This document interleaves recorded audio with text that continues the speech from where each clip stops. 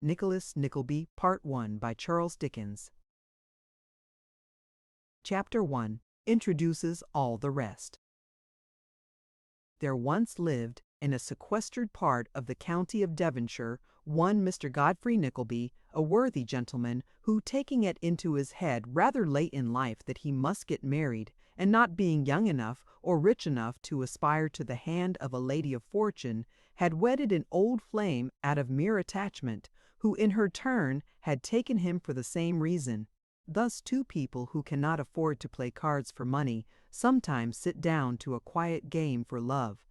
Some ill-conditioned persons who sneer at the life matrimonial may perhaps suggest in this place that the good couple would be better likened to two principals in a sparring match who, when fortune is low and backers scarce, will chivalrously set to, for the mere pleasure of the buffeting. And in one respect indeed this comparison would hold good, for as the adventurous pair of the Fives Court will afterwards send round a hat and trust to the bounty of the lookers on for the means of regaling themselves, so Mr. Godfrey Nick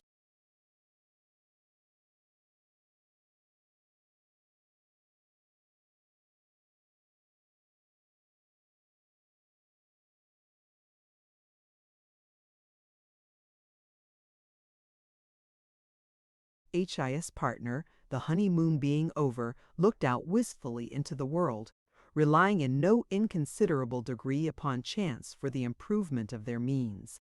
Mr. Nickleby's income, at the period of his marriage, fluctuated between £60 and £80 per annum. There are people enough in the world, heaven knows, and even in London, where Mr. Nickleby dwelt in those days, but few complaints prevail, of the population being scanty.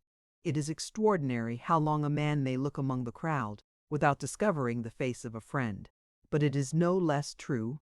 Mr. Nickleby looked and looked till his eyes became sore as his heart, but no friend appeared, and when, growing tired of the search, he turned his eyes homeward, he saw very little there to relieve his weary vision.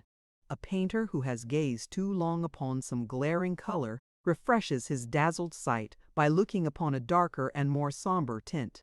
But everything that met Mr. Nickleby's gaze wore so black and gloomy a hue that he would have been beyond description refreshed.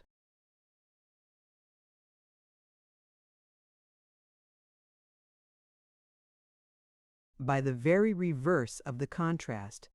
At length, after 5 years, when Mrs. Nickleby had presented her husband with a couple of sons, and that embarrassed gentleman, impressed with the necessity of making some provision for his family, was seriously revolving in his mind a little commercial speculation of insuring his life next quarter-day, and then falling from the top of the monument by accident, there came one morning, by the general post, a black-bordered letter to inform him how his uncle, Mr. Ralph Nickleby, was dead and had left him the bulk of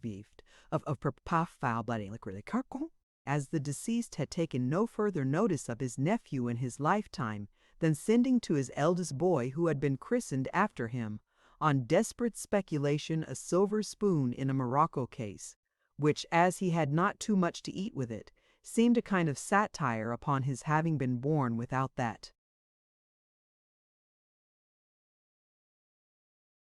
useful article of plate in his mouth. Mr. Godfrey Nickleby could, at first, scarcely believe the tidings thus conveyed to him. On examination, however, they turned out to be strictly correct. The amiable old gentleman, it seemed, had intended to leave the whole to the Royal Humane Society, and had indeed executed a will to that effect.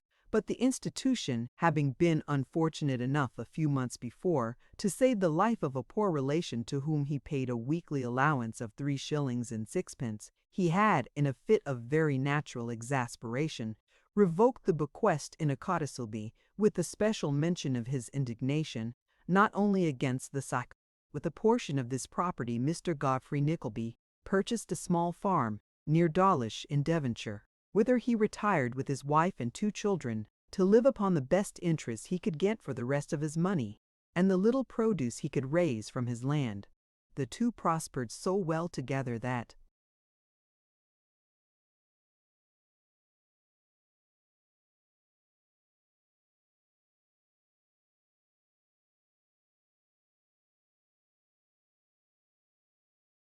When he died, some 15 years after this period, and some 5 after his wife, he was enabled to leave, to his eldest son, Ralph, £3,000 in cash, and to his youngest son, Nicholas, 1,000, and the farm, which was as small a landed estate as one would desire to see.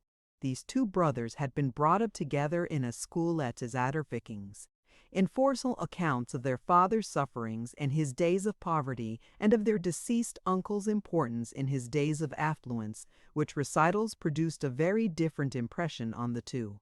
For, while the younger, who was of a timid and retiring disposition, gleaned from thence nothing but forewarnings to shun the great world and attach himself to a routine, kurverslig alphabeti of culture.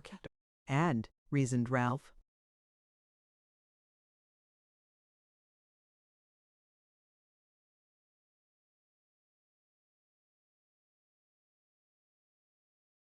with himself, if no good came of my uncle's money when he was alive, a great deal of good came of it after he was dead, inasmuch as my father has got it now and is saving it up for me, which is a highly virtuous purpose, and, going back to the old gentleman, good didn't come of it to him too, for he had the pleasure of thinking of it all his life long, and of being envied and courted by all his family besides. And Ralph always wound up these mental soliloquies by arriving at the conclusion that there was nothing like money. Not confining himself to theory, or permitting his faculties to rust, even at that early age, in mere abstract speculations, this promising lad commenced usurer on a limited scale at school, putting out at good interest a small capital of slate pencil and marbles, and gradually extending his operations until they aspired to the copper coinage of this realm, in which he speculated to considerable advantage. Nor did he trouble his borrowers with abstract calculations of figures or references to ready reckoners, his simple rule of interest being all comprised in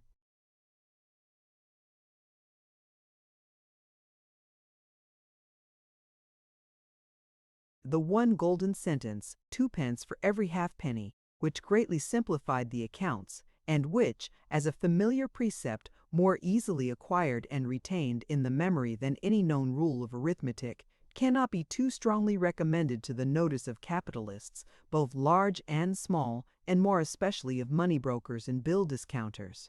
Indeed, to do these gentlemen justice, many of them are to this day in the frequent habit of adopting it, with eminent success. In like manner did young Ralph Nickleby avoid all those minute and intricate calculations of odd days, which nobody who has worked sums in simple interest can fail to have found most embarrassing, by establishing the one general rule that all sums of principal and interest should be paid on pocket money day, that is to say, on Saturday, and that whether a loan were contracted on the Monday or on the Friday, the amount of interest should be, in both cases, the same. Indeed, he argued, and with Frightmerith, that added a year for 1 day than for 5, inasmuch as the borrower might in the former case be very fairly presumed to be in great extremity. Otherwise he would not borrow at all with such odds against him. This fact is interesting, as illustrating the secret connection and sympathy which always exists between great minds. Though Master Ralph Nickleby was not at that time aware of it, the class of gentlemen before alluded to proceed on just the same principle in all their transactions. From what we have said of this young gentleman, and the natural admiration the reader will immediately conceive of his character, it may perhaps be inferred that he is to be the hero of the work which we shall presently begin. To set this point at rest, for once and forever, we hasten to undeceive them and stride to its commencement. On the death of his father, Ralph Nickleby, who had been some time before placed in a mercantile house in London, applied himself passionately to his old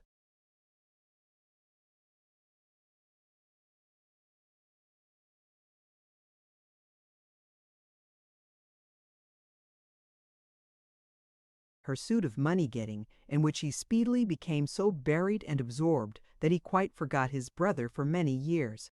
And if, At times, a recollection of his old playfellow broke upon him through the haze in which he lived for gold, conjures up a mist about a man, more destructive of all his old senses and lulling to his feelings than the fumes of charcoal it brought along with it. A companion thought that if they were intimate, he would want to borrow money of him. So, Mr. Ralph Nickleby shrugged his shoulders and said things were better as they were. As for Nicholas, he lived as single man on the patrimonial estate until he grew tired of living alone, and then he took to wife the daughter of a neighboring gentleman with a dower of £1,000. This good lady bore him 2 children, a son and a daughter, and when the son was about 19 and the daughter 14, as near as we can guess, impartial records of young ladies' ages being, before the passing of the new Act, nowhere preserved in the registries of this country, Mr. Nickleby looked about him for the means of repairing his capital, now sadly reduced by this increase in his family and the expenses of their education. "Speculate with it," said Mrs. Nickleby. "Speculate, my dear," said Mr. Nickleby, as though in doubt. "Why not?" asked Mrs. Nickleby. "Because, my dear, if we should lose it," rejoined Mr. Nickleby, who was a slow and time-taking speaker, "if we should lose it, we shall no longer be able to live, my dear." "Victual," said Mrs. Nickleby. "I am not altogether sure of that, my dear," said Mr. Nickleby. "There's Nicholas," pursued the lady, "quite a young man. It's time he was in the way of doing something for himself. And Kate, too, poor girl, without a penny in the world. Think of your brother. Would he be what he is if he hadn't speculated?" "That's true," replied Mr. Nickleby. "Very good, my dear. Yes, I will speculate, my dear." Speculation is a round game. The players see little or nothing of their cards at first starting. Gains may be great, and so may losses. The run of luck went against Mr. Nickleby. A mania prevailed. A bubble burst. 4 stockbrokers took villa residences at Florence. 400 nobodies were ruined, and among them Mr. Nickleby. "The very house I live in," sighed the poor gentleman, "may be taken from me tomorrow. Not an article of my old furniture, but will be sold to strangers."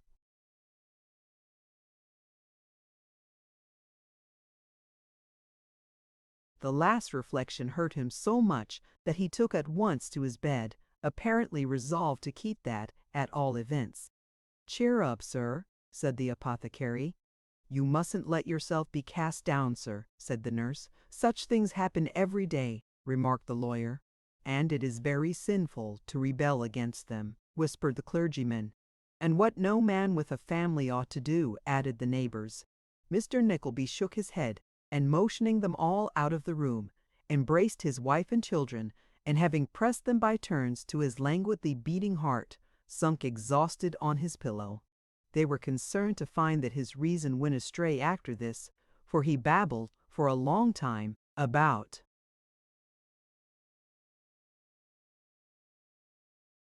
the generosity and goodness of his brother, and the merry old times when they were at school together.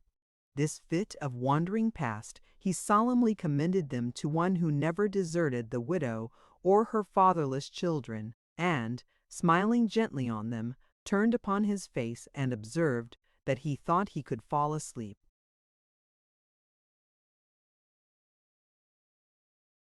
Chapter 2.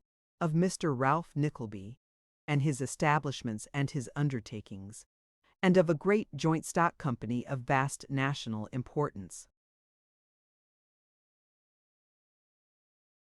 Mr. Ralph Nickleby was not, strictly speaking, what you would call a merchant. Neither was he a banker, nor an attorney, nor a special pleader, nor a notary. He was certainly not a tradesman, and still less could he lay any claim to the title of a professional gentleman, for it would have been impossible to mention any recognized profession to which he belonged. Nevertheless, as he lived in a spacious house in Golden Square, which in addition wit or venoba Roman, as he lived in de provence of vin infant's fist, grasping a fragment of a skewer, and displaying the word office, it was clear that Mr. Ralph Nickleby do vestinbament of a cure, and displaying the word office, it was clear that Mr. Ralph Nickleby did, or pretended to do business of some kind, and the fact, if it required me or many kirks,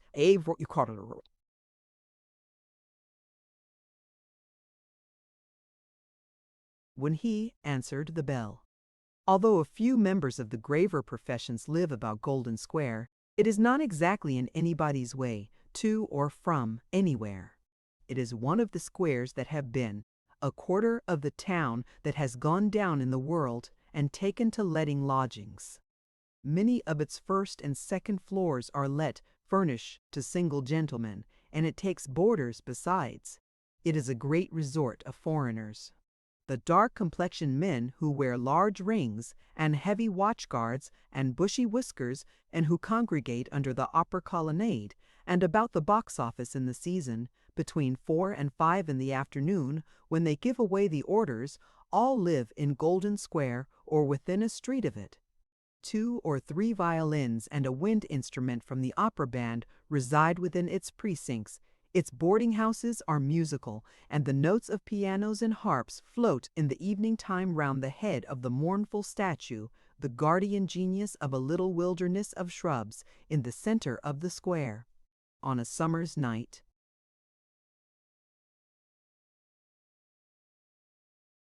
windows are thrown open, and groups of swarthy, mustached men are seen by the passer-by, lounging at the casements and smoking fearfully. Sounds of gruff voices practicing vocal music invade the evening silence, and the fumes of choice tobacco scent the air. There, snuff and cigars, and German pipes and flutes and violins and violoncellos divide the supremacy between them. It is the region of song and smoke. Street bands are on their mettle in Golden Square, and itinerant glee singers quaver involuntarily as they raise their voices within its boundaries. This would not seem a spot very well adapted to the transaction of business, but Mr. Ralph Nickleby had lived there, notwithstanding, for many years, and uttered no complaint on that score. He knew nobody round about, and nobody knew him, although he enjoyed the reputation of being immensely rich. The tradesmen held that he was a sort of lawyer, and the other neighbors opined that he was a kind of general agent, both of which guesses were as correct and definite as guesses about other people's affairs usually are, or need to be.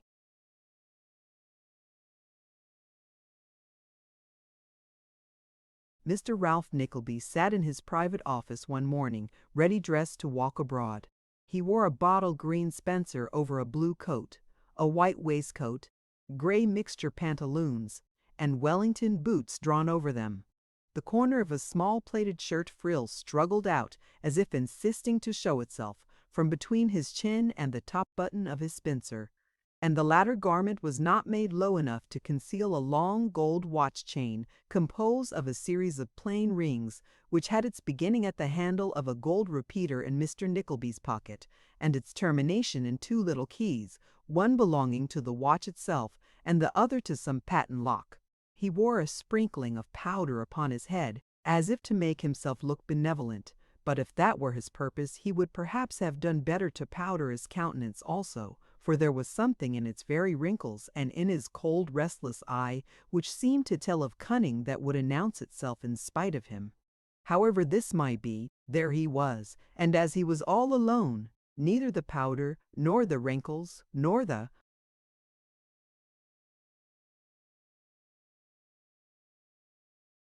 eyes had the smallest effect, good or bad, upon anybody just then, and are consequently no business of ours just now. Mr. Nickleby closed in the account book which lay on his desk, and, throwing himself back in his chair, gazed with an air of abstraction through the dirty window.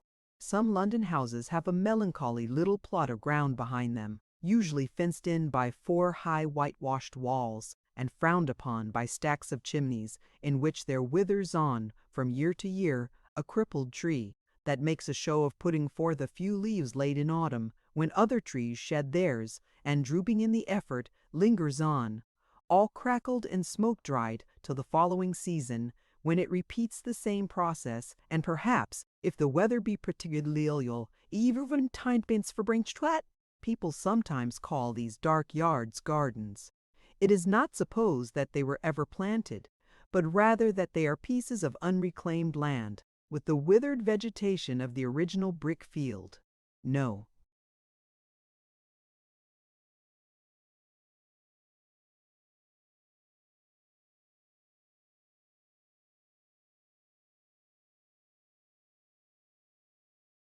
Man thinks of walking in this desolate place, or of turning it to any account. A few hampers, half a dozen broken bottles, and such like rubbish may be thrown there when the tenant first moves in, but nothing more, and there they remain until he goes away again, the damp straw taking just as long to moulder as it thinks proper, and mingling with the scanty box and stunted everbrowns and broken flower pots that are scattered mournfully about a prey to blacks and dirt. It was into a place of this kind that Mr. Ralph Nickleby gazed, as he sat with his hands in his pockets looking out of the window. He had fixed his eyes upon a distorted fir tree, planted by some former tenant in a tub that had once been green, and left there, years before, to rot away piecemeal. There was nothing very inviting in the object, but Mr. Nickleby was wrapped in a brown study, and sat contemplating it with far greater attention than, in a more conscious mood, he would have deigned to bestow upon the rarest exotic. At length his eyes wandered to a little dirty window on the left, through which the face of the clerk was dimly visible. That worthy, chancing to look up, he beckoned him to attend. In obedience to this summons, the clerk got off the high stool to which he had communicated a high polish by countless gettings off and on, and presented himself in Mr. Nickleby's room. He was a tall man of middle age, with two goggle eyes, whereof one was a fixture, a rubicund nose, a cadaverous face, and a suit of clothes, if the term be allowable when they suited him, not at all much the worse for wear, very much too small, and placed upon such a short allowance of buttons that it was marvellous how he contrived to keep them on. "Was that 12:30, Noggs?" said Mr. Nickleby in a sharp and grating voice. Not more than 25 minutes by the Noggs was going to add public-house clock, but recollecting himself, substituted regular time.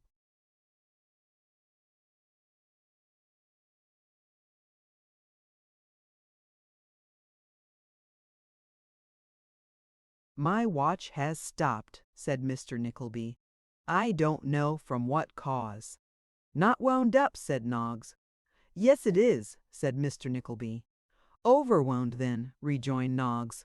"That can't very well be," observed Mr. Nickleby. "Must be," said Noggs. "Well," said Mr. Nickleby, putting the repeater back in his pocket, "perhaps it is." Noggs gave a peculiar grunt, as was his custom at the end of all disputes with his master, to imply that he, Noggs, triumphed, and as he rarely spoke to anybody unless somebody spoke to him, fell into a grim silence, and rubbed his hands slowly over each other, cracking the joints of his fingers, and squeezing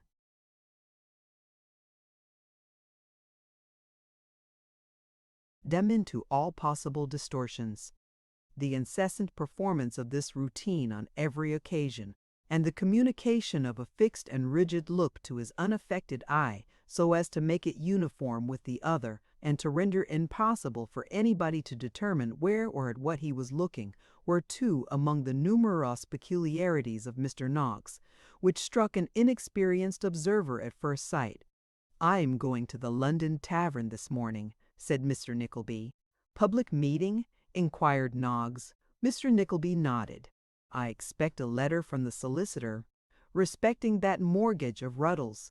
If it comes at all, it will be here by the 2 o'clock delivery. I shall leave the city about that time, and walk to Charing Cross on the left-hand side of the way. If there are any letters, come and meet me, and bring them with you."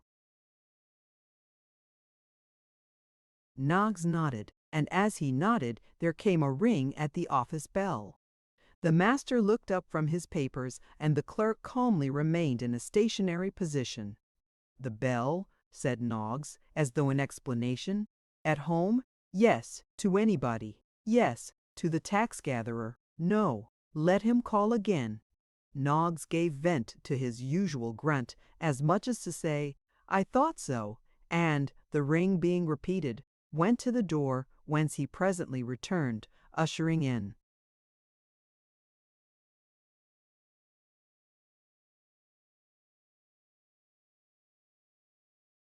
by the name of Mr. Bonney, a pale gentleman in a violent hurry, who, with his hair standing up in great disorder all over his head, and a very narrow white cravat tied loosely round his throat, looked as if he had been knocked up in the night, and had not dressed himself since.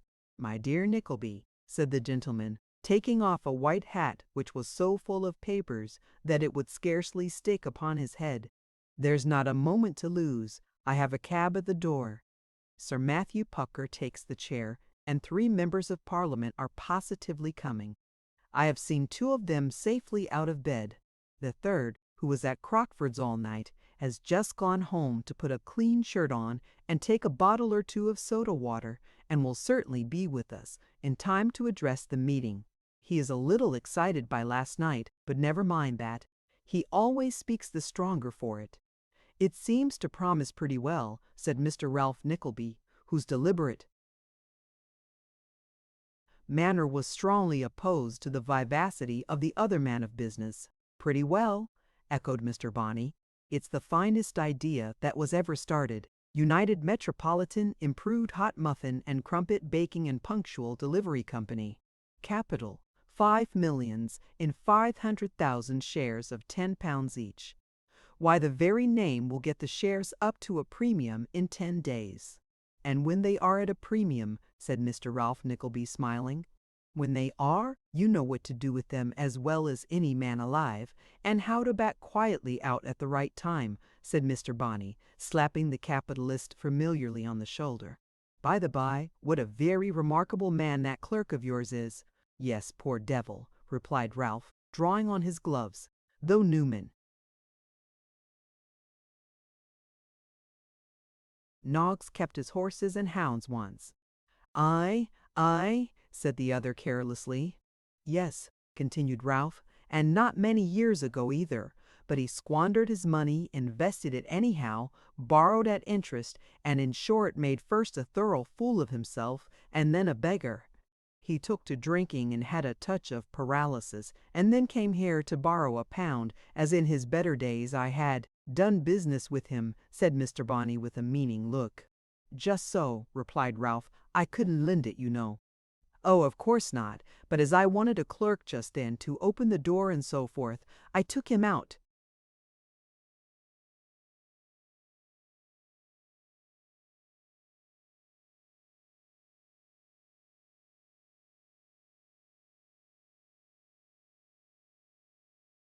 "Of charity, and he has remained with me ever since." "He is a little mad, I think," said Mr. Nickleby, calling up a charitable look. "But he is useful enough, poor creature, useful enough." The kind-hearted gentleman omitted to add that Newman Noggs, being utterly destitute, served him for rather less than the usual wages of a boy of 13, and likewise failed to mention in his hasty chronicle that his eccentric taciturnity rendered him an especially valuable person in a place where much business was done, of which it was desirable no mention should be made out of doors. The other gentleman was plainly impatient to be gone, however, and as they hurried into the hackney cabriolet immediately afterwards, perhaps Mr. Nickleby forgot to mention circumstances so unimportant. There was a great bustle in Bishopsgate Street within, as they drew up, and it being a windy day, 6 men were tacking across the road under a press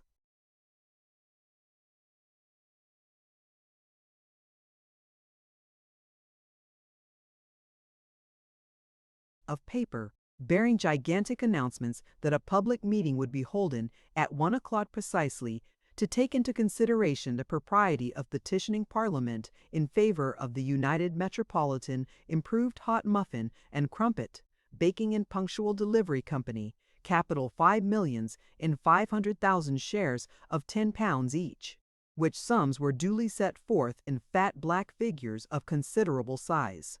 Mr. Bonney elbowed his way briskly upstairs, receiving in his progress many low bows from the waiters who stood on the landings to show the way, and, followed by Mr. Nickleby, dived into a suite of apartments behind the great public room, in the second of which was a business-looking table and several business-looking tables.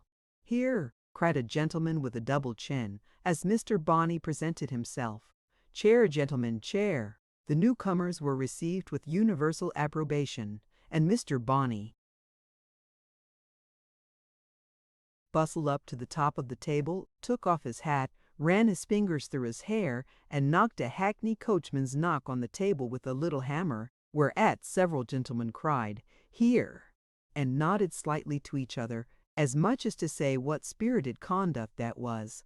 Just at this moment, a waiter, feverish with agitation, tore into the room, and throwing the door open with a crash, shouted, "Sir Matthew Pupker!" The committee stood up and clapped their hands for joy, and while they were clapping them, in came Sir Matthew Pupker, attended by 2 live members of Parliament, 1 Irish and 1 Scotch, all smiling and bowing, and looking so pleasant that it seemed a perfect marvel how any man could have the heart to vote against them. Sir Matthew Pupker especially, who had a little round head with a flaxen wig on the top of it, fell into such a paroxysm of bows that the wig threatened to be jerked off every instant. When these symptoms had in some degree subsided, the gentlemen who were on speaking terms with Sir Matthew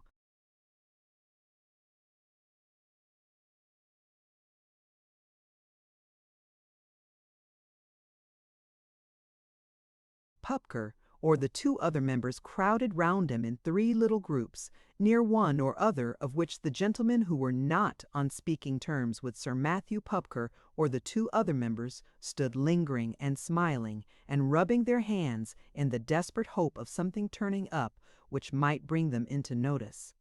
All this time Sir Matthew Pupker and the 2 other members were relating to their separate circles what the intentions of government were about taking up the bill, with a full account of what the government had said in a whisper the last time they dined with it, and how the government had been observed to wink when it said so, from which premises they were at no loss to draw the conclusion that if the government had one object more at heart than another, that one object was the welfare and advantage of the united and mitricoated umprebiking and quap.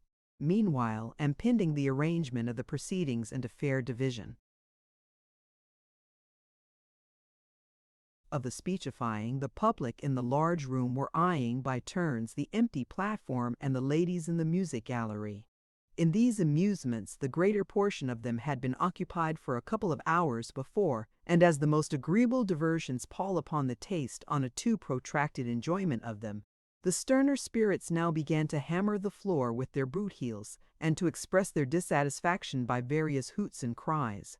These vocal exertions, emanating from the people who had been there longest, naturally proceeded from those who were nearest to the platform and furthest from the policemen in attendance, who, having no great mind to fight their way through the crowd, but entertaining nevertheless a praiseworthy desire to do something to quell the disturbance, immediately began to drag forth, by the coat-tails and collars, all the quiet people near the door, at the same time dealing out various smart and tingling blows with their truncheons, after the matter in backyard fetch.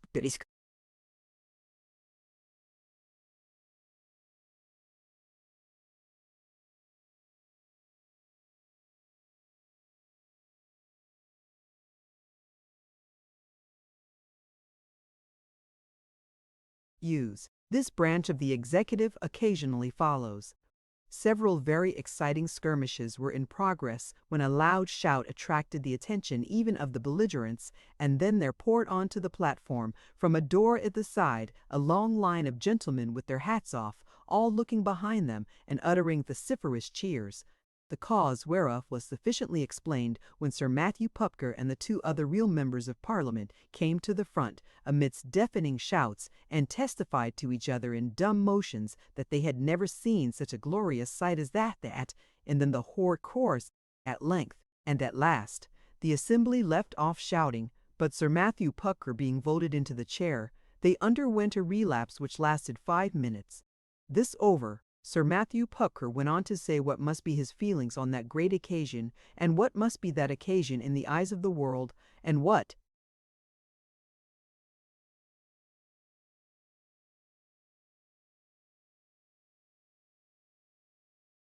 must be the intelligence of his fellow countrymen before him, and what must be the wealth and respectability of his honorable friends behind him.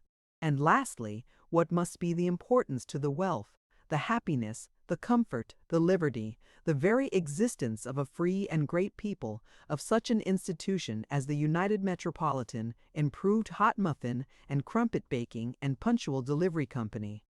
Mr. Bonney then presented himself to move the first resolution, and having run his right hand through his hair and planted his left, in an easy manner, in his ribs, he consigned his hat to the care of the gentleman with the double chin who acted as a species of bottle holder to the orators generally, and said he would read to them the first resolution, that this meeting views with alarm and apprehension the existing state of the muffin trade in this metropolis and its neighborhoods, that it concedes wholly at ole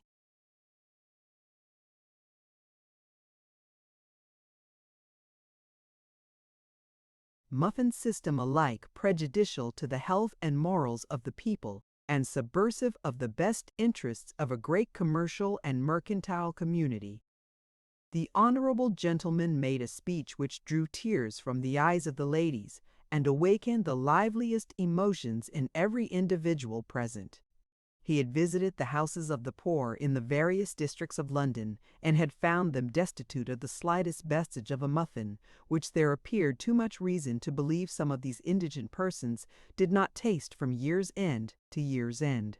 He had found that among muffin sellers there existed drunkenness, debauchery, and profligacy, which he attributed to the debasing nature of their employment as at present exercised.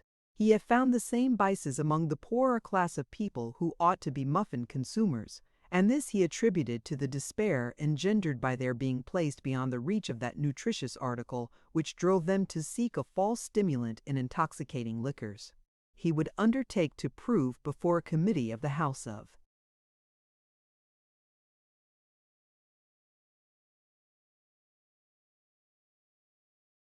Commons that there existed a combination to keep up the price of muffins and to give the bellman a monopoly. He would prove it by bellmen at the bar of that house, and he would also prove that these men corresponded with each other by secret words and signs, as Snooks, Walker, Ferguson, Is Murphy right, and many others. It was this melancholy state of things that the company proposed to correct. Firstly, by prohibiting, under heavy penalties, all private muffin trading of every description. Secondly, by themselves supplying the public generally, and the poor at their own homes, with muffins of first quality at reduced prices. It was with this object that a bill had been introduced into Parliament by their patriotic chairman, Sir Matthew Pupker. It was this bill that they had met to support. It was the supporters of this bill who would confer undying brightness and splendor upon England, under the name of the United Metropolitan Improved Hot Muffin and Crumpet Baking and Punctual Delivery Company, he would add, with a capital of 5,500,000. Shares of £10 each.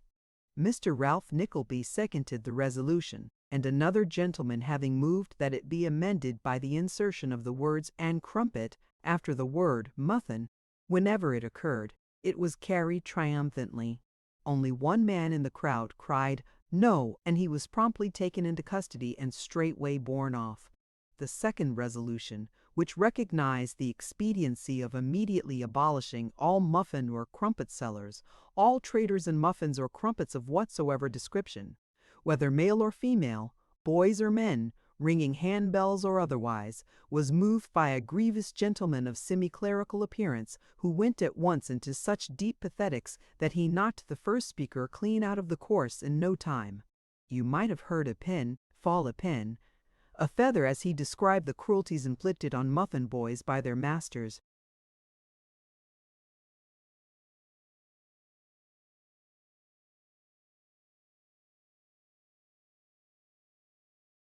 which he very wisely urged were in themselves a sufficient reason for the establishment of that inestimable company. It seemed that the unhappy youths were nightly turned out into the wet streets at the most inclement periods of the year, to wander about in darkness and rain, or it might be hail or snow, for hours together, without shelter, food, or warmth, And let the public never forget upon the latter point that while the muffins were provided with warm clothing and blankets, the boys were wholly unprovided for and left to their own miserable resources. Shame. The honorable gentleman related one case of a muffin boy who, having been exposed to this inhuman and barbarous system for no less than 5 years, at length fell a victim to a cold in the head, beneath which he gradually sunk until he fell into a perspiration and recovered. This he could vouch for on his own authority. But he had heard, and he had no reason to doubt the fact of a still more heartrending and appalling circumstance. He had heard of the case of an orphan muffin boy, who, having been run over by a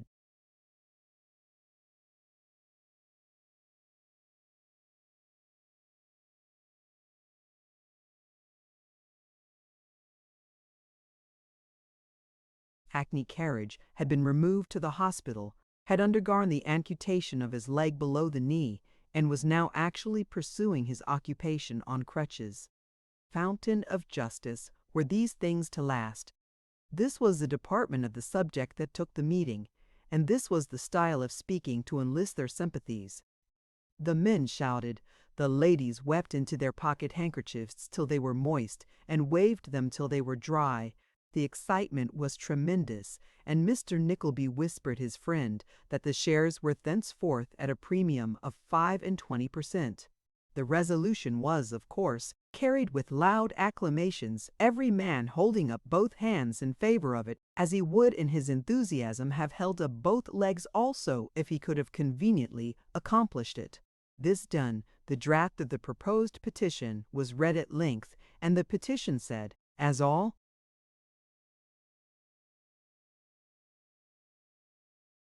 petitions do say that the petitioners were very humble, and the petition very honorable, and the object very virtuous. Therefore, said the petition, the bill ought to be passed into a law at once, to the everlasting honor and glory of that most honorable and glory of that most honorable and glorious Commons of England in Parliament assembled.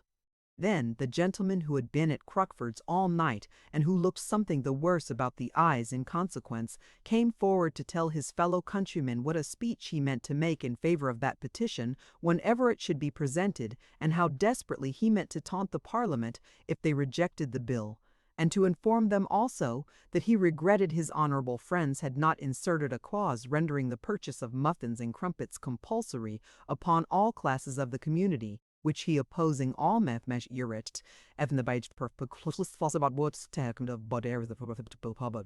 after announcing this determination, the honorable gentleman grew jocular, and his patent boots, lemon-colored kid,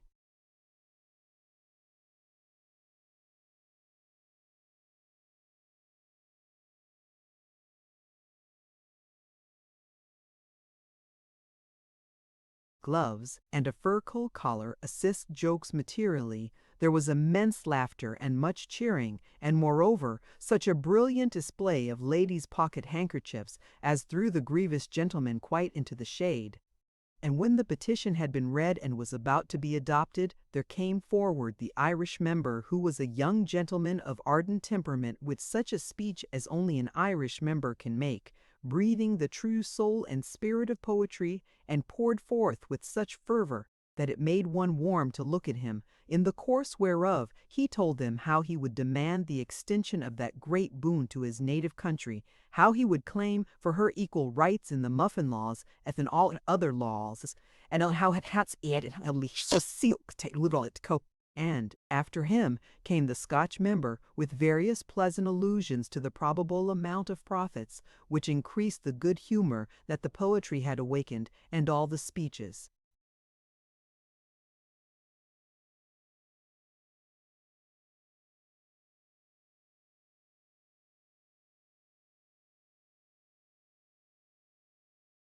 Put together, did exactly what they were intended to do, and established in the hearers' minds that there was no speculation so promising, or at the same time so praiseworthy, as the United Metropolitan Improved Hot Muffin and Crumpet Baking and Punctual Delivery Company.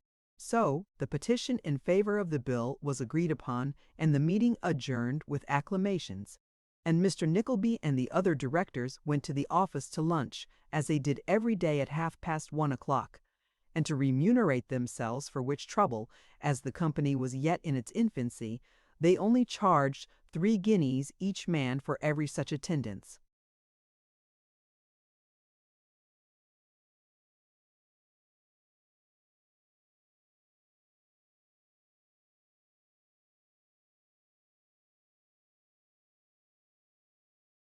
Chapter 3. Mr. Ralph Nickleby receives sad tidings of his brother, but bears up nobly against the intelligence communicated to him. The reader is informed how he liked Nicholas, who is herein introduced, and how kindly he proposed to make his fortune at once.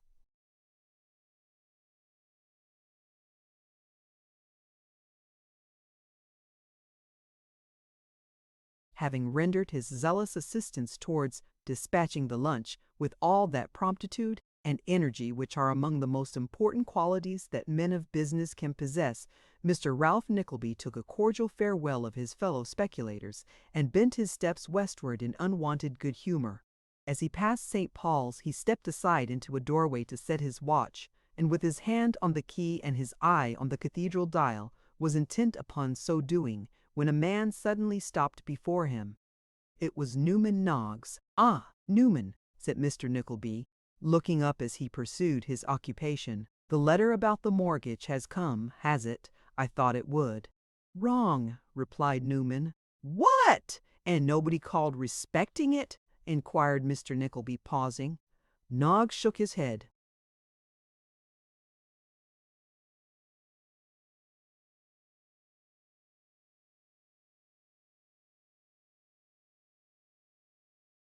"What has come, then?" inquired Mr. Nickleby. "I have," said Newman. "What else?" demanded the master sternly. "This," said Newman, drawing a sealed letter slowly from his pocket.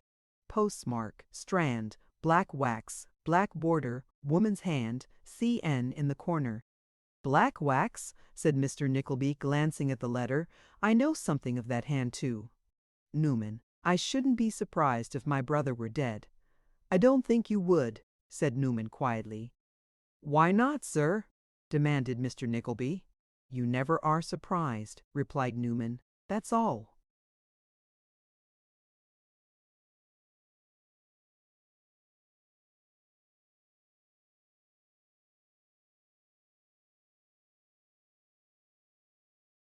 Mr. Nickleby snatched the letter from his assistant, and fixing a cold look upon him, opened, read it, put it in his pocket, and having now hit the time to a second, began winding up his watch. "It is as I expected, Newman," said Mr. Nickleby while he was thus engaged. "He is dead." "Dear me! Well, that sudden thing! I shouldn't have thought it, really." With these touching expressions of sorrow, Mr. Nickleby replaced his watch in his fob and, fitting on his gloves to a nicety, turned upon his way, and walked slowly westward with his hands behind him. "Children alive?" inquired Noggs, stepping up to him. "Why, that's the very thing," replied Mr. Nickleby, as though his thoughts were about them at that moment. "They are both alive." "Both," repeated Newman Noggs in a low voice.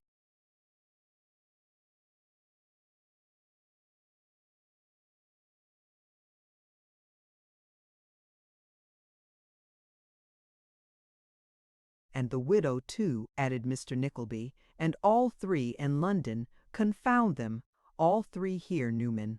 Newman fell a little behind his master, and his face was curiously twisted as by a spasm, but whether of paralysis, or grief, or inward laughter, nobody but himself could possibly explain. The expression of a man's face is commonly a help to his thoughts, or glossary on his speech. But the countenance of Newman Noggs, in his ordinary moods, was a problem which no stretch of ingenuity could solve. "Go home," said Mr. Nickleby, after they had walked a few paces, looking round at the clerk as if he were his dog. The words were scarcely uttered when Newman darted across the road, slunk among the crowd, and disappeared in an instant. "Reasonable, certainly," muttered Mr. Nickleby to himself as he walked on, "very reasonable. My brother never did anything for me, and I never expected it."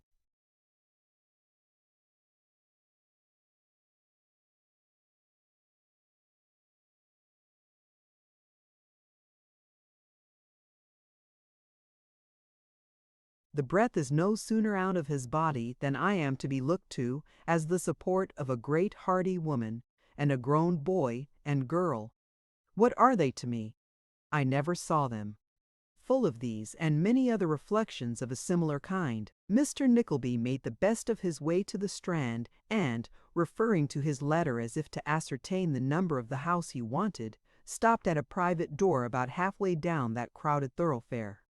A miniature painter lived there, for there was a large gilt frame screwed upon the street door, in which were displayed, upon a black velvet ground, 2 portraits of naval dress coats with faces looking out of them, and telescopes attached, one of a young gentleman in a very vermilion uniform, flourishing a sabre, and one of a literary character, with a high forehead, a pen and ink, 6 books, and a curtain. There was, moreover, a touching representation of a young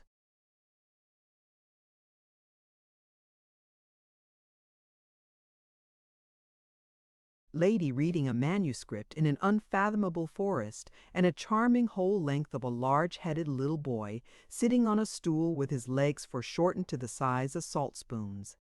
Besides these works of art, there were a great many heads of old ladies and gentlemen smirking at each other out of blue and brown skies, and an elegantly written card of terms with an embossed border. Mr. Nickleby glanced at these frivolities with great contempt, and gave a double knock, which, having been thrice repeated, was answered by a servant girl with an uncommonly dirty face. "Is Mrs. Nickleby at home, girl?" demanded Ralph sharply. "Her name ain't Nickleby," said the girl. "Nickleby, you mean." Mr. Nickleby looked very indignant at the handmaid on being thus corrected, and demanded with much asperity what she meant what she was about to state.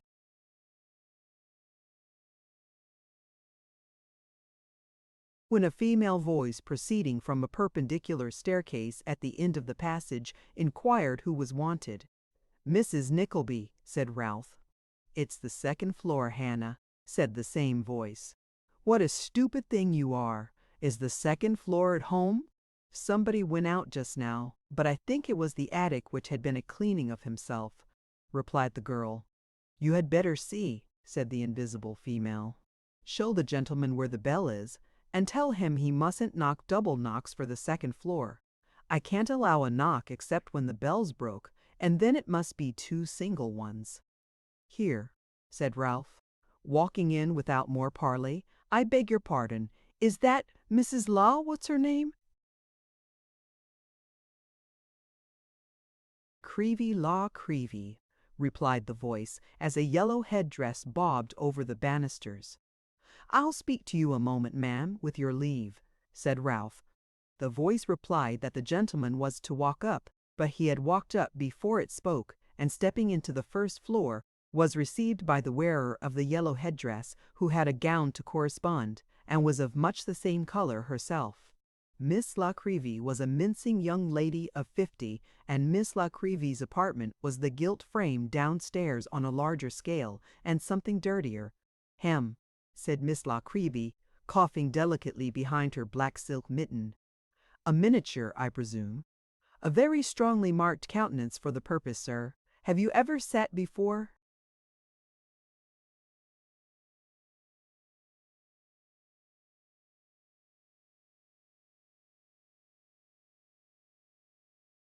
"You mistake my purpose, I see, ma'am," replied Mr. Nickleby in his usual blunt fashion. "I have no money to throw away on miniatures, ma'am, and nobody to give one to, thank God, if I had. Seeing you on the stairs, I wanted to ask a question of you, about some lodgers here."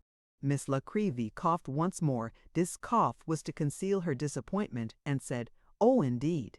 I infer from what you said to your servant that the floor above belongs to you, ma'am," said Mr. Nickleby. "Yes, it did," Miss La Creevy replied. "The upper part of the house belonged to her, and as she had no necessity for the 2nd floor rooms just then, she was in the habit of letting them. Indeed, there was a lady from the country and her 2 children in them at that present speaking." "A widow, ma'am?" said Ralph. "Yes, she is a widow," replied the lady. "A prue or widow, ma'am," said Ralph, with a powerful emphasis on that little adjective which conveys so much. "Well, I'm afraid she is poor," rejoined Miss Nickleby.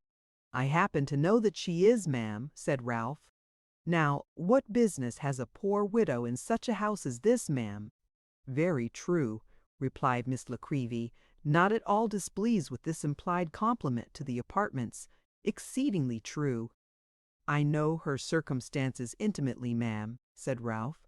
"In fact, I am a relation of the family, and I should recommend you not to keep them here."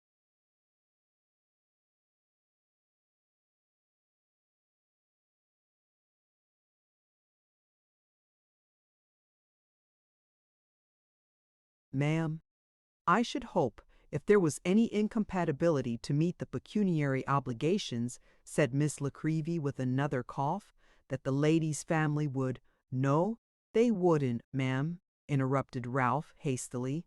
"Don't think it." "If I am to understand that," said Miss Nickleby, "the case wears a very different appearance." "You may understand it then, ma'am," said Ralph, "and make your arrangements accordingly. I am the family, ma'am, at least. I believe I am the only relation they have, and I think it right that you should know I can't support them in their extravagances." "How long have they taken these lodgings for?" "Only from week to week," replied Miss Nickleby. "Mrs. Nickleby paid the first week in advance." "Then you had better get them out at the end of it," said Ralph. "They can't do better than go back to the country, ma'am. They are in everybody's way here." "Certainly," said Miss Nickleby, rubbing her hands. "If Mrs. Nickleby took the apartments without the means of paying for them, it was very unbecoming a lady." "Of course it was, ma'am," said Ralph. "And naturally," continued Miss Nickleby, "I, who am a.t. Prius, and am an unprotected female, cannot afford to lose by the apartments." "Of course you can't, ma'am," replied Ralph, "though at the same time," added Miss Nickleby, who was plainly wavering.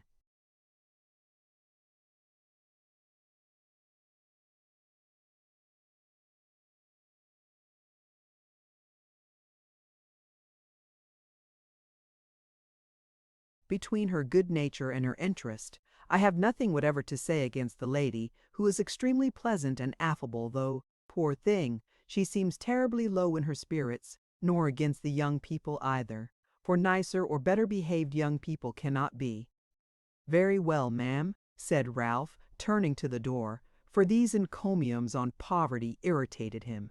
"I have done my duty, and perhaps more than I ought. Of course, nobody will thank me for saying what I have."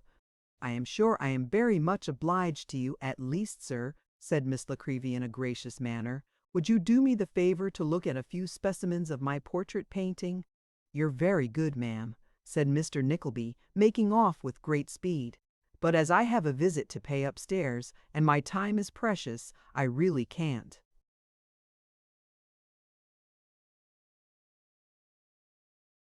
"At any other time when you are passing, I shall be most happy," said Miss Nickleby. "Perhaps you will have the kindness to take a card of terms with you?" "Thank you. Good morning."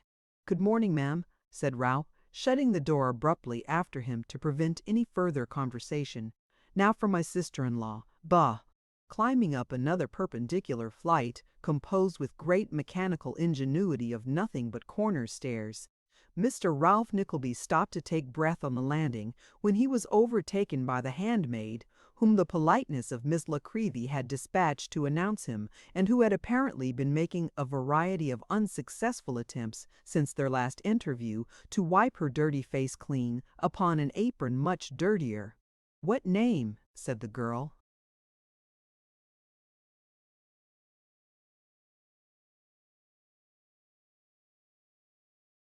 "Nickleby," replied Ralph. "Oh, Mrs. Nickleby," said the girl, throwing open the door. "Here's Mr. Nickleby." A lady in deep mourning rose as Mr. Ralph Nickleby entered, but appeared incapable of advancing to meet him, and leant upon the arm of a slight but very beautiful girl of about 17, who had been sitting by her. A youth, who appeared a year or two older, stepped forward and saluted Ralph as his uncle.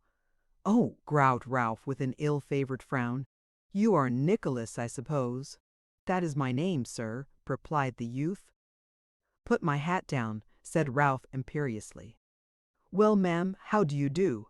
You must bear up against sorrow, ma'am. I always do." "Mine was no common loss," said Mrs. Nickleby, applying her handkerchief to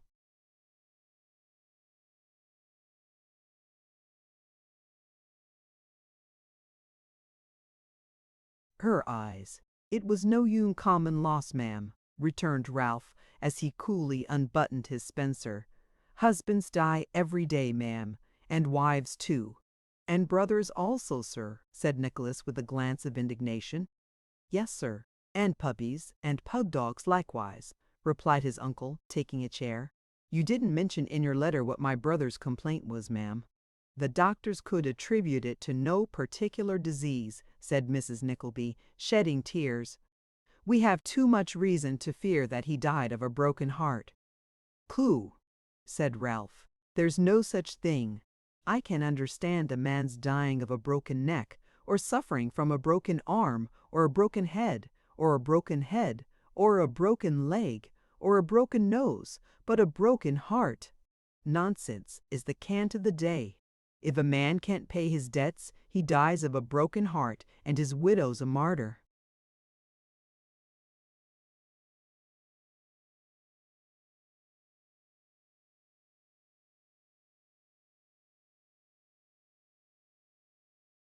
"Some people, I believe, have no hearts to break," observed Nicholas quietly. "How old is this boy, for God's sake?"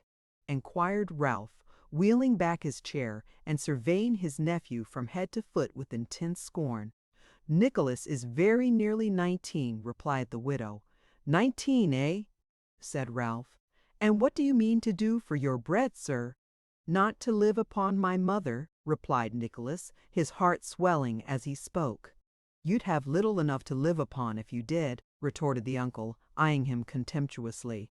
"Whatever it be," said Nicholas, flushed with anger, "I shall not look to you to make it more." "Nicholas, my dear, recollect yourself," remonstrated Mrs. Nickleby.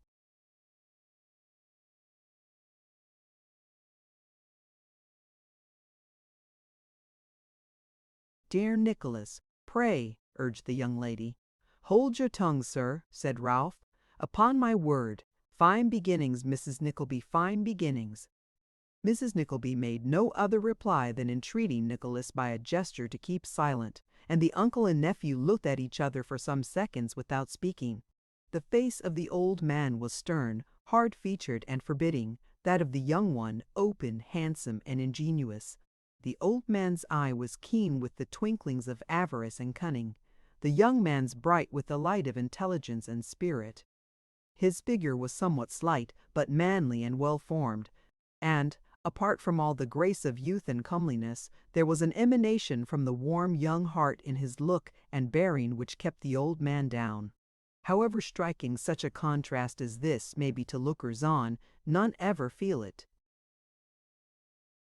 with half the keenness or acuteness of perfection with which it strikes to the very soul of him whose inferiority it marks.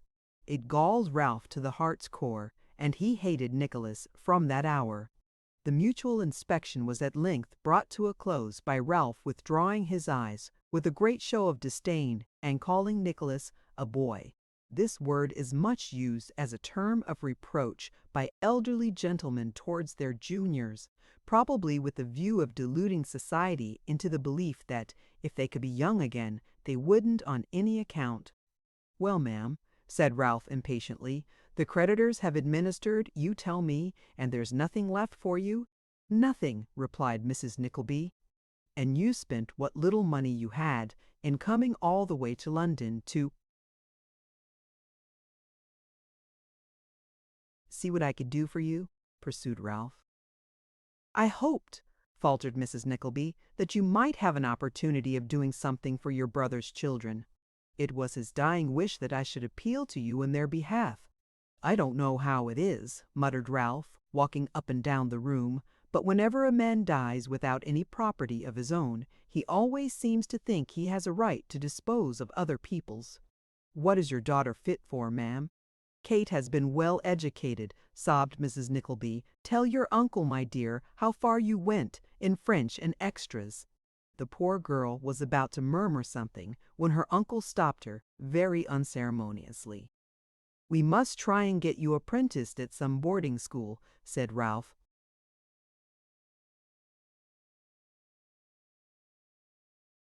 "You have not been brought up too delicately for that, I hope." "No, indeed, uncle," replied the weeping girl. "I will try to do anything that will gain me a home and bread." "Well, well," said Ralph, a little softened, either by his niece's beauty or her distress stretch a point, and say the latter. "You must try it, and if the life is too hard, perhaps dressmaking or tamba work will come lighter. Have you ever done anything, sir?" turning to his nephew. "No," replied Nicholas bluntly. "No, I thought not," said Ralph. "This is the way my brother brought up his children, ma'am." "Nicholas has not long completed such education as his poor father could give him," rejoined Mrs. Nickleby, "and he was thinking of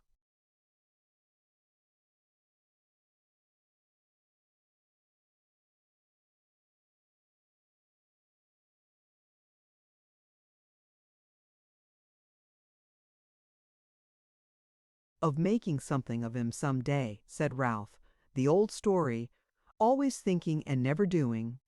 If my brother had been a man of activity and prudence, he might have left you a rich woman, ma'am. And if he had turned his son into the world, as my father turned me, when I wasn't as old as that boy by a year and a half, he would have been in a situation to help you, instead of being a burden upon you and increasing your distress.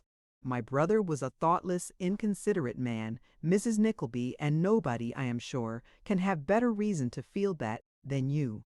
This appeal set the widow upon thinking that perhaps she might have made a more successful venture with her £1,000, and then she began to reflect what a comfortable sum it would have been just then, which dismal thoughts made her tears flow faster, and in the excess of these griefs, she being a well-meaning woman enough, but weak withal, fell first to deploring her hard fate, and then to remarking, with many sobs, that to be sure she had been a slave.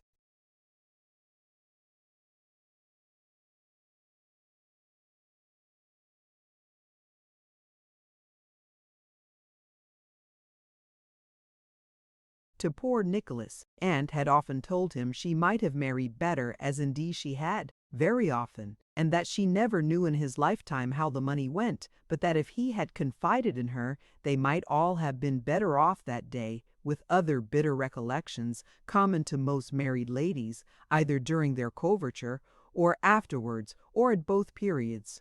Mrs. Nickleby concluded by lamenting that the dear departed had never deigned to profit by her advice, save on one occasion, which was a strictly veracious statement, inasmuch as he had only acted upon it once, and had ruined himself in consequence. Mr. Ralph Nickleby heard all this with a half smile, and when the widow had finished, quietly took up the subject where it had been left before the above outbreak. "Are you willing to work, sir?" he inquired, frowning on his nephew.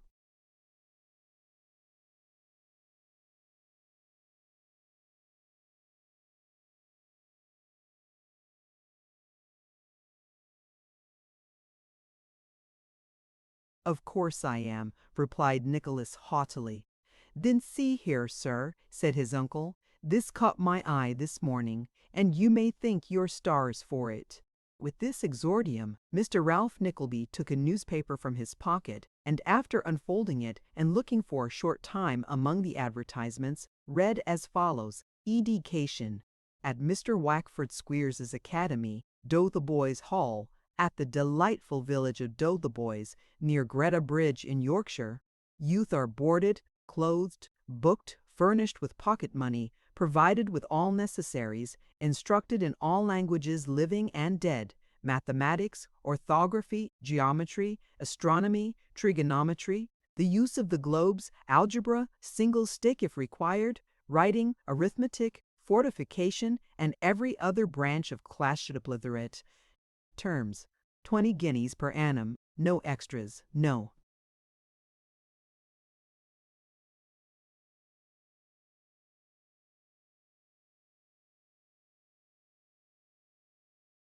Vacations and diet unparalleled. Mr. Squeers is in town and attends daily, from 1 till 4, at the Saracen's Head, Snow Hill. N.B. An able assistant wanted. Annual salary, £5. A Master of Arts would be preferred. There, said Ralph, folding the paper again. Let him get that situation, and his fortune is made. But he is not a Master of Arts, said Mrs. Nickleby. That, replied Ralph, that I think can be got over. But the salary is so small, and it is such a long way off, uncle, faltered Kate. Hush, Kate, my dear, interposed Mrs. Nickleby. Your uncle must know best. I say, repeated Ralph tartly, let him get that situation, and his fortune is made. If he don't like that, let him get one for himself. Without friends, money,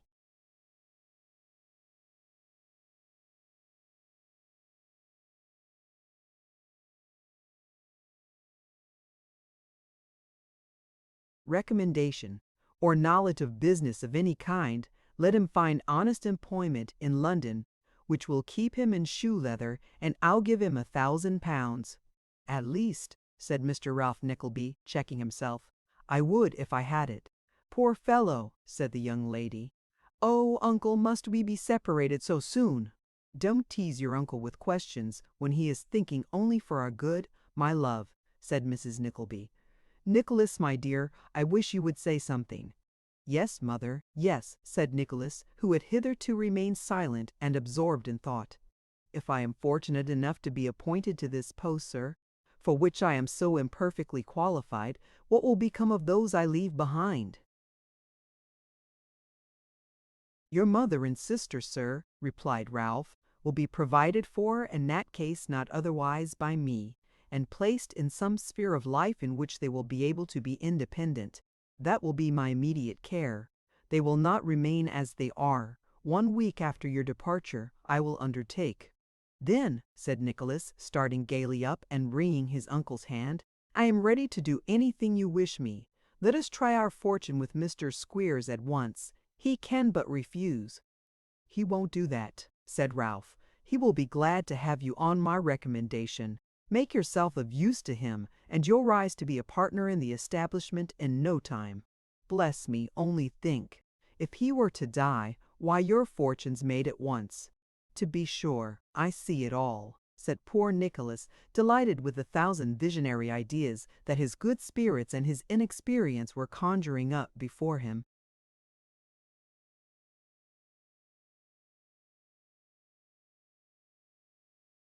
Or suppose some young nobleman, who is being educated at the Hall, were to take a fancy to me, and get his father to appoint me his travelling tutor when he left, and when we come back from the Continent, procured me some handsome appointment. Ah, uncle, ah, to be sure, sneered Ralph. And who knows, but when he came to see me when I was settled as he would, of course, he might fall in love with Kate, who would be keeping my house, and marry her, eh, uncle? Who knows? Who indeed? Snarled Ralph. How happy we should be, cried Nicholas with enthusiasm. The pain of parting is nothing to the joy of meeting again. Kate will be a beautiful woman, and I so proud to hear them say so, and mother so happy to be with us once.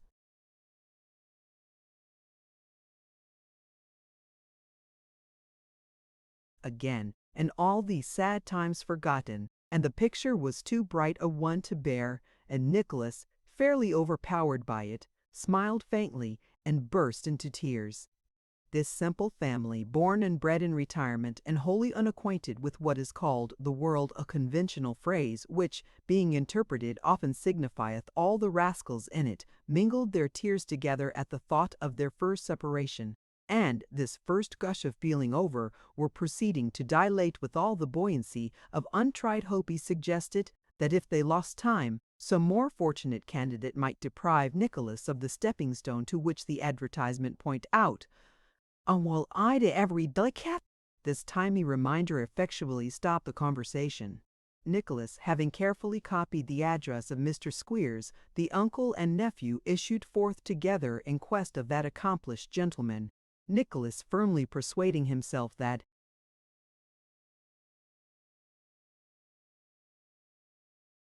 he had done his relative great injustice in disliking him at first sight, and Mrs. Nickleby being at some pains to inform her daughter that she was sure he was a much more kindly disposed person than he seemed, which Miss Nickleby dutifully remarked he might very easily be.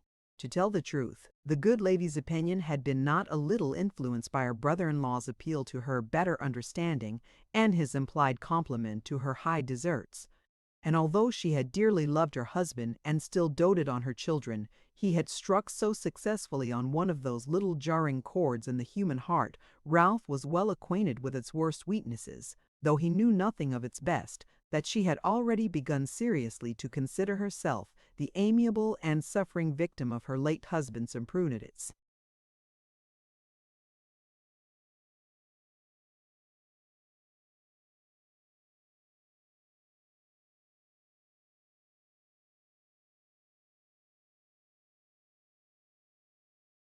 Chapter 4.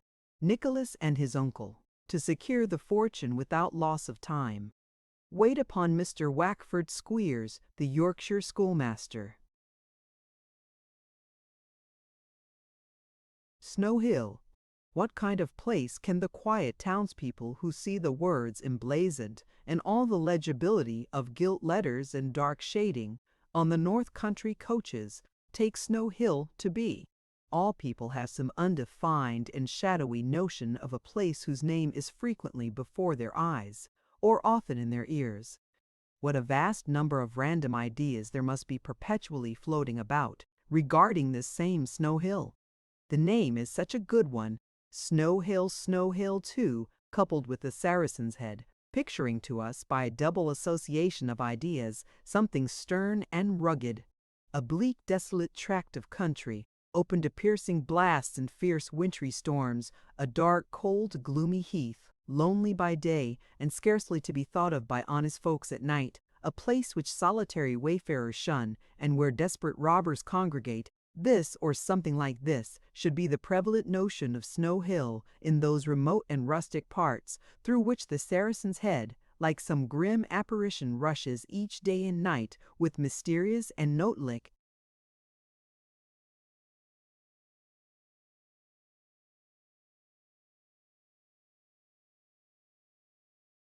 punctuality, holding its swift and headlong course in all weathers, and seeming to bid defiance to the very elements themselves. They is rathing of codence of the cheats seasixes leon from dedenant of chores design but of tits from us tinkles as for reeds weed if the prying houses of walls around the few feet the squope and full and crate sipit then it's forward accordeth and bushel of spotlight it's afforded further sight of another very sparta seven remember it's port to couple has cable but of the gig men made her for dead is of a better job it is that they've added fasket but a ted of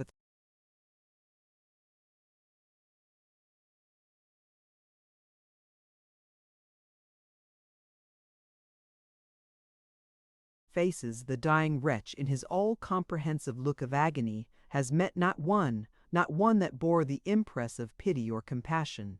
Near to the jail, and by consecratin nat to methan. If erfwhile were Silas meast, would seriously think of falling down on purpose, and were horses and hackney cabriolets going westward seriously think of falling down on purpose, and where horses and hackney cabriolets going westward not unfrequently fall by accident, is the coachyard of the Saracen's Head Inn. Its portal guarded by two Saracen's Heads in its portal guard, but bumpy stirvolt of it, but whether this be the reason or not, there they are, frowning upon you from each side of the gateway, the inn itself garnished with another Saracen's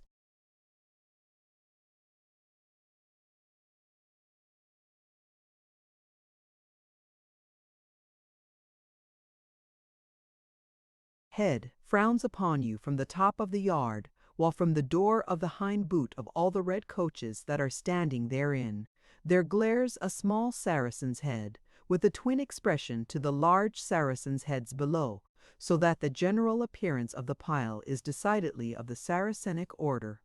When you walk up this yard, you will see the booking office on your left, and the tower of St. Sepulchre's Church darting abruptly up into the sky on your right, and a gallery of bedrooms on both sides. Just before you, you will observe a long window with the words coffee room legibly painted above it, and looking out of that window, you would have seen, in addition, if you had gone at the right time, Mr. Wackford Squeers with his hands in his pockets. Mr. Squeers's appearance was not prepossessing. He had but one eye, and the popular prejudice runs in favor of two.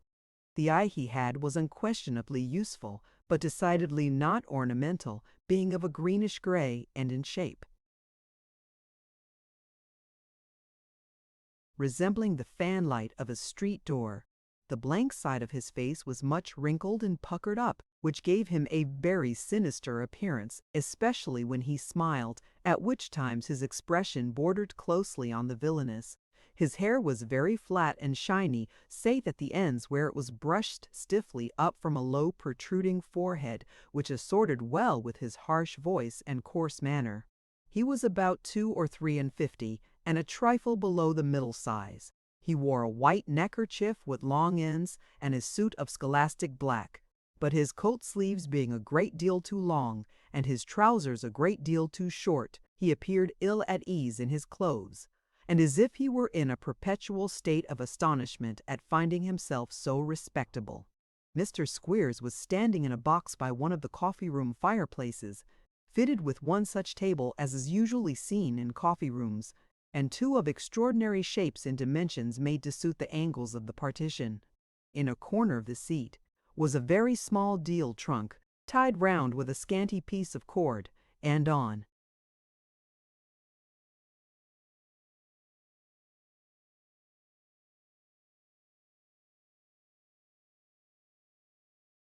the trunk was perched his lace-up half-boots and corduroy trousers, dangling in the air, a diminutive boy, with his shoulders drawn up to his ears and his hands planted on his knees, who glanced timidly at the schoolmaster from time to time with evident dread and apprehension.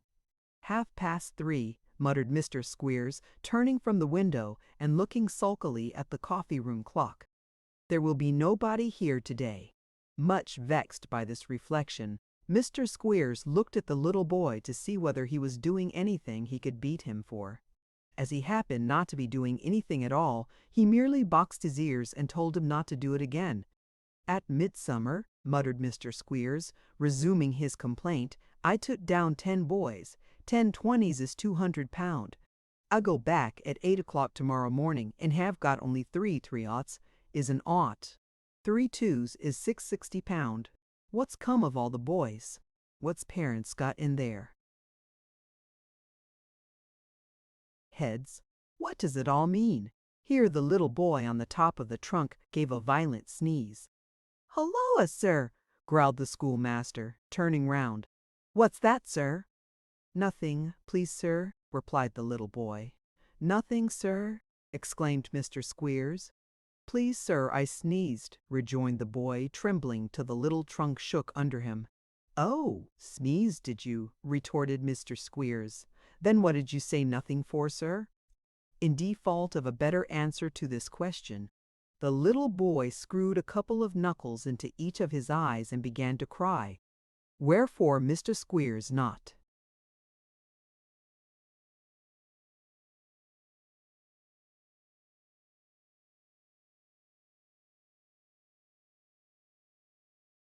Him off the trunk with a blow on one side of the face, and knocked him on again with a blow on the other. "Wait till I get you down into Yorkshire, my young gentleman," said Mr. Squeers, "and then I'll give you the rest. Will you hold that noise, sir?" "Yea, yes," sobbed the little boy, rubbing his face very hard with the beggar's petition in printed calico. "Then do so at once, sir," said Squeers. "Do you hear?"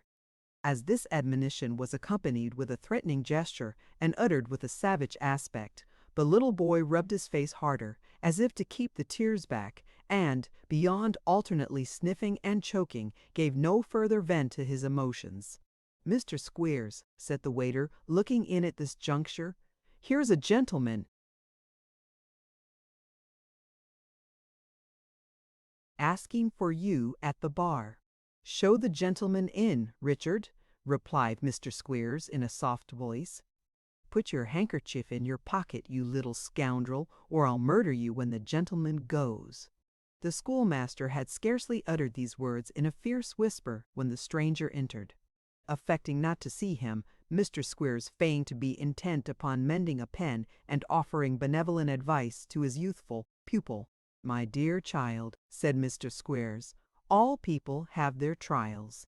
This early trial of yours that is fit to make your little heart burst, and your very eyes come out of your head with crying, what is it?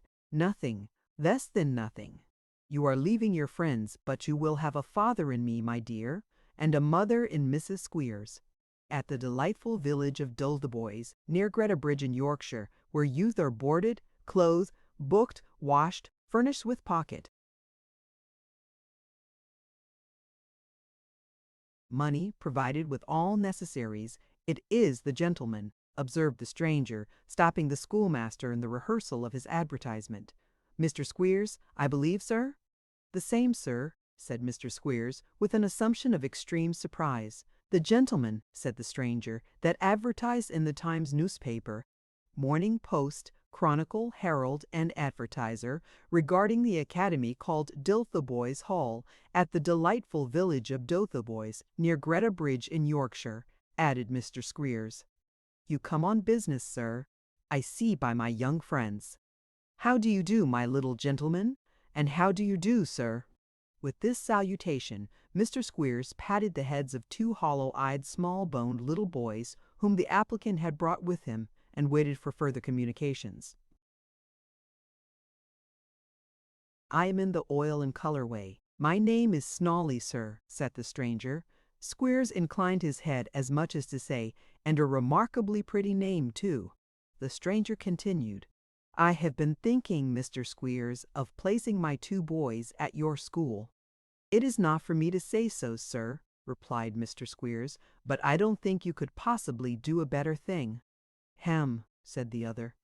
£20 per annum, I believe, Mr. Squeers." "Guinness," rejoined the schoolmaster, with a persuasive smile. "Pounds for two, I think, Mr. Squeers," said Mr. Snawley solemnly. "I don't think it could be done, sir," replied Squeers, as if he had never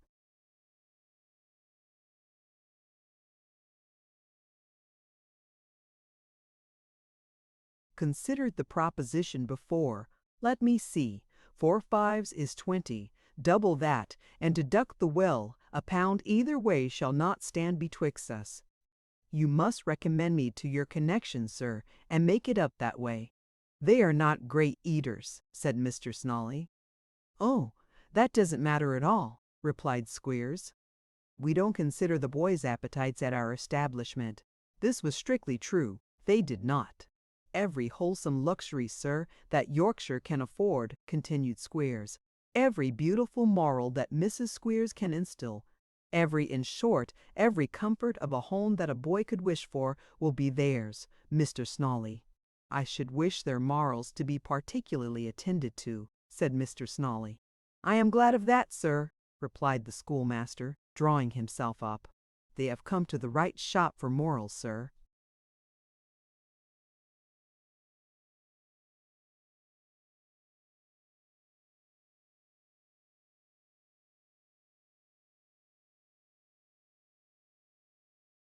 "You are a moral man yourself," said Mr. Snawley. "I rather believe I am, sir," replied Squeers. "I had the satisfaction to know you are, sir," said Mr. Snawley. "I asked one of your references, and he said you were pious." "Well, sir, I hope I am a little in that line," replied Squeers. "I hope I am also," rejoined the other. "Could I say a few words with you in the next box?" "By all means," rejoined Squeers with a grin. "My dears, will you speak to your new playfellow a minute or two?" "That is one of my boys, sir. Belling his name is. A Taunton boy that, sir." "Is he, indeed?" rejoined Mr. Snawley, looking at the poor little urchin as if he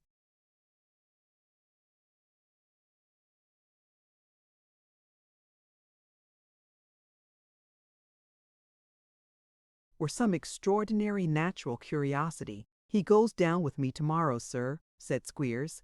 "That's his luggage that he is a-sitting upon now. Each boy is required to bring, sir, 2 suits of clothes, 6 shirts, 6 pair of stockings, 2 nightcaps, 2 pocket-handkerchiefs, 2 pair of shoes, 2 hats, and a razor." "A razor!"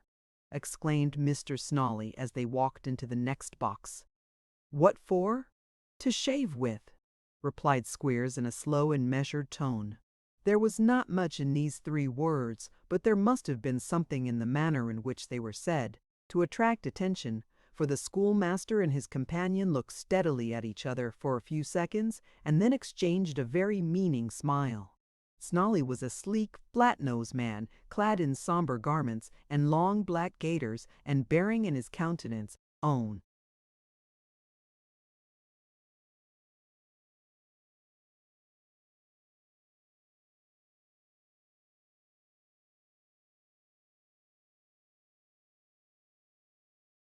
expression of much mortification and sanctity. So his smiling without any obvious reason was the more remarkable. "Up to what age do you keep boys at your school, then?" he asked at length.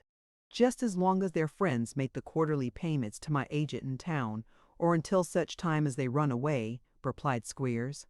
"Let us understand each other. I see we may safely do so. What are these boys, natural children?" "No," rejoined Snolly, meeting the gaze of the schoolmaster's one eye. "They ain't." "I thought they might be," said Squeers coolly. "We have a good many of them, that boy's one." "Him in the next box," said Snolly.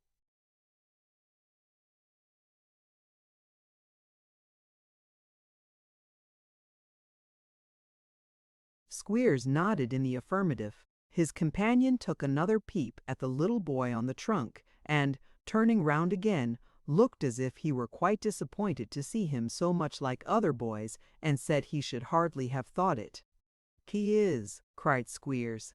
"But about these boys of yours, you wanted to speak to me?" "Yes," replied Snolly. "The fact is, I am not their father, Mr. Squeers. I'm only their father-in-law." "Oh, is that it?" said the schoolmaster. "That explains it at once. I was wondering what the devil you were going to send them to Yorkshire for. Ha! Ha! Oh, I understand now. You see I have married the mother," pursued Snolly. "It's expensive keeping."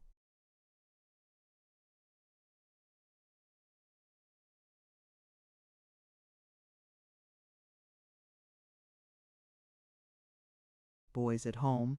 And as she has a little money in her own right, I am afraid women are so very foolish, Mr. Squeers, that she might be led to squander it on them, which would be their ruin, you know. "I see," returned Squeers, throwing himself back in his chair and waving his hand.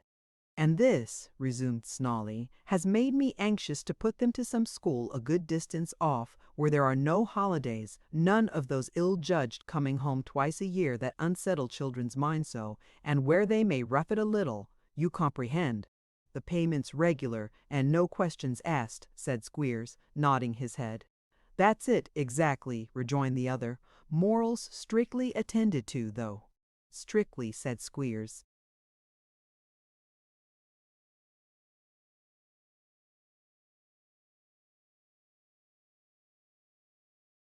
"Not too much writing home aloud, I suppose?" said the father-in-law, hesitating. "None, except a circular at Christmas, to say they never were so happy, and hope they may never be sent for," rejoined Squeers. "Nothing could be better," said the father-in-law, rubbing his hands. "Then, as we understand each other," said Squeers, "will you allow me to ask you whether you consider me a highly virtuous, exemplary, and well-conducted man in private life, and whether, as a person whose business it is to take charge of youth, you place the strongest confidence in my unimpeachable integrity, liberality, religious principles, and ability?" "Certainly I do," replied the father-in-law, reciprocating the schoolmaster's grin. "Perhaps you won't object to say that if I make you a reference."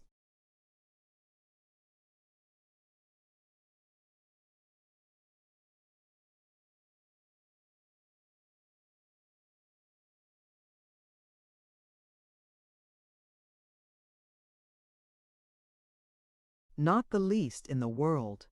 "That's your sort," said Squeers, taking up a pen. "This is doing business, and that's what I like." Having entered Mr. Snolly's address, the schoolmaster had next to perform the still more agreeable office of entering the receipt of the first quarter's payment in advance, which he had scarcely completed, when another voice was heard inquiring for Mr. Squeers. "Here he is," replied the schoolmaster. "What is it?" "Only a matter of business, sir," said Ralph Nickleby, presenting himself, closely followed by Nicholas. "There was an advertisement of yours in the papers this morning?" "There was, sir." "This way, if you please," said Squeers, who had by this time got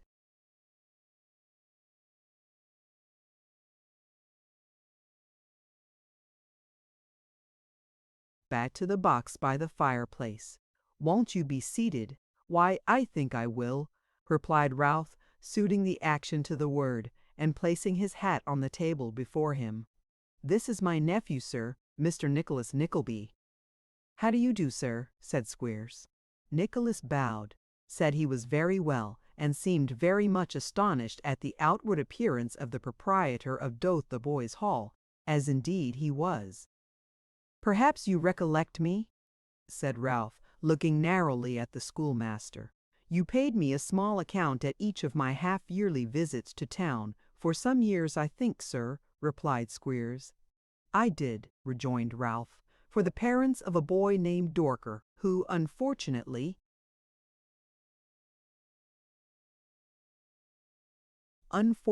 died at Dotheboys Hall," said Ralph, finishing the sentence. "I remember very well, sir," rejoined Squeers. "Ah!" Mrs. Squeers, sir, was as partial to that lad as if he had been her own. The attention, sir, that was bestowed upon that boy in his illness. Dry toast and warm tea offered him every night and morning when he couldn't swallow anything.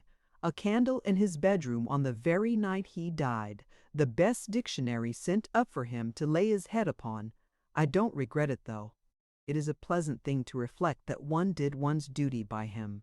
Ralph smiled, as if he meant anything but smiling, and looked round at the strangers present. "These are only some pupils of mine," said Wackford Squeers, pointing to the little boy on the trunk and the two little boys on the floor, who had been staring at each other without uttering a word, and writhing their bodies into most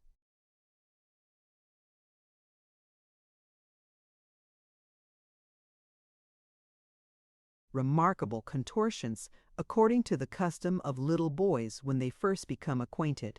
"This gentleman, sir, is a parent who is kind enough to compliment me upon the course of education adopted at Dotheboys Hall, which is situated, sir, at the delightful village of Dotheboys, near Greta Bridge in Yorkshire, where youth are boarded, clothed, booked, washed, furnished with pocket money—" "Yes, we know all about that, sir," interrupted Ralph testily. "It's in the advertisement." "You are very right, sir. It is in the advertisement," replied Squeers. "And in the matter of fact besides," interrupted Mr. Snawley. "I feel bound to assure you, sir, and I am proud to have this opportunity of assuring you, that I consider Mr. Squeers a gentleman highly virtuous, exemplary, well conducted, and—"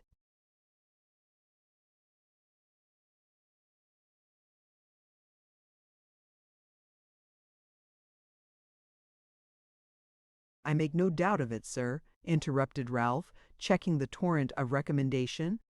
"No doubt of it at all. Suppose we come to business."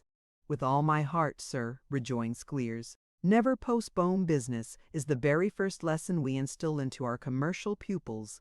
Master Belling, my dear, always remember that. Do you hear?" "Yes, sir," repeated Master Belling. "He recollects what it is, does he?" said Ralph.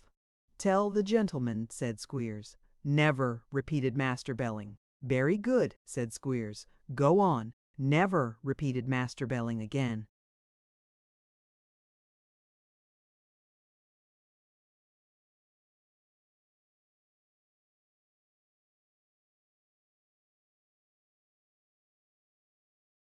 "Very good indeed," said Squeers. "Yes, P," suggested Nicholas, good-naturedly. "Perform business," said Master Belling. "Never perform business." "Very well, sir," said Squeers, darting a withering look at the culprit. "You and I will perform a little business on our private account by and by."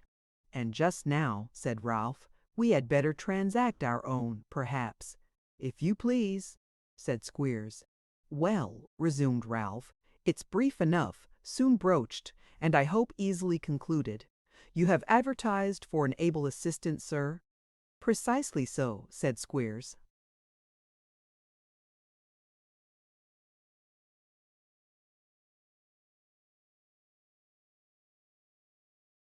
And you really want one? Certainly, answered Squeers. Here he is, said Ralph.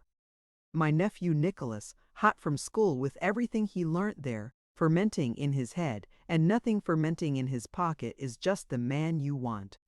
I'm afraid, said Squeers, perplexed with such an application from a youth of Nicholas's figure.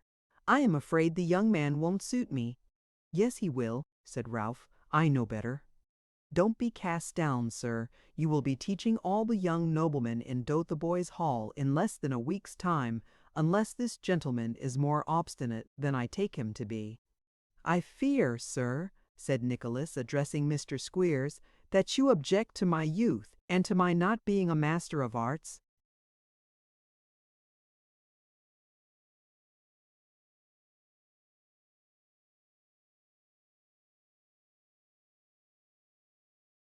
The absence of a college degree is an objection, replied Squeers, looking as grave as he could, and considerably puzzled, no less by the contrast between the simplicity of the nephew and the worldly manner of the uncle, than by the incomprehensible allusion to the young nobleman under his tuition.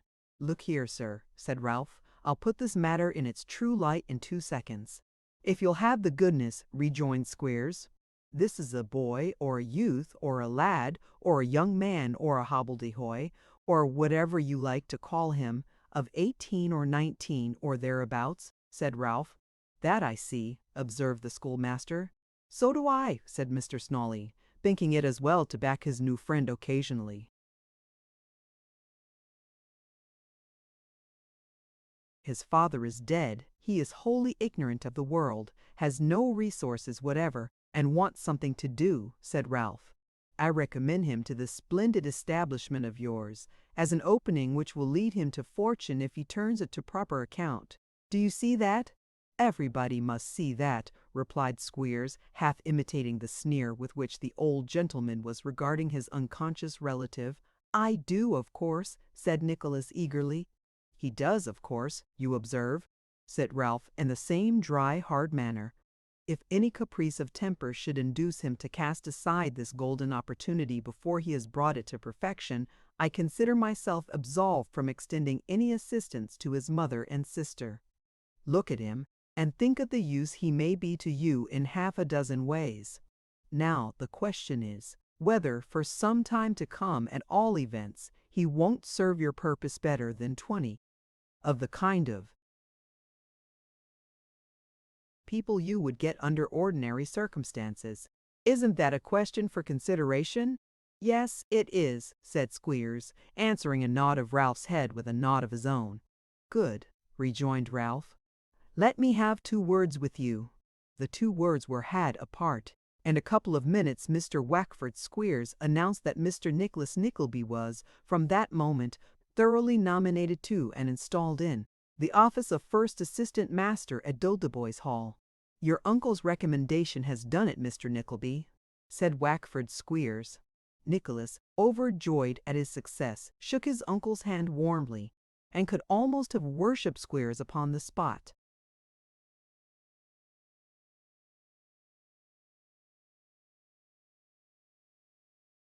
He is an odd-looking man, thought Nicholas. What of that? Porson was an odd-looking man, and so was Dr. Johnson. All these bookworms are. At 8 o'clock tomorrow morning, Mr. Nickleby, said Squeers, the coach starts. You must be here at 1/4 before, as we take these boys with us. Certainly, sir, said Nicholas. And your fare down I have paid, growled Ralph, so you'll have nothing to do but keep yourself warm. Here was another instance of his uncle's generosity. Nicholas felt his unexpected kindness so much that he could scarcely find words to thank him. Indeed, he had not found half enough when they took leave of the schoolmaster and emerged from the Saracen's Head gateway. I shall be here in the morning to see you fairly off, said Ralph. No skulking. Thank you, sir, replied Nicholas. I never shall forget this kindness. Take care you don't, replied his uncle. You had better go home now and pack up what you have got to pack. Do you think you could find your way to Golden Square first? Certainly, said Nicholas. I can easily inquire. Leave these papers with my clerk then, said Ralph, producing a small parcel, "and tell him to wait till I come home."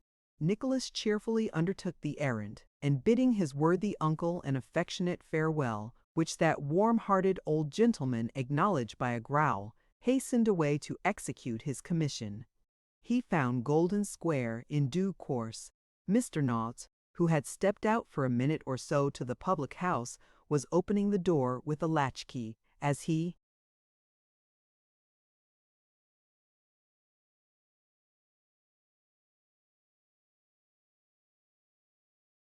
reached the steps. "What's that?" inquired Noggs, pointing to the parcel.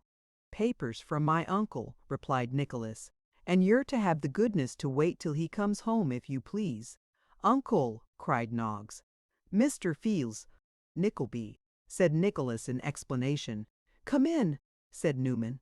Without another word he led Nicholas into the passage, and thence into the official pantry at the end of it, where he thrust him into a chair, and mounting upon his high stool, sat, with his arms hanging, straight down by his sides, gazing fixedly upon him, as from a tower of observation.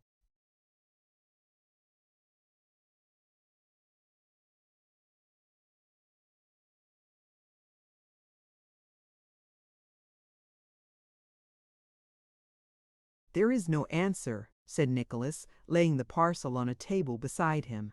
Newman said nothing, but folding his arms, and thrusting his head forward so as to obtain a nearer view of Nicholas's face, scanned his features closely. "No answer," said Nicholas, speaking very loud, under the impression that Newman Noggs was deaf. Newman placed his hands upon his knees, and, without uttering a syllable, continued the same close scrutiny of his companion's face.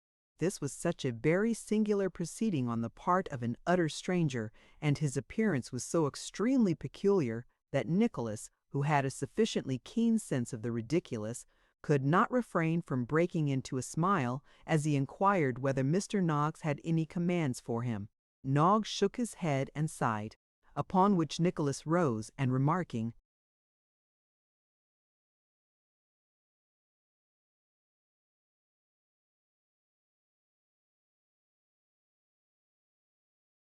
that he required no rest, bade him good morning.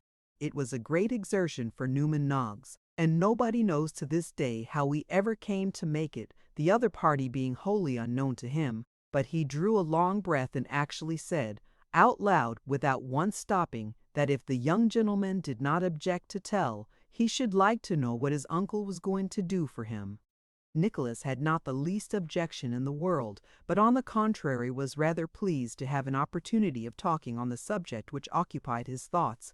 So he sat down again, and his sanguine imagination, warming as he spoke, entered into a fervent and glowing description of all the honours and advantages to be derived from his appointment at that seat of learning, Dotheboys Hall.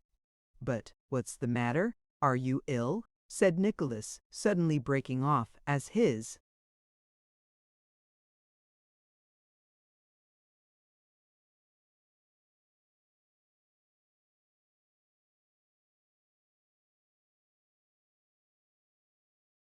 companion, after throwing himself into a variety of uncouth attitudes, thrust his hands under the stool, and cracked his finger joints as if he were snapping all the bones in his hands.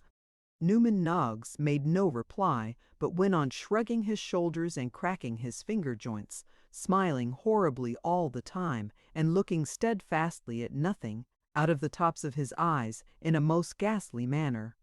At first Nicholas thought the mysterious man was in a fit, but on further consideration decided that he was in liquor, under which circumstances he deemed it prudent to make off at once.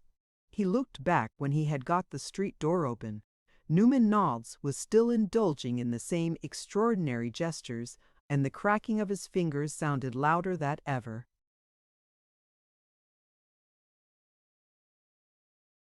Chapter 5. Nicholas starts for Yorkshire, of his leave-taking and his fellow-travellers, and what befell them on the road.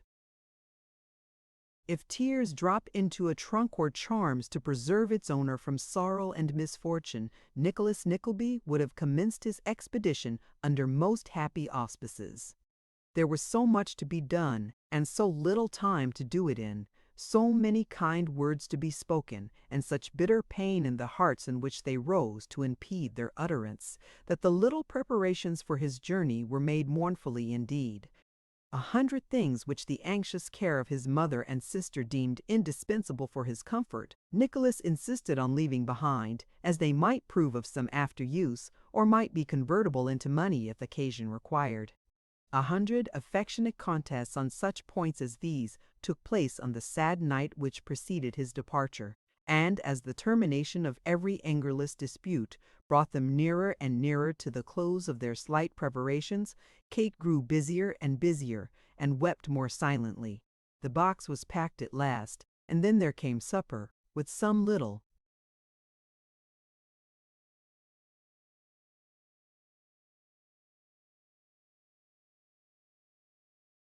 delicacy provided for the occasion, and as a set-off against the expense of which Kate and her mother had feigned to dine when Nicholas was out. The poor lad nearly choked himself by attempting to partake of it, and almost suffocated himself in affecting a jest or two, and forcing a melancholy laugh. Thus they lingered on till the hour of separating, for the night was long past, and then they found that they might as well have given vent to their real feelings before, for they could not suppress them, do what they would. So they let them have their way, and even that was a relief. Nicholas slept well till 6 next morning, dreamed of home, or of what was home once, no matter which, for things that are changed or gone will come back as they used to be, thank God, in sleep, and rose quite brisk and gay. He wrote a few lines in pencil, to say the goodbye which he was afraid to pronounce himself, and laying them, with half his scanty stock of money, at his sister's door, shouldered his box and crept softly downstairs.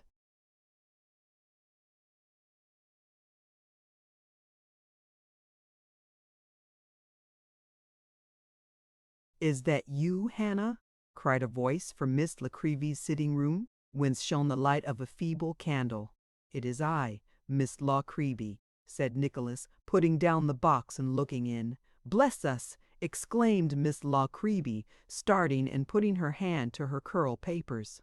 "You're up very early, Mr. Nickleby." "So are you," replied Nicholas. "It's the fine arts that bring me out of bed, Mr. Nickleby," returned the lady. "I'm waiting for the light to carry out an idea." Miss Nickleby had got up early to put a fancy nose into a miniature of an ugly little boy, destined for his grandmother in the country, who was expected to bequeath him property if he was like the family.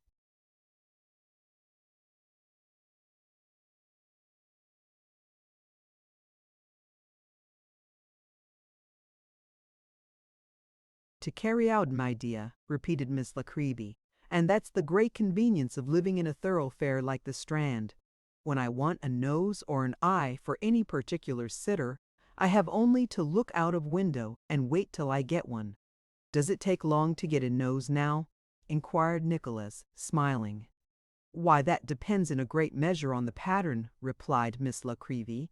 "Snubs and Romans are plentiful enough, and there are flats of all sorts and sizes when there's a meeting at Exeter Hall, but perfect aquilines, I am sorry to say, are scarce, and we generally use them for uniforms or public characters." "Indeed," said Nicholas. "If I should meet with any in my travels, I'll endeavor to sketch them for you. You don't mean to say that you are really going all the way down into Yorkshire this cold winter's weather, Mr. Nickleby?"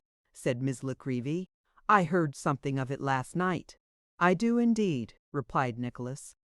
"Needs must. You know, when somebody drives, necessity is my driver, and that is only another name for the same gentleman." "Well, I am very sorry for it. That's all I can say," said Miss Nickleby. "As much on your mother's and sister's account as on yours. Your sister is a very pretty young lady, Mr. Nickleby, and that is an additional reason why she should have somebody to protect her. I persuaded her to give me a sitting or two for the street door case. Ah, she'll make a sweet miniature." As Miss Nickleby spoke, she held up an ivory countenance intersected with very perceptible sky-blue veins, and regarded it with so much complacency that Nicholas quite envied her. "If you ever have an opportunity of showing Kate some little kindness," said Nicholas, presenting his hand, "I think you will."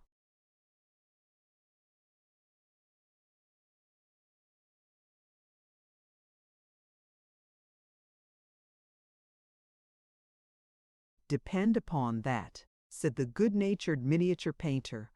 "And God bless you, Mr. Nickleby, and I wish you well." It was very little that Nicholas knew of the world, but he guessed enough about its ways to think that if he gave Miss La Creevy one little kiss, perhaps she might not be the less kindly disposed towards those he was leaving behind. So he gave her 3 or 4 with a kind of jocose gallantry, and Miss La Creevy evinced no greater symptoms of displeasure than declaring, as she adjusted her yellow turban, that she had never heard of such a thing and couldn't have believed it possible. Having terminated the unexpected interview in this satisfactory manner, Nicholas hastily withdrew himself from the house.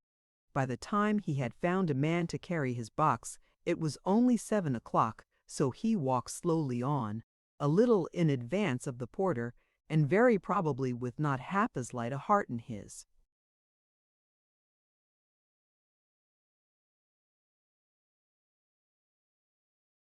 Dressed as the man had, although he had no waistcoat to cover it with, and had evidently, from the appearance of his other garments, been spending the night in a stable and taking his breakfast at a pump. Regarding, with no small curiosity and interest, all the busy preparations for the coming day which every street and almost every house displayed, and thinking now and then that it seemed rather hard that so many people of all ranks and stations could earn a livelihood in London, and that he should be compelled to journey so far in search of one, Nicholas speedily arrived at the Saracen's Head, Snow Hill. Having dismissed his attendant and seen the box safely deposited in the coach office, he looked into the coffee room in search of Mr. Squeers. He found that learned gentleman sitting at breakfast with the 3 little boys before noticed and 2 others who had turned up by some lucky chance since.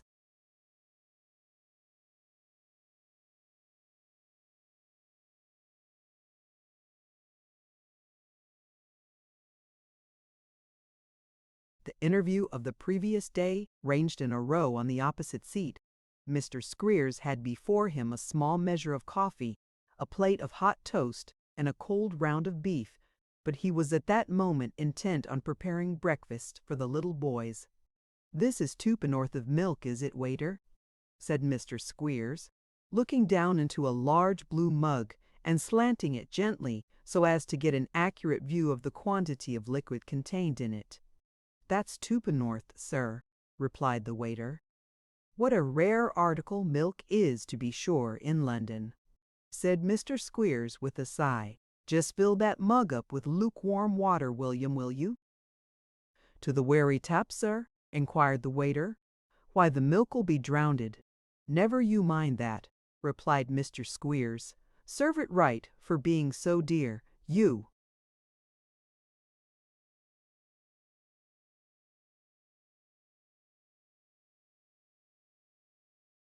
"Ordered that thick bread and butter for 3, did you?" "Coming directly, sir." "You needn't hurry yourself," said Squeers. "There's plenty of time. Conquer your passions, boys, and don't be eager after victuals." As he uttered this moral precept, Mr. Squeers took a large bite out of the cold beef, and recognized Nicholas. "Sit down, Mr. Nickleby," said Squeers. "Here we are, a-breakfasting, you see." Nicholas did not see that anybody was breakfasting except Mr. Squeers, but he bowed with all becoming reverence, and looked as cheerful as he could. "Oh, that's the milk and water, is it, William?" said Squeers. "Very good. Don't forget the bread and butter presently." At this fresh mention of the bread and butter, the 5 little boys looked very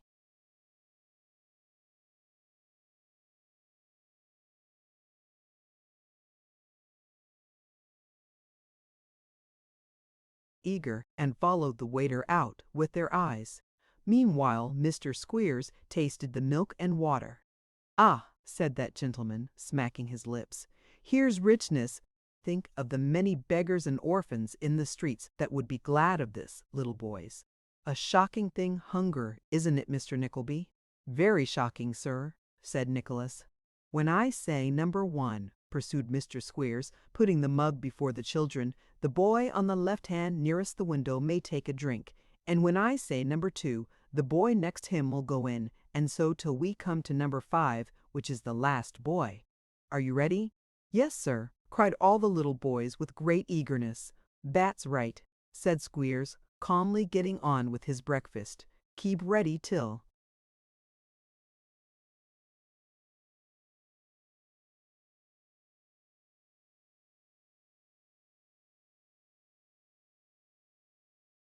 I tell you to begin. Subdue your appetites, my dears, and you've conquered human nature. This is the way we inculcate strength of mind, Mr. Nickleby, said the schoolmaster, turning to Nicholas, and speaking with his mouth very full of beef and toast.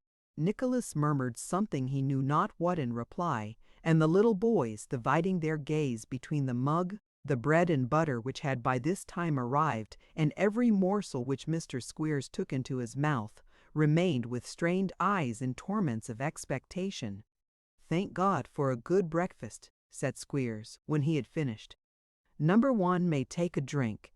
Number 1 seized the mug ravenously, and had just drunk enough to make him wish for more, when Mr. Squeers gave the signal for number 2, who gave up at the same interesting moment to number 3, and the process was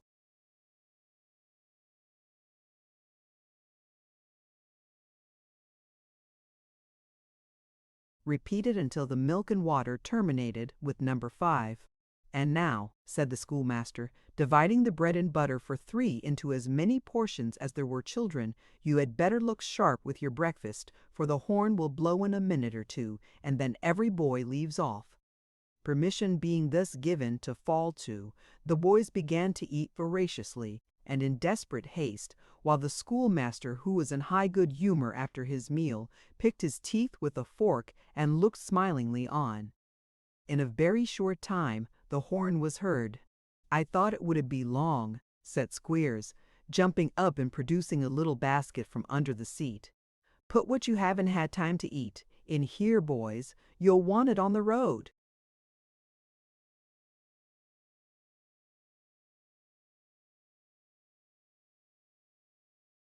Nicholas was considerably startled by these very economical arrangements, but he had no time to reflect upon them, for the little boys had to be got up to the top of the coach, and their boxes had to be brought out and put in, and Mr. Squeer's luggage was to be seen carefully deposited in the boot, and all these offices were in his department. He was in the full heat and bustle of concluding these operations when his uncle, Mr. Ralph Nickleby, accosted him. "Oh, here you are, sir," said Ralph. "Here are your mother and sisters, sir." "Where?" cried Nicholas, looking hastily round. "Here," replied his uncle. "Having too much money and nothing at all to do with it. They were paying a hackney coach as I came up, sir." "We were afraid of being too late to see him before he went away from us," said Mrs. Nickleby, embracing her son, heedless of the unconcerned lookers-on in the die. "Coach yard. Very good, ma'am," returned Ralph. "You're the best judge, of course. I merely said that you were paying a hackney coach." "I never pay a hackney coach, ma'am. I never hire one. I haven't been in a hackney coach of my own hiring for 30 years, and I hope I shan't be for 30 more, if I live as long." "I should never have forgiven myself if I had not seen him," said Mrs. Nickleby. "Poor dear boy, going away without his breakfast too, because he feared to distress us." "Mighty fine, certainly," said Ralph with great testiness. "When I first went to business, ma'am, I took a penny loaf and a ha'porth of milk for my breakfast as I walked to the city every morning. What do you say to that, ma'am? Breakfast? Bah!"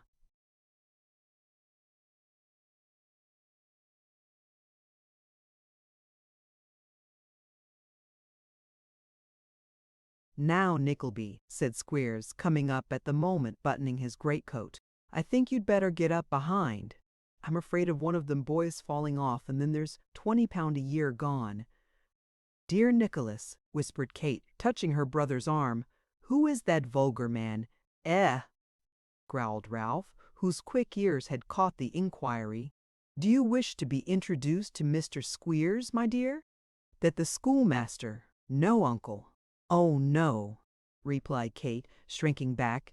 I'm sure I heard you say as much, my dear, retorted Ralph in his cold, sarcastic manner. Mr. Squeers, here's my niece, Nicholas's sister. Very glad to make your acquaintance, miss, said Squeers, raising his hat an inch or two. I wish Mrs. Squeers took gals, and we had you for a teacher. I don't.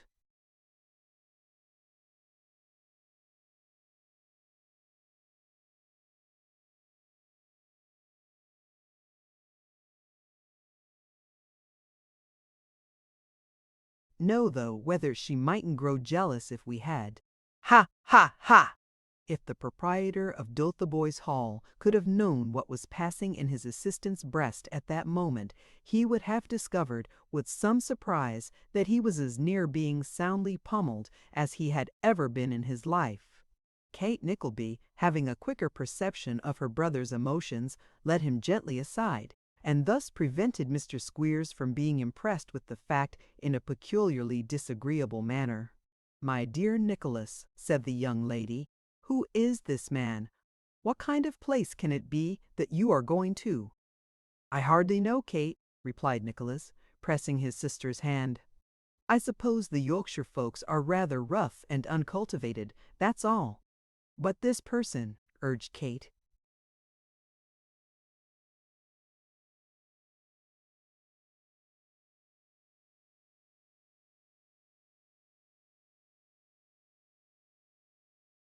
"Is my employer or master or whatever the proper name may be," replied Nicholas quickly, "and I was an ass to take his coarseness ill. They are looking this way, and it is time I was in my place. Bless you, love, and goodbye. Mother, look forward to our meeting again some day. Uncle, farewell. Thank you heartily for all you have done, and all you mean to do. Quite ready, sir." With these hasty adieux, Nicholas mounted nimbly to his seat and waved his hand as gallantly as if his heart went with it. At this moment, when the coachman and guard were comparing notes for the last time before starting, on the subject of the way-bill, when porters were screwing out the last reluctant sixpences, itinerant newsmen making the last offer of a morning paper, and the horses giving the last impatient rattle to their harness, Nicholas felt somebody pulling softly at his leg. He looked down, and there stood Newman Noggs, who pushed up into his hand a dirty letter. "What's this?" inquired Nicholas. "Hush!" rejoined Noggs, pointing to Mr. Ralph Nickleby, who was saying a few earnest words to Squeers, a short distance off. "Take it. Read it. Nobody knows, that's all." "Stop!" cried Nicholas. "No," replied Noggs. Nicholas cried stop again, but Newman Noggs was gone. A minute's bustle, a banging of the coach doors, a swaying of the vehicle to one side, as the heavy coachman and still heavier guard climbed into their seats, a cry of "all right," a few notes from the horn, a hasty glance of two sorrowful faces below, and the hard features of Mr. Ralph Nickleby, and the coach was gone too, and rattling over the stones of Smithfield.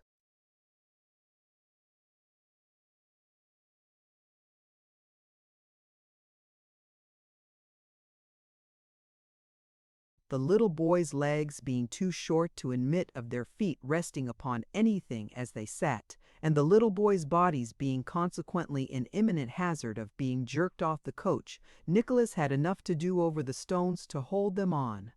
Between the manual exertion and the mental anxiety attendant upon this task, he was not a little relieved when the coach stopped at the Peacock at Islington. He was still more relieved when a hardy-looking gentleman, with a very good-humoured face and a very fresh colour, got up behind and proposed to take the other corner of the seat. "If we put some of these youngsters in the middle," said the newcomer, "they'll be safer in case of their going to sleep, eh?" "If you'll have the goodness, sir," replied Squeers, "that'll be the very thing. Mr. Nickleby, take 3 of them boys between you and the gentleman. Belling and the youngest Snawley can sit between me and the guard. 3 children," said Squeers, explaining to the stranger. "Book says 2. "I have not the least objection, I am sure," said the fresh-coloured gentleman. I have a brother who wouldn't object to book his 6 children as 2, at any butcher's or baker's in the kingdom, I dare say. Far from it. 6 children, sir, exclaimed Squeers. Yes, and all boys, replied the stranger. Mr. Nickleby, said Squeers in great haste, catch hold of that basket. Let me give you a card, sir, of an establishment where those 6 boys can be brought up in an enlightened, liberal, and moral manner with no mistake at all about it, for 20 guineas a year each. 20 guineas, sir, or I'd take all the boys together upon an average right through and say £100 a year for the lot. Oh, said the gentleman, glancing at the card. You are the Mr. Squeers.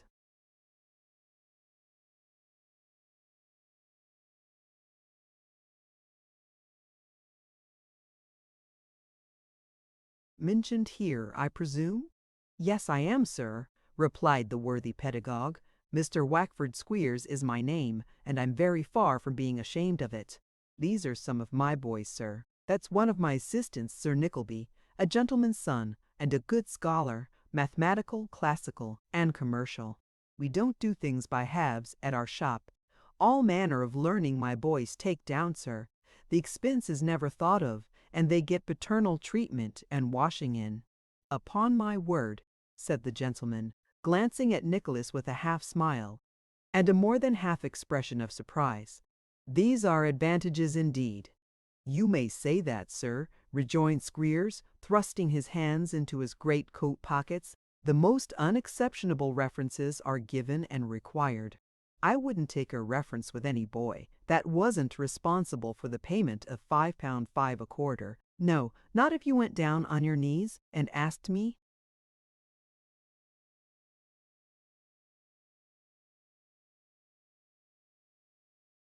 With the tears running down your face, to do it. Highly considerate, said the passenger. It's my great aim and end to be considerate, sir, rejoined Squeers. Snawley Junior, if you don't leave off chattering your teeth and shaking with the cold, I'll warm you with a severe thrashing in about half a minute's time. Sit fast here, gentlemen, said the guard as he clambered up. All right behind there, Dick? Cried the coachman. All right, was the reply. Off she goes.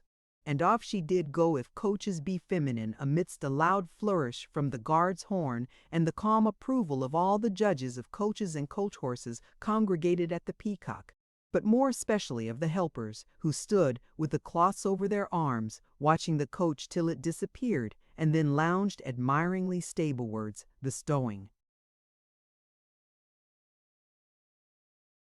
various gruff encomiums on the beauty of the turn-out.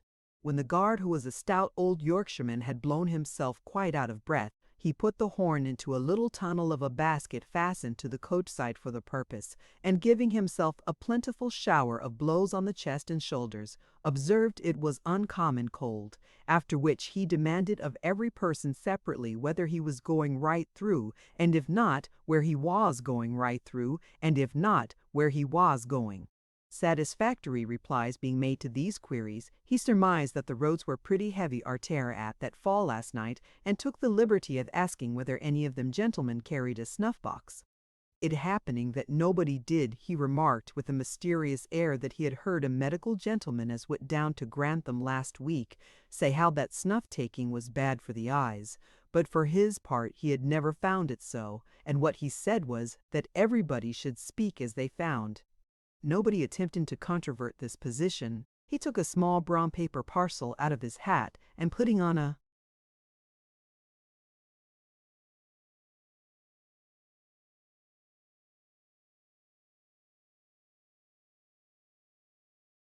pair of horn spectacles, the writing being crabbed, read the direction half a dozen times over, having done which, he consigned the parcel to its old place, put up his spectacles again, and stared at everybody in turn.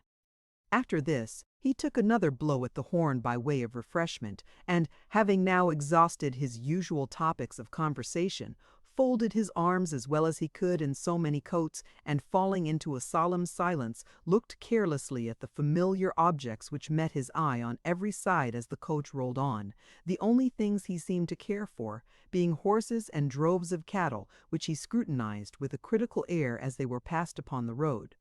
The weather was intensely and bitterly cold. A great deal of snow fell from time to time, and the wind was intolerably keen. Mr. Squeers got down at almost every stage to stretch his legs, as he said, and as he always came back from such excursions with a very red nose, and composed himself to sleep directly, there is reason to suppose that he derived great benefit from the process. The little pupils,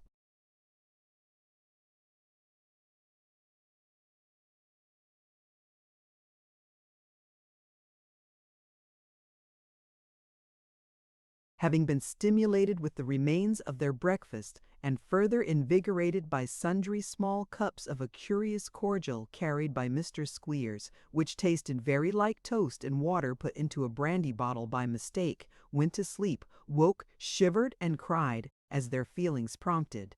Nicholas and the good-tempered man found so many things to talk about, that between conversing together and cheering up the boys, the time passed with them as rapidly as it could under such adverse circumstances. So the day wore on.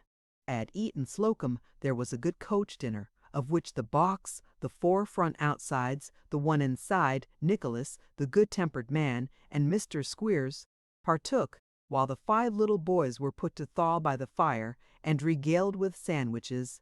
A stage or 2 further on, the lamps were lighted, and a great to-do occasioned by the taking up, at a roadside inn, of a very fastidious lady with an infinite variety of cloaks and small parcels, who loudly lamented, for the behoof of the outsides, the non-arrival of her own carriage,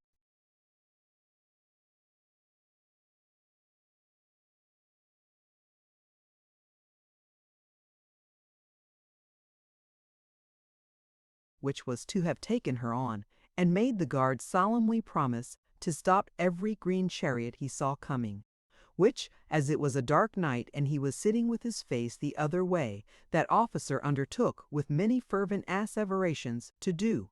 Lastly, the fastidious lady, finding there was a solitary gentleman inside, had a small lamp lighted, which she carried in reticule, and being after much trouble shut in, the horses were put into a brisk canter, and the coach was once more in rapid motion.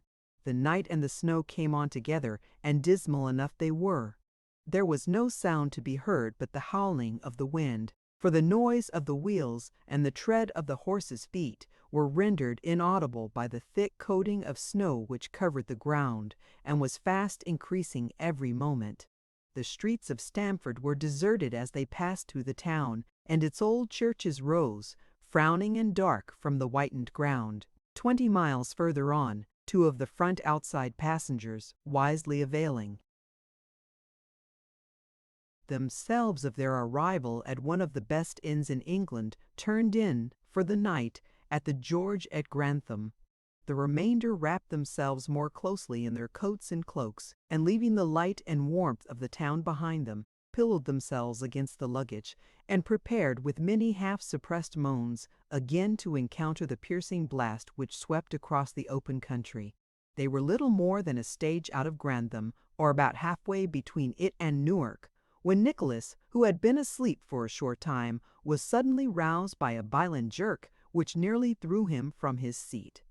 Grasping the rail, he found that the coach had sunk greatly on one side, though it was still dragged forward by the horses, and while confused by their plunging and the loud screams of the lady inside, he hesitated, for an instant, whether to jump off or not. The vehicle turned easily over and relieved him from all further uncertainty by flinging him into the road.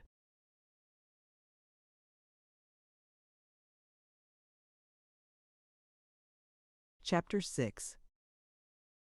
"Whoa-ho!" cried the guard, on his legs in a minute, and running to the leaders' heads. "Is there ony gentleman there as can lend a hand here? Keep quiet, dang ye! Whoa-ho!" "What's the matter?" demanded Nicholas, looking sleepily up. "Matter, mun, matter enough for one night," replied the guard. "Dang." The wall-eyed bay, he's gain mad with glory, I think. Carse course is over.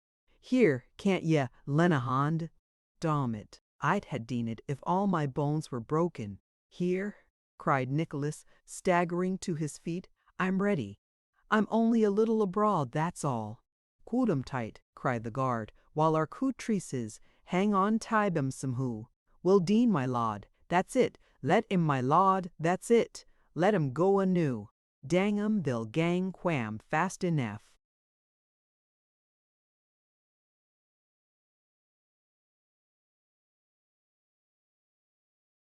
In truth, the animals were no sooner released than they trotted back with much deliberation to the stable they had just left, which was distant not a mile behind.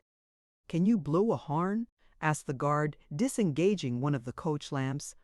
"I dare say I can," replied Nicholas. "Then just blow away into that as lies on the grund. Fit to whack in the deed, will 'ee," said the man, "while I stop some of this here squealing inside. Cumin, cumin. Dean make that noise, woman."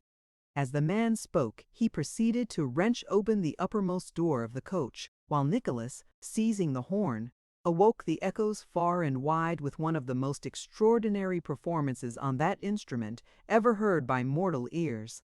It had its effect, however, not only in rousing such of their fall, but in summoning assistance to their relief, for lights gleamed in the distance and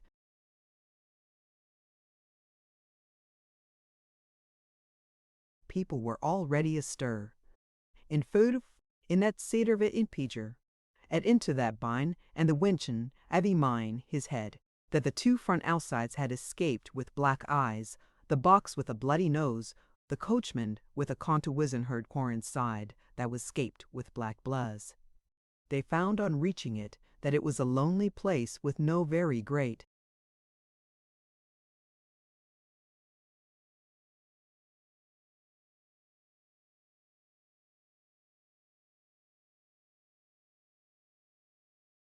accommodation in the way of apartments, that portion of its resources being all comprised in one public room with a sanded floor and a chair or two.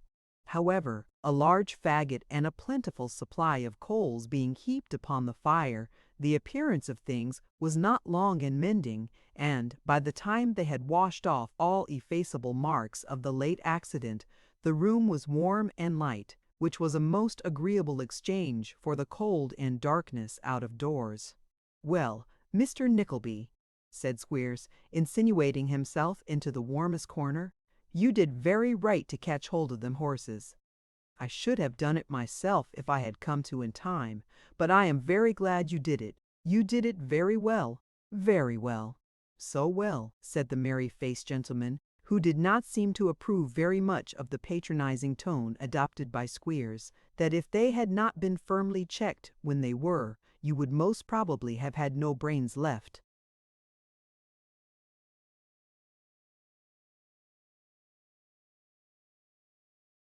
To teach with. This remark called up a discourse relative to the promptitude Nicholas had displayed, and he was overwhelmed with compliments and commendations. "I am very glad to have escaped, of course," observed Squeers. "Every man is glad when he escapes from danger. But if any one of my charges had been hurt, if I had been prevented from restoring any one of these little boys to his parents whole and sound as I received him, what would have been my feelings? Why, the wheel atop of my head would have been far preferable to it." "Are they all brothers, sir?" inquired the lady who had carried the Davy or safety lamp. "In one sense they are, ma'am," replied Squeers, diving into his greatcoat pocket for cards. "They are all under the same parental and affectionate treatment. Mrs. Parental. Squeers and myself are a mother and father to every one of 'em. Mr. Nickleby, hand the lady them cards, and offer these to the gentleman. Perhaps they might know of some parents that would be glad to avail themselves of the establishment." Expressing himself to this effect, Mr. Squeers, who lost no opportunity of advertising gratuitously, placed his hands upon his knees and looked at the pupils with as much benignity as he could possibly affect, while Nicholas, blushing with shame, handed round the cards as directed. "I hope you suffer no inconvenience from the overturn, ma'am?" said the merry-faced gentleman, addressing the fastidious lady as though he were charitably desirous to change the subject. "No bodily inconvenience," replied the lady. "No mental inconvenience, I hope? The subject is a very painful one to my feelings, sir," replied the lady with strong emotion, "and I beg you as a gentleman not to refer to it." "Dear me," said the merry-faced gentleman, looking merrier still, "I merely intended to inquire." "I hope no inquiries will be made," said the lady, "or I shall be compelled to throw myself on the protection of the other gentleman. Landlord, pray direct the boy to keep watch outside the door, and if a green chariot passes in the direction of Grantham, to stop it instantly." The people of the house were evidently overcome by this request, and when the lady charged the boy to remember, as a means of identifying the expected green chariot, that it would have a coachman with a gold-laced hat on the box and a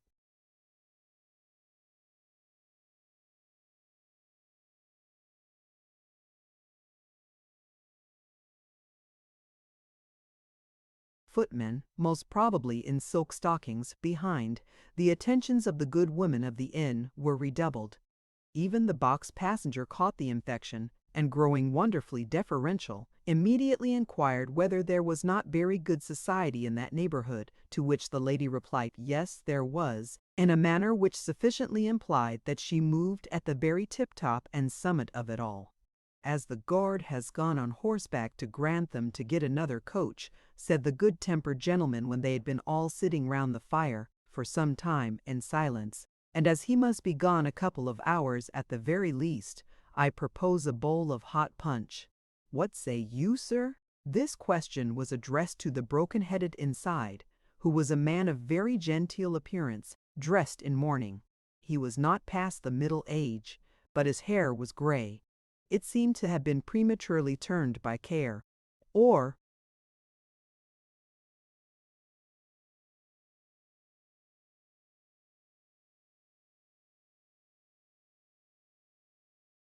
sorrow. He readily acceded to the proposal and appeared to be prepossessed by the frank good nature of the individual from whom it emanated.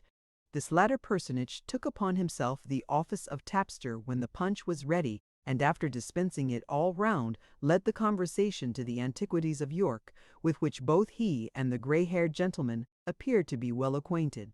When this topic flagged, he turned with a smile to the grey-headed gentleman and asked if he could sing. "I cannot indeed," replied gentleman, smiling in his turn. "That's a pity," said the owner of the good-humoured countenance. "Is there nobody here who can sing a song to lighten the time?" The passengers, one and all, protested that they could not, that they wished they could, that they couldn't remember the words of anything without the book, and so forth. "Perhaps the lady would not object," said the president with great respect and a merry twinkle in his eye. "Some little Italian thing out of the last opera brought out in town would be most acceptable, I am sure." As the lady condescended to make no reply, but tossed her head contemptuously, and murmured some further expression of surprise regarding the absence of the green chariot, one or two voices urged upon the president himself the propriety of making an attempt for the general benefit. "I would if I could," said he of the good-tempered face, "for I hold that in this, as in all other cases where people who are strangers to each other are thrown unexpectedly together, they should endeavor to render themselves as pleasant, for the joint sake of the little community, as possible."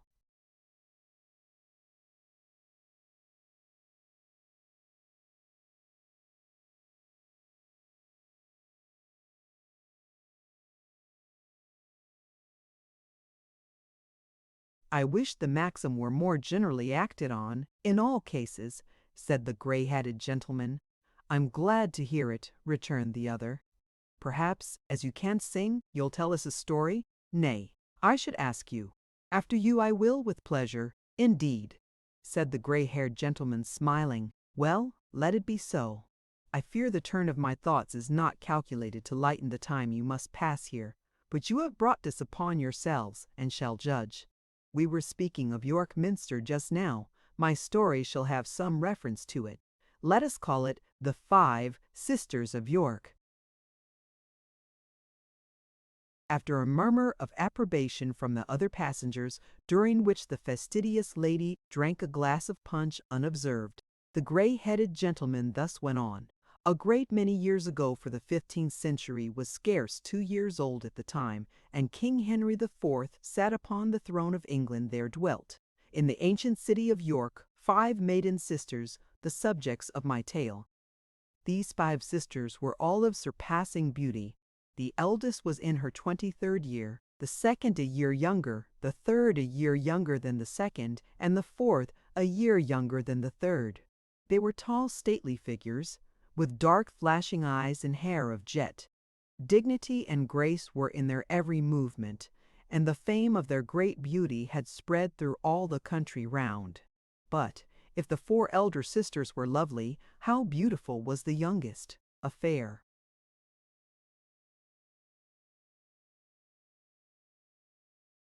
creature of 16. The blushing tints in the soft bloom on the fruit, or the delicate painting on the flower, are not more exquisite than was the blending of the rose and lily in her gentle face, or the deep blue of her eye. The vine, in all its elegant luxuriance, is not more graceful than were the clusters of rich brown hair that sported round her brow. If we all had hearts like those which beat so lightly in the bosoms of the young and beautiful, what a heaven this earth would be! If, while our bodies grow old and withered, our hearts could but retain their early youth and freshness, of what avail would be our sorrows and sufferings? But the faint image of Eden which is stamped upon them in childhood chafes and rubs in our rough struggles with the world, and soon wears away, too often to leave nothing but a mournful blank remaining. The heart of this fair girl bounded with joy and gladness. Devoted attachment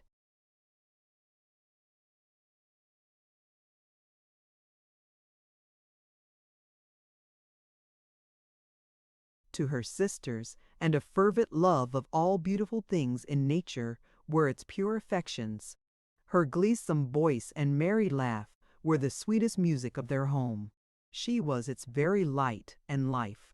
The brightest flowers in the garden were reared by her. The caged birds sang when they heard her voice, and pined when they missed its sweetness. Alice, dear Alice, what living thing within the sphere of her gentle witchery could fail to love her? You may seek in vain now for the spot on which these sisters lived, for their very names have passed away, and dusty antiquaries tell of them as of a fable. But they dwelt in an old wooden house, old even in those days, with overhanging gables and balconies of rudely carved oak, which stood within a pleasant orchard, and was surrounded by a rough stone wall, whence a stout archer might have winged an arrow to St. Mary's Abbey. The old abbey flourished then, and the 5 sisters, living on its fair domains, paid yearly dues to the black monks of St. Benedict, to which fraternity it belonged.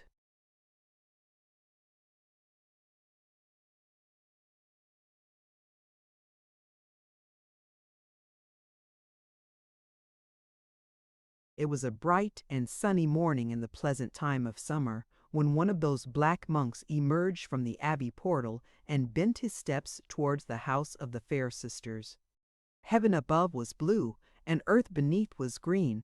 The river glistened like a path of diamonds in the sun. The birds poured forth their songs from the shady trees. The lark soared high above the waving corn, and the deep buzz of insects filled the air.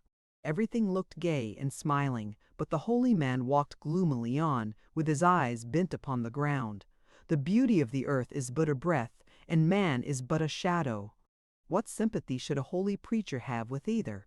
With eyes bent upon the ground, then, or only raised enough to prevent his stumbling over such obstacles as lay in his way, the religious man moved slowly forward until he reached a small postern in the wall of the sisters' orchard, through which he passed, closing it behind him. The noise of soft voices in conversation and of merry laughter fell upon his ears ere he had advanced many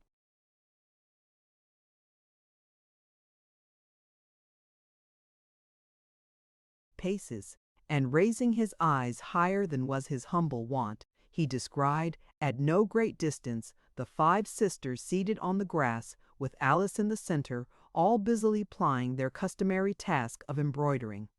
"Save you, fair daughters," said the friar. And fair in truth they were.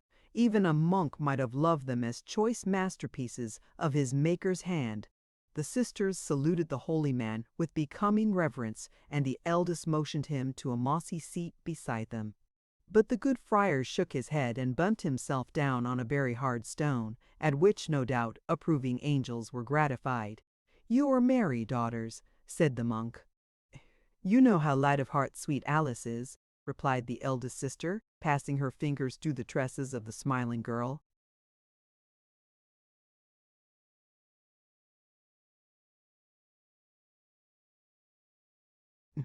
"And what joy and cheerfulness it wakes up within us to see all nature beaming in brightness and sunshine, father," added Alice, blushing beneath the stern look of the recluse. The monk answered not, save by a grave inclination of the head, and the sisters pursued their task in silence.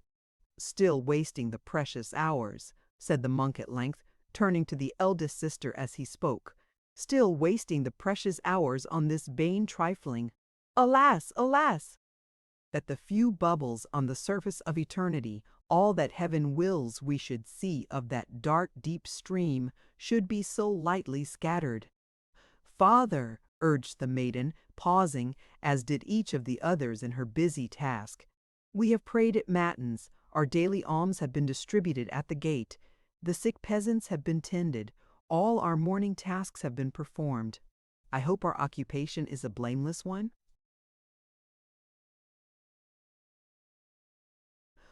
"See here," said the friar, taking the frame from her hand, "an intricate winding of gaudy colors, without purpose or object, unless it be that one day it is destined for some vain ornament, to minister to the pride of your frail and giddy sex. Day after day has been employed upon this senseless task, and yet it is not half accomplished. The shade of each departed day falls upon our graves, and the worm exults, as he beholds it, to know that we are hastening thither. Daughters, is there no better way to pass the fleeting hours?" The 4 elder sisters cast down their eyes as if abashed by the holy man's reproof, but Alice raised hers and bent them mildly on the friar. "Our dear mother," said the maiden, "heaven rest her soul." "Amen," cried the friar in a deep voice. "Our dear mother," faltered the fair Alice, "was living when these long tasks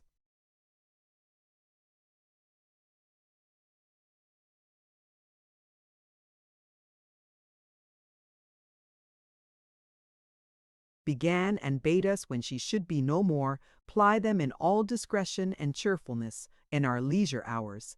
She said that if in harmless mirth and maidenly pursuits we passed those hours together, they would prove the happiest and most peaceful of our lives, and that if in later times we went forth into the world and mingled with its cares and trials, if allured by its temptations and dazzled by its glitter, we ever forgot that love and duty which should bind, in holy ties, the twaget de la victoire your lablo. "Well, it will glad at the head could." "Hell, Alice speaks truly, father," said the elder sister somewhat proudly, and so saying she resumed her work, as did the others. It was a kind of sampler of large size that each sister had before her. The device was of a complex and intricate description, and the pattern and colors of all 5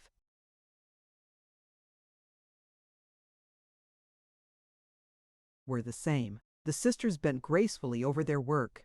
The monk, resting his chin upon his hands, looked from one to the other in silence. "How much better," he said at length, "to shun all such thoughts and chances, and, in the peaceful shelter of the church, devote your lives to heaven. Infancy, childhood, the prime of life, and old age wither as rapidly as they crowd upon each other. Think how human dust rolls onward to the tomb, and turning your faces steadily towards that goal, avoid the cloud which takes its rise among the pleasures of the world, and cheats the senses of their votaries. The veil, daughters, the veil. Never, sisters," cried Alice. "Barter not the light and air of heaven, and the freshness of earth, and all the beautiful things which breathe upon it, for the cold cloister and the cell. Nature's own blessings are the proper goods of life, and we may share them sinlessly together. To die is our heavy portion, but, oh, let us die.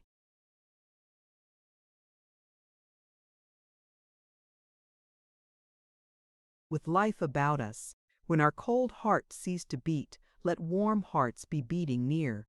Let our last look be upon the bounds which God has set to his own bright skies, and not on stone walls and bars of iron. Dear sisters, let us live and die, if you list, in this green garden's compass, only shun the gloom and sadness of a cloister, and we shall be happy.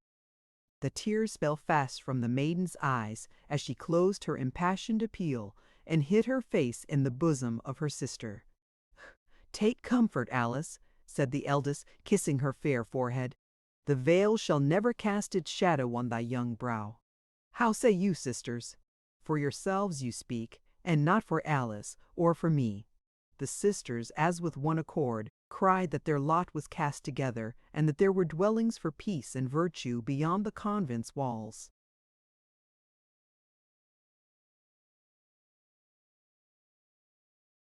"Father," said the eldest lady, rising with dignity, "you hear our final resolve.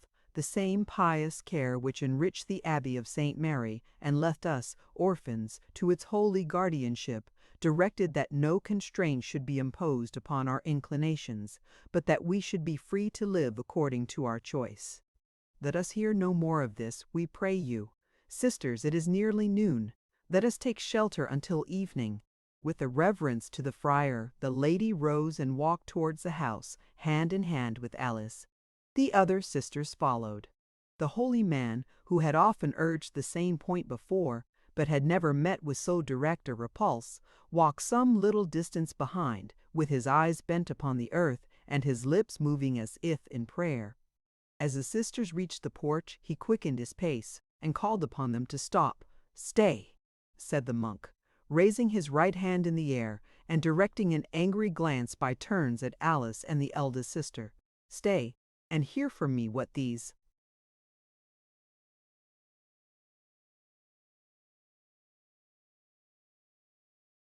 recollections are, which you would cherish above eternity, and awaken if in mercy they slumbered by means of idle toys. The memory of earthly things is charged, in afterlife, with bitter disappointment, affliction, death, with dreary change and wasting sorrow. The time will one day come when a glance at those unmeaning baubles will tear open deep wounds in the hearts of some among you, and strike to your inmost souls. When that hour arrives, and, mock me, come it will turn from the world to which you clung, to the refuge which you spurned. Find me the cell which shall be colder than the fire of mortals grows, when dimmed by calamity and trial, and there weep for the dreams of youth. These things are heaven's will, not mine," said the friar, subduing his voice as he looked round upon the shrinking girls. "The Virgin's blessing be upon you, daughters." With these words he disappeared through the postern, and the sisters hastening into the house were seen no more that day.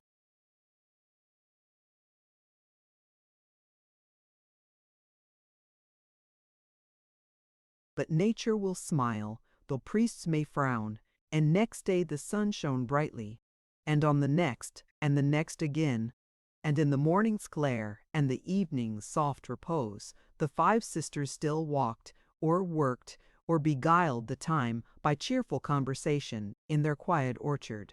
Time passed away as a tale that is told, faster indeed than many tales that are told, of which number I fear this may be one.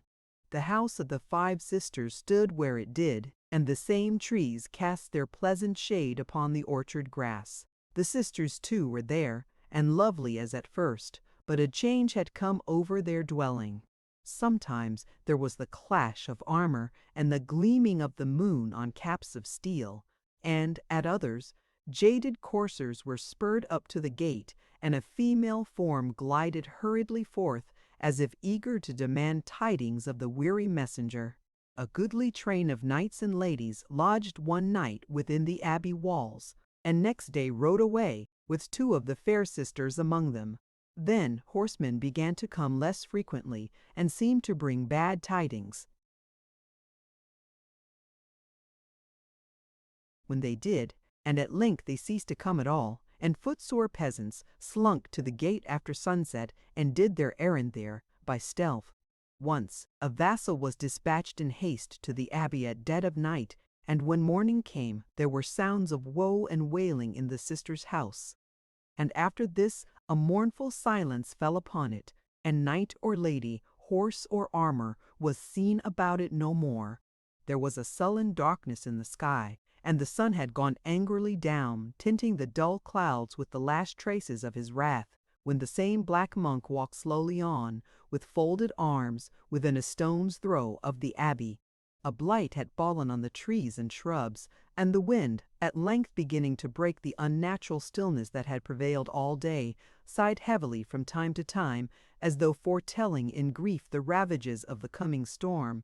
The bats skimmed in fantastic flights through the heavy air, and the ground was alive with crawling things, whose instinct brought them forth to swell and fatten in the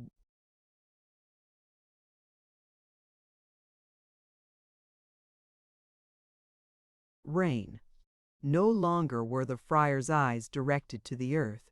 They were cast abroad and roamed from point to point, as if the gloom and desolation of the scene found a quick response in his own bosom. Again he paused near the sister's house, and again he entered by the postern.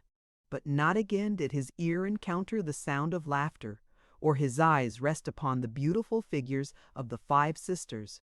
All was silent and deserted. The boughs of the trees were bent and broken, and the grass had grown long and rank. No light feet had pressed it for many, many a day. With the indifference or abstraction of one well accustomed to the change, the monk glided into the house and entered a low, dark room. 4 sisters sat there. Their black garments made their pale faces whiter still, and time and sorrow had worked deep ravages. They were stately yet, but the flush and pride of beauty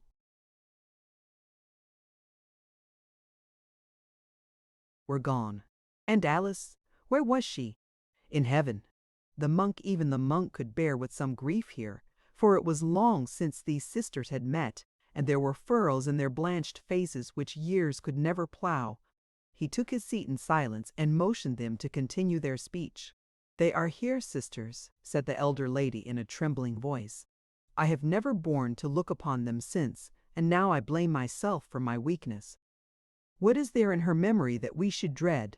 To call up our old days shall be a solemn pleasure yet." She glanced at the monk as she spoke, and, opening a cabinet, brought forth the 5 frames of work, completed long before. Her step was firm, but her hand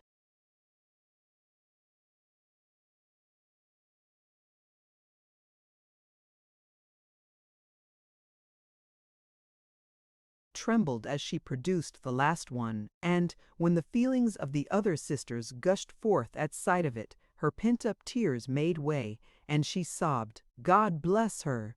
The monk rose and advanced towards them. "It was almost the last thing she touched in health," he said in a low voice. "It was!" cried the elder lady, weeping bitterly. The monk turned to the second sister. "The gallant youth who looked into thine eyes and hung upon thy very breath when first he saw thee intent upon this pastime, lies buried on a plain whereof the turf is red with blood. Rusty fragments of armor, once brightly burnished, lie rotting on the ground, and are as little distinguishable for his as are the bones that crumble in the mold." The lady groaned and wrung her hands. "The policy of courts," he continued, turning to the 2 other sisters, "drew ye from your peaceful home to scenes of revelry and splendor. The same policy and the restless ambition of proud and fiery men have sent ye back, widowed maidens and humbled outcasts. Do I speak truly?" The sobs of the 2 sisters were their only reply. "There is little need," said the monk, with a meaning look, "to fritter away the time in gewgaws which shall raise up the pale ghosts of hopes of early years. Bury them, heap penance and mortification on their heads, keep them down, and let the convent be their grave. The sisters asked for 3 days to deliberate, and felt that night as though the veil were indeed the fitting shroud for their dead joys. But morning came again.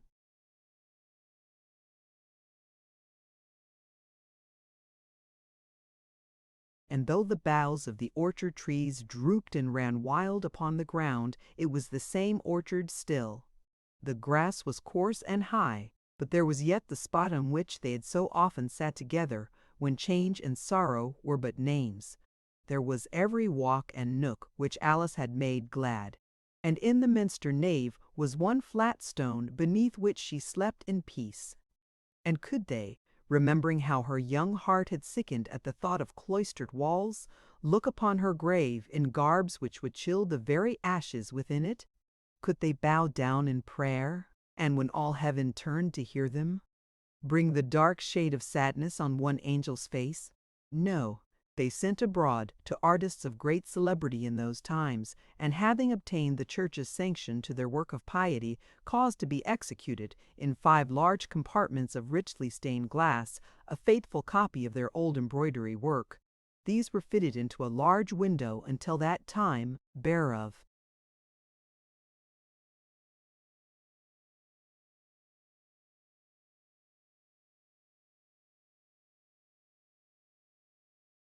ornament, and when the sun shone brightly, as she had so well loved to see it, the familiar patterns were reflected in their original colors, and throwing the stream of brilliant light upon the pavement, fell warmly on the name of Alice.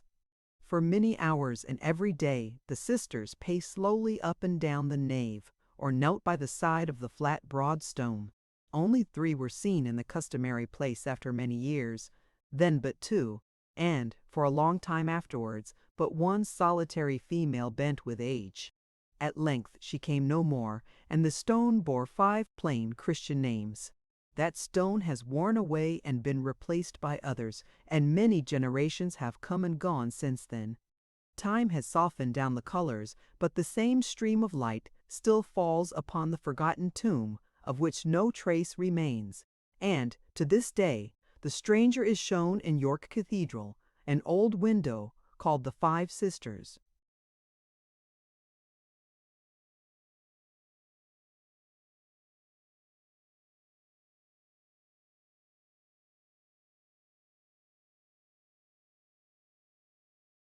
"That's a melancholy tale," said the merry-faced gentleman, emptying his glass.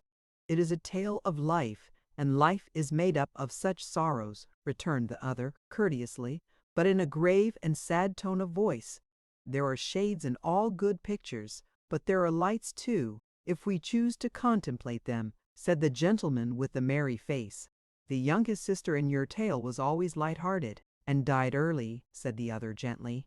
"She would have died earlier, perhaps, had she been less happy," said the first speaker with much feeling. "Do you think the sisters who loved her so well would have grieved the less if her life had been one of gloom and sadness? If anything could soothe the first sharp pain of a heavy loss, it would be with me the reflection that those I mourned, by being innocently happy here, and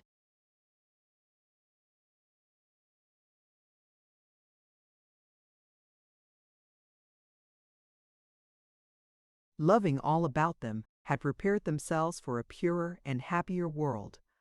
The sun does not shine upon this fair earth to meet frowning eyes, depend upon it." "I believe you are right," said the gentleman who had told the story. "Believe," retorted the other. "Can anybody doubt it? Take any subject of sorrowful regret, and see with how much pleasure it is associated. The recollection of past pleasure may become pain." "It does," interposed the other. "Well, it does. To remember happiness which cannot be restored is pain, but of a softened kind. Our recollections are unfortunately mingled with much that we deplore, and with many actions which we bitterly repent. Still, in the most checkered life, I firmly think there are so many little rays of sunshine to look back upon, that I do not believe any mortal, unless he had put himself without the pale of hope, would deliberately drain a goblet of the waters of Lethe, if he had it in his power. Possibly you are correct in that belief, said the gray-haired gentleman after a short reflection. I am inclined to think you are. Why, then, replied the other, the good in this state of existence preponderates over the bad, let miscalled philosophers tell us what they will. If our affections be tried, our affections are our consolation and comfort, and memory, however sad, is the best and purest link between this world and a better. But come, I'll tell you a story of another kind. After a very brief silence, the merry-faced gentleman sent round the punch, and glancing slyly at the fastidious lady, who seemed desperately apprehensive that he was going to relate something improper, began. The Baron of Grogsdejeweg, the Baron von Colt without, of Grogsweg in Germany, was as likely a young baron as you would wish to see. I needn't say that he lived in the castle, because that's of course, neither need I say that he lived in an old castle, for what German baron ever lived in a new one? There were many strange circumstances connected with this venerable building, among which not the least startling and mysterious were, that when the wind blew, it rumbled in the chimneys, or even howled among the trees in the neighboring forest, and that when the moon shone, she found her way through certain small loopholes in the wall, and actually made some parts of the wide halls and galleries quite light, while she left others in gloomy shadow. I believe that one of the baron's ancestors, being short of money, had inserted a dagger in a gentleman who called one night to ask his way, and it was supposed that these miraculous occurrences took place in consequence. And yet I hardly know how that could have been either, because the baron's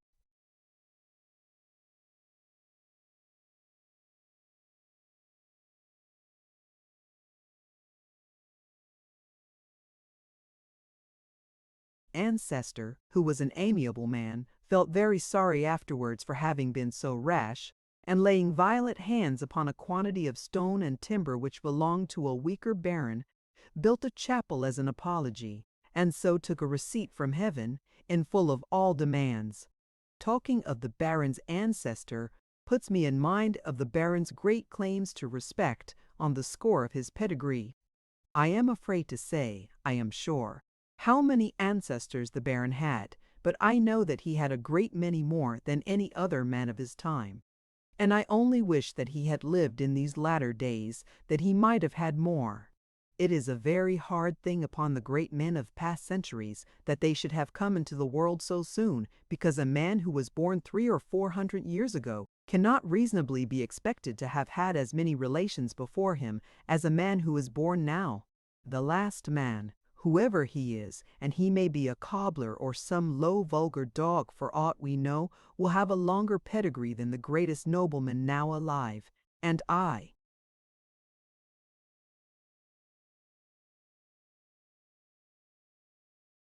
contend that this is not fair. Well, but the Baron von Coldwithout of Grogswig. He was a fine swarthy fellow with dark hair and large mustachios, who rode a hunting in clothes of Lincoln green, with russet boots on his feet, and a bugle slung over his shoulder like the guard of a long stage.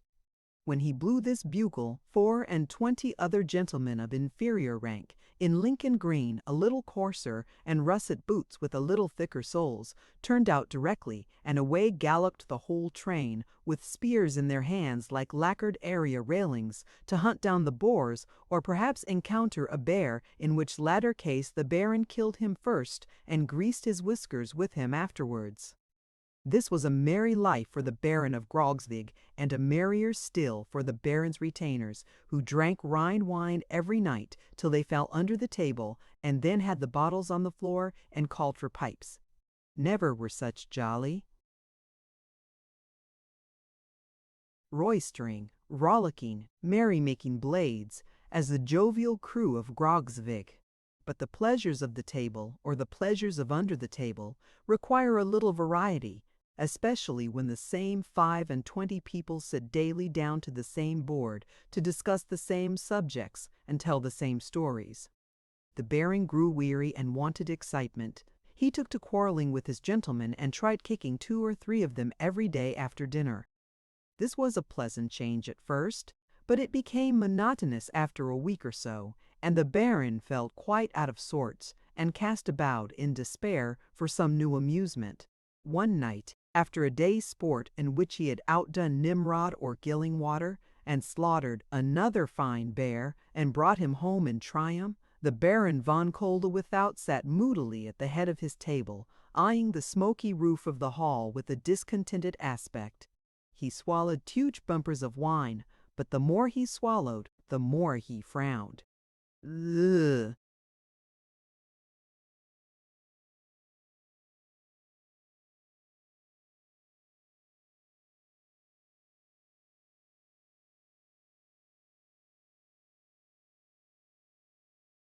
Gentleman who had been honored with the dangerous distinction of sitting on his right and left, imitated him to a miracle in the drinking, and frowned at each other. "I will," cried the Baron suddenly, smiting the table with his right hand and twirling his moustache with his left, "fill to the Lady of Grogzvig." The 24 Lincoln greens turned pale, with the exception of their 24 noses, which were unchangeable. "I said to the Lady of Grogzvig," repeated the Baron, looking round the board. "To the Lady of Grogzvig," shouted the Lincoln greens, and down their 24 throats went 24 imperial pints of such rare old hock that they smacked their 48 lips and winked again. The fair daughter of the Baron von Swillenhausen sit cold without.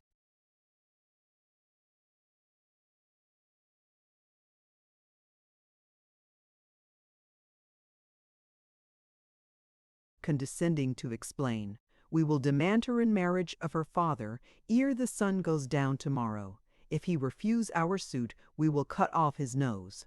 A hoarse murmur arose from the company. Every man touched, first the hilt of his sword and then the tip of his nose with appalling significance.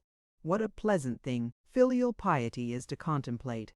If the daughter of the Baron von Swillenhausen had pleaded a preoccupied heart, or fallen at her father's feet and corned them in salt tears, or only fainted away and complimented the old gentleman in frantic ejaculations, the odds are 100 to 1, but Swillenhausen Castle would have been turned out at window, or rather the Baron turned out at window, and the castle demolished.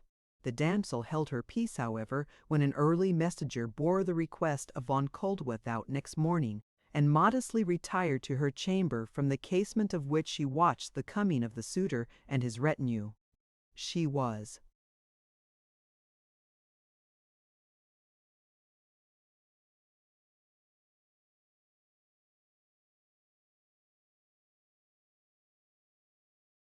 No sooner assured that the horseman with the large mustachios was her proffered husband than she hastened to her father's presence and expressed her readiness to sacrifice herself to secure his peace. The venerable Baron caught his child to his arms and shed a wink of joy. There was great feasting at the castle that day. The 24 Lincoln greens of von Koldewithout exchanged vows of eternal friendship with 12 Lincoln greens of von Swillenhausen, and promised the old Baron that they would drink his wine till all was blue, meaning probably until their whole countenances had acquired the same tint as their noses. Everybody slapped everybody else's back when the time for parting came, and the Baron von Koldewithout and his followers rode gaily home. For 6 mortal weeks the bears and boars had a holiday. The houses of Koldewithout and Swillenhausen were united, the spears rusted, and the Baron's bugle grew hoarse for lack of blowing. Those were great times for the 24, but, alas! Their high and palmy days had taken boots to themselves, and were already walking off. "My dear," said the Baroness. "My love," said the Baron. "Those coarse noisy men, which, ma'am?" said the Baron, starting. The Baroness pointed, from the window at which they stood, to the courtyard beneath, where the unconscious Lincoln greens were taking a copious stirrup-cup, preparatory to issuing forth after a boar or two. "My hunting train, ma'am," said the Baron. "Disband them, love," murmured the Baroness. "Disband them," cried the Baron in amazement. "To please me, love," replied the Baroness. "To please the devil, ma'am," answered the Baron. Whereupon the Baroness uttered a great cry and swooned away at the Baron's feet. What could the Baron do? He called for the lady's maid and roared for the doctor, and then, rushing into the yard, kicked the 2 Lincoln greens who were the most used to it, and cursing the others all round, bade them go, but never mind where. I don't know the German for it, or I would put it delicately that way. It is not for me to say by what means or by what degrees some wives manage to keep down some husbands as they do, although I may have my private opinion on the subject, and may think that no member of Parliament ought to be married, inasmuch as 3 married members out of every 4 must vote according to their wives' consciences, if there be such things, and not according to their own. All I need say just now of thumb just nat nittle by bon bets it out, and that, little by little, and day by day, and year by year, the Baron got the worst of some disputed question, or was slyly unhorsed from some old hobby, and that by the time he was a fat hearty fellow of 48 or thereabouts, he had no feasting, no hunting triton not, als hocoid, had frick korsveden that mat.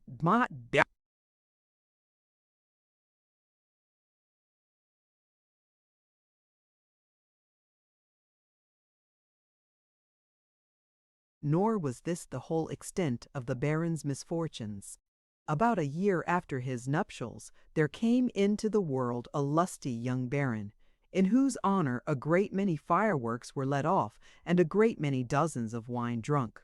But next year there came a young Baroness, and next year another young Baron, and so on every year, either a Baron or Baroness, and one year both together, until the Baron found himself the father of a small family of 12. Upon every one of these anniversaries, the venerable Baroness von Swillenhausen was nervously sensitive for the well-being of her child, the Baroness von Koldwithout, and although it was not found that the good lady ever did anything material towards contributing to her child's recovery, still she made it a point of duty to be as nervous as possible at the castle of Grogsvig, and to divide her time between moral observations on the Baron's housekeeping and bewailing the hard lot of her unhappy daughter. And if the Baron of Grogsvig, a little hurt and irritated at this, took heart, and ventured to suggest that his wife was at least the worse off than the wives of other barons, the Baroness von Swillenhausen begged all persons to take notice that nobody but she sympathized with her dear daughter's sufferings, upon which her relations and friends remarked that to be sure she did cry a great deal more than her son-in-law, and that if there were a hard-hearted brute alive, it was that Baron of Grogsvig alive, it was that Baron of Grogsvig. The poor Baron bore it all as long as he could, and when he could bear it no longer lost his appetite and his spirits, and sat himself gloomily and dejectedly down. But there were worse troubles yet in store for him, and as they came on, his melancholy and sadness increased. Times changed, he got into debt. The Grubswig coffers ran low, though the Swillenhausen family have looked upon them as inexhaustible. And just when the Baroness was on the point of making a 13th addition to the family pedigree, von Koldwithout discovered that he had no means of replenishing them.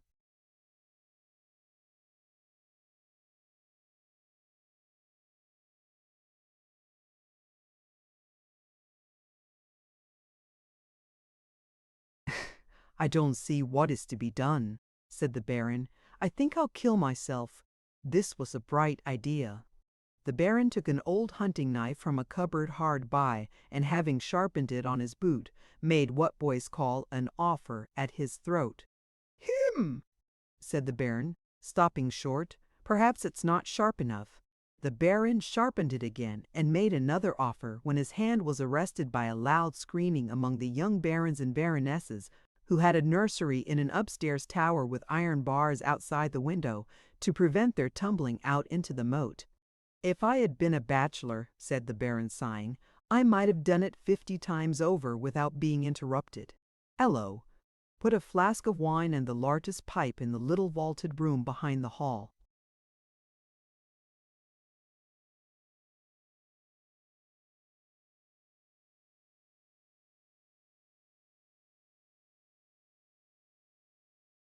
One of the domestics, in a very kind manner, executed the Baron's order in the course of half an hour or so, and Von Koeldwethout, being apprised thereof, strode to the vaulted room, the walls of which, being of dark shining wood, gleamed in the light of the blazing logs which were piled upon the hearth. The bottle and pipe were ready, and, upon the whole, the place looked very comfortable. "Leave the lamp," said the Baron. "Anything else, my lord?" inquired the domestic. "The room," replied the Baron. The domestic obeyed, and the Baron locked the door. "I'll smoke a last pipe," said the Baron, "and then I'll be off." So, putting the knife upon the table till he wanted it, and tossing off a goodly measure of wine,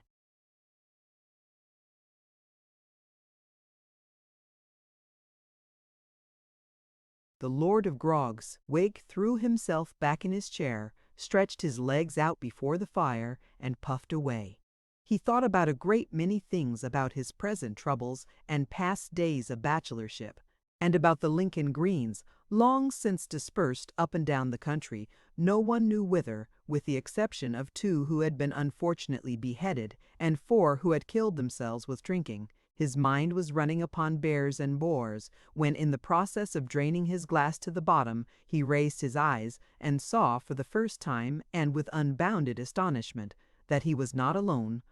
No, he was not, for, on the opposite side of the fire, there sat with folded arms a wrinkled, hideous figure, with deeply sunken, bloodshot eyes, and an immensely long, cadaverous face, shadowed by jagged and matted locks of coarse black hair. He wore a kind of tunic of a dull bluish color, which the Baron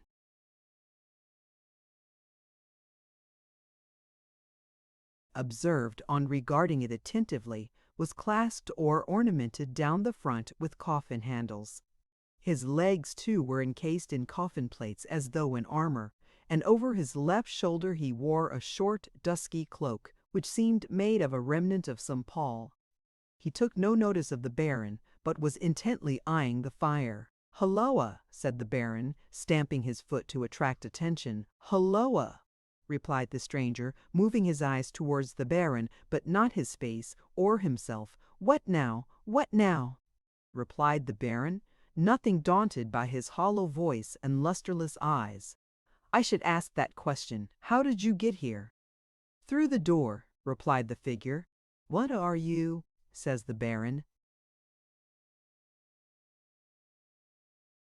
"A man," replied the figure. "I don't believe it," says the Baron. "Disbelieve it then," says the figure. "I will," rejoined the Baron. The figure looked at the bold Baron of Grogzwig for some time, and then said familiarly, "There's no coming over you, I see. I'm not a man." "What are you, then?" asked the Baron. "A genius," replied the figure.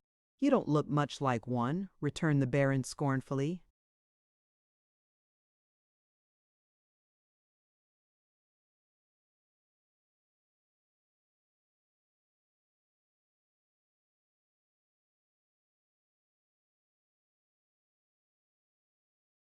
"I am the genius of despair and suicide," said the apparition. "Now you know me."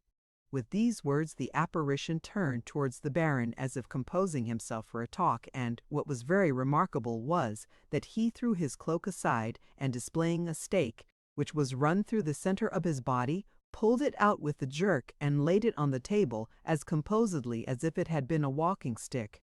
"Now," said the figure, glancing at the hunting knife, "are you ready for me?" "Not quite," rejoined the Baron. "I must finish this pipe first."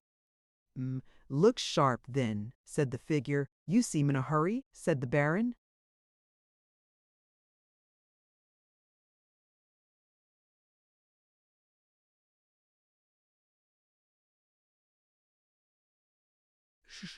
"Why, yes, I am," answered the figure.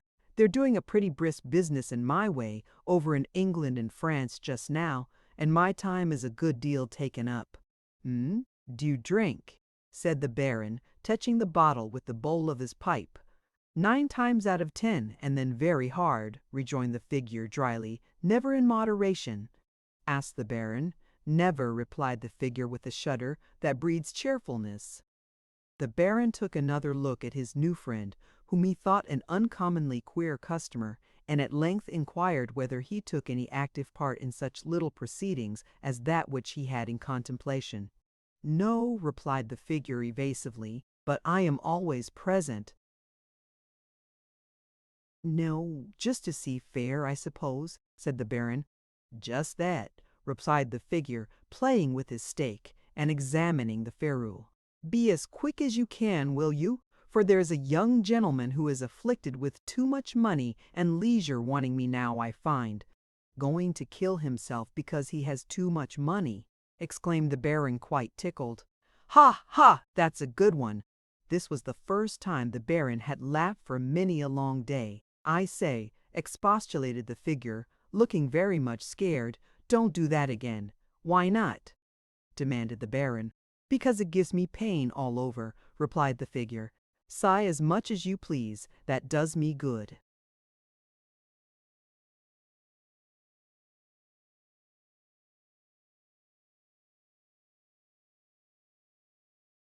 The Baron sighed mechanically at the mention of the word.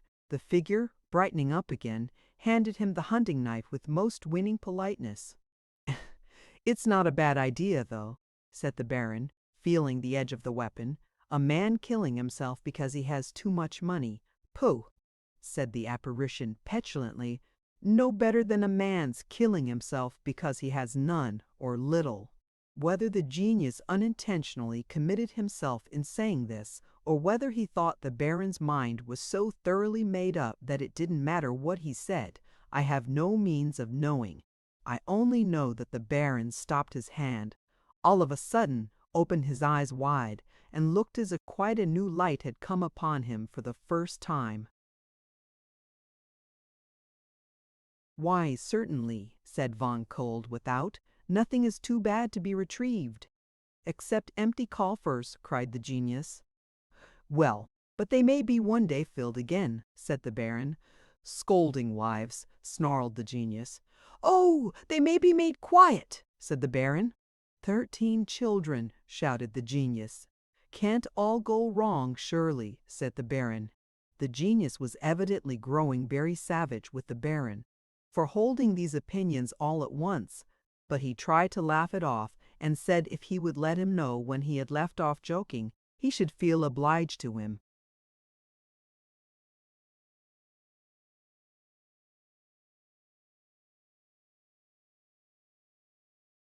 "But I am not joking. I was never farther from it," remonstrated the Baron. "Coot mumble, I am glad to hear that," said the genius, looking very grim, "because a joke, without any figure of speech, is the death of me. Come, quit this dreary world at once." "Humph, I don't know," said the Baron, playing with the knife. "It's a dreary one, certainly, but I don't think yours is much better, for you have not the appearance of being particularly comfortable. That puts me in mind, what security have I that I shall be any the better for going out of the world after all?" he cried, starting up. "I never thought of that." "Miss Batch," cried the figure, gnashing his teeth. "Keep off," said the Baron. "I'll brood over miseries no longer, but put a good face on the matter, and try the fresh air and the bears again, and if that don't do,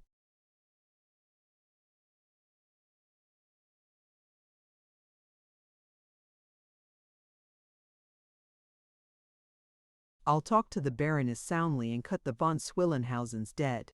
With this the Baron fell into his chair, and laughed so loud and boisterously that the room rang with it.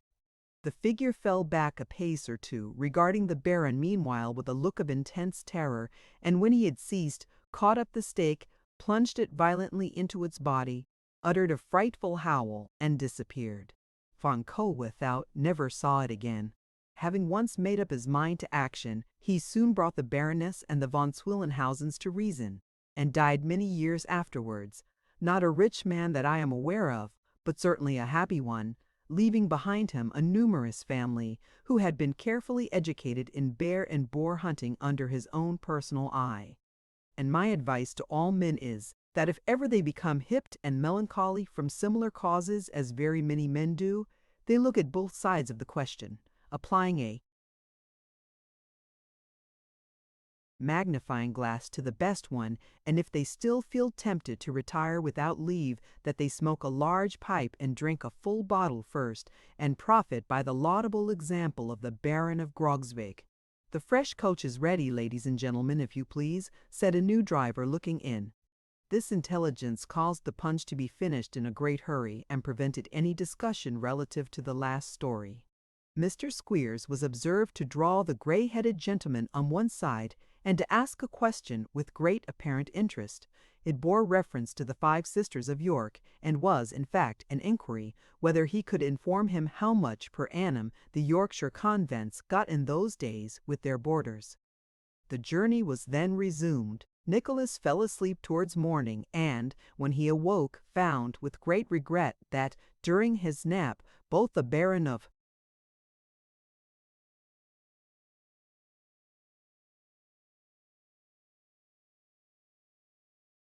Grogsbeek and the grey-haired gentleman had got down and were gone. The day dragged on uncomfortably enough. At about 6 o'clock that night, he and Mr. Squeers and the little boys and their united luggage were all put down together at the George and New Inn, Greta Bridge.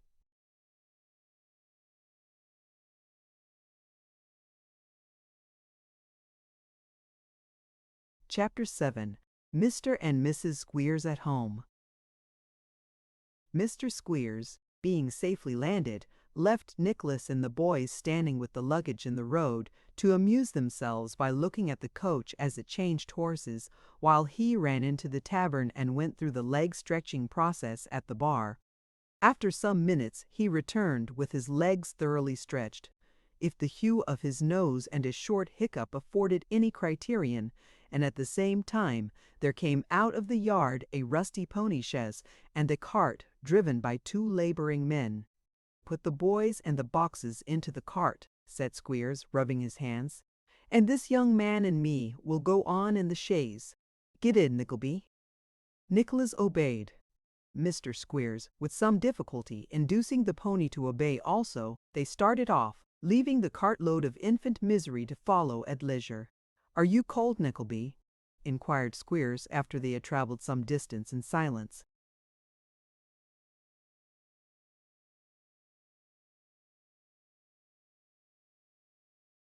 "Rather, sir, I must say." "Well, I don't find fault with that," said Squeers. "It's a long journey this weather." "Is it much farther to Dotheboys Hall, sir?" asked Nicholas. "About 3 mile from here," replied Squeers. "But you needn't call it a hall down here." Nicholas coughed, as if he would like to know why. "The fact is, it ain't a hall," observed Squeers dryly. "Oh, indeed," said Nicholas, whom this piece of intelligence much astonished. "No," replied Squeers.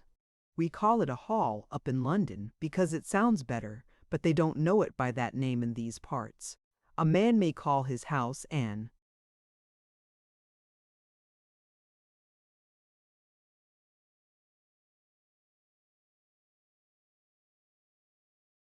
island if he likes. There is no Act of Parliament against that, I believe?" "I believe not, sir," rejoined Nicholas. Squeers eyed his companion slyly, at the conclusion of this little dialogue, and finding that he had grown thoughtful and appeared in no wise disposed to volunteer any observations, contented himself with lashing the pony until they reached their journey's end. "Jump out," said Squeers. "Hello there! Come and put this horse up. Be quick, will you?"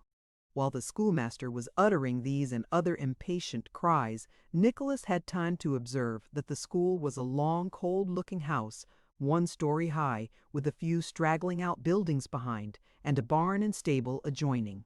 After the lapse of a minute or two, the noise of somebody unlocking the yard gate was heard, and presently a tall, lean boy, with a lantern in his hand, issued forth. "Is that you, Smike?" cried Squeers. "Yes, sir," replied the boy. "Then why the devil didn't you come before?" "Please, sir, I fell asleep over the fire," answered Smike, with humility. "Fire? What fire? What's there a fire? Where's there a fire?" demanded the schoolmaster sharply. "Only in the kitchen, sir," replied the boy. "Missus said as I was sitting up, I might go in there for a warm." "Your missus is a fool," retorted Squeers. "You'd have been a deuced deal more wakeful in the cold, I'll engage."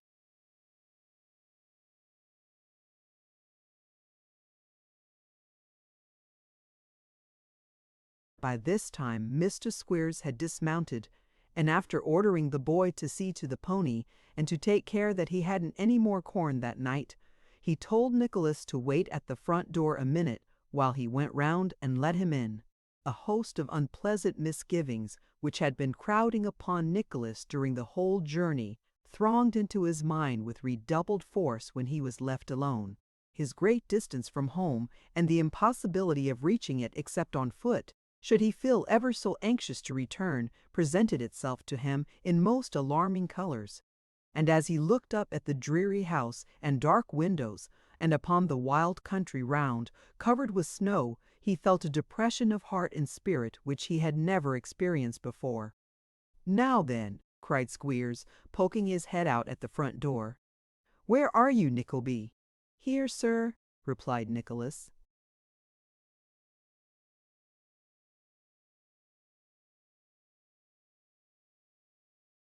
"Come in, then," said Squeers. "The wind blows in at this door, fit to knock a man off his legs." Nicholas sighed and hurried in. Mr. Squeers, having bolted the door to keep it shut, ushered him into a small parlour scantily furnished with a few chairs, a yellow map hung against the wall, and a couple of tables, one of which bore some preparations for supper, while on the other a tutor's assistant, a Murray's grammar, half a dozen cards of terms, and a worn letter directed to Wackford Squeers, Esquire, were arranged in picturesque confusion. They had not been in this apartment a couple of minutes when a female bounced into the room, and, seizing Mr. Squeers by the throat, gave him 2 loud kisses, one close after the other, like a postman's knock.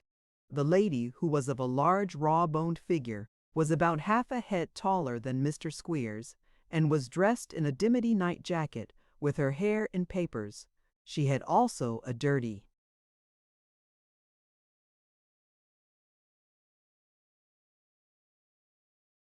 nightcap on, relieved by a yellow cotton handkerchief which tied it under the chin.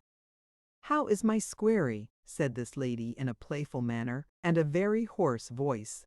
"Quite well, my love," replied Squeers. "How's the cows?" "All right, every one of 'em," answered the lady. "And the pigs?" said Squeers. "As well as they were when you went away." "Come, that's a blessing," said Squeers, pulling off his great coat. "The boys are all as they were, I suppose?" "Oh yes, they're well enough," replied Mrs. Squeers, snappishly. "That young Pitcher's had a fever."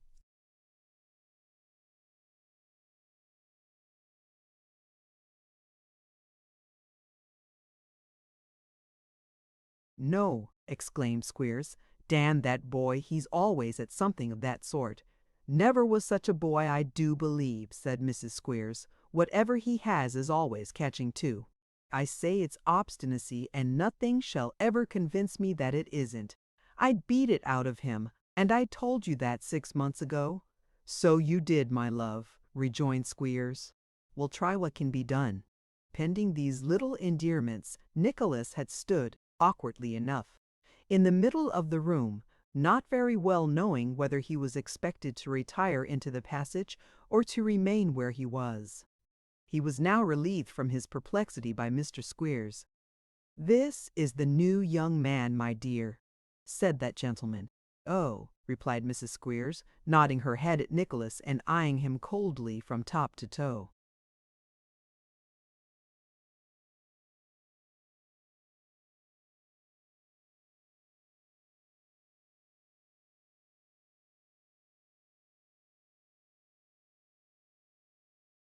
"He'll take a meal with us tonight," said Squeers, "and go among the boys tomorrow morning. You can give him a shakedown here tonight, can't you?" "We must manage it somehow," replied the lady. "You don't much mind how you sleep, I suppose, sir?" "No, indeed," replied Nicholas. "I am not particular." "That's lucky," said Mrs. Squeers. And as the lady's humour was considered to lie chiefly in retort, Mr. Squeers laughed heartily, and seemed to expect that Nicholas should do the same. After some further conversation between the master and mistress relative to the success of Mr. Squeers's trip, and the people who had paid, and the people who had made default in payment, a young servant girl brought in a Yorkshire pie and some cold beef, which being set upon the table, the boy Smike appeared with.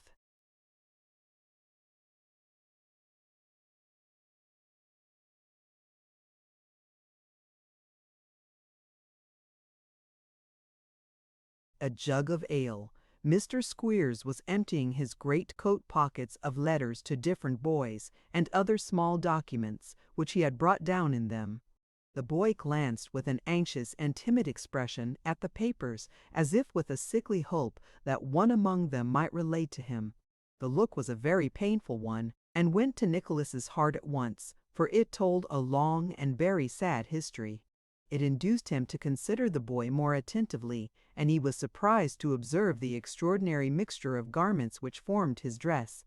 Although he could not have been less than 18 or 19 years old, and was tall for that age, he wore a skeleton suit, such as is usually put upon very little boys, and which, though most absurdly short in the arms and legs, was quite wide enough for his attenuated frame. In order that the lower part of his legs might be in perfect keeping with this singular dress, he had a very large pair of boots.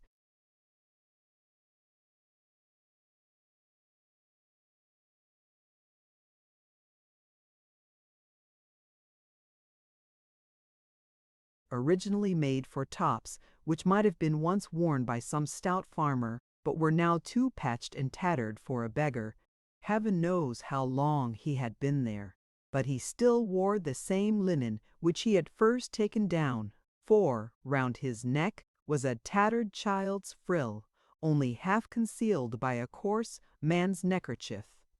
He was lame, and as he feigned to be busy in arranging the table, glanced at the letters with a look so keen and yet so dispirited and hopeless that Nicholas could hardly bear to watch him. "What are you bothering about there, Smike?" cried Mrs. Squeers. "Let the things alone, can't you?" "Eh?" said Squeers, looking up. "Oh, it's you, is it?"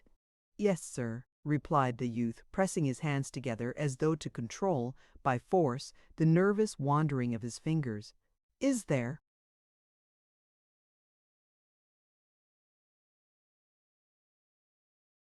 "Well," said Squeers, "have you did anybody has nothing been heard about me?" "Devil a bit," replied Squeers testily. The lad withdrew his eyes and, putting his hand to his face, moved towards the door. "Not a word," resumed Squeers, "and never will be. Now this is a pretty sort of thing, isn't it? That you should have been left here all these years, and no money paid after the first 6, nor no notice taken, nor no clue to be got who you belong to. It's a pretty sort of thing that I should have to feed a great fellow like you, and never hope to get 1 penny for it, isn't it?"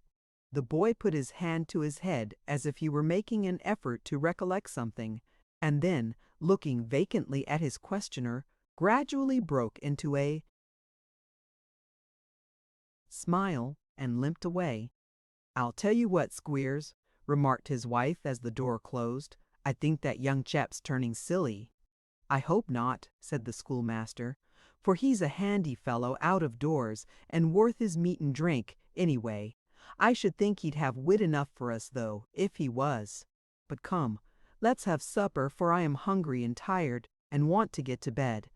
This reminder brought in an exclusive steak for Mr. Squeers, who speedily proceeded to do it ample justice. Nicholas drew up his chair, but his appetite was effectually taken away. "How's the steak, Squeers?" said Mrs. S. "Tender as a lamb," replied Squeers. "Have a bit."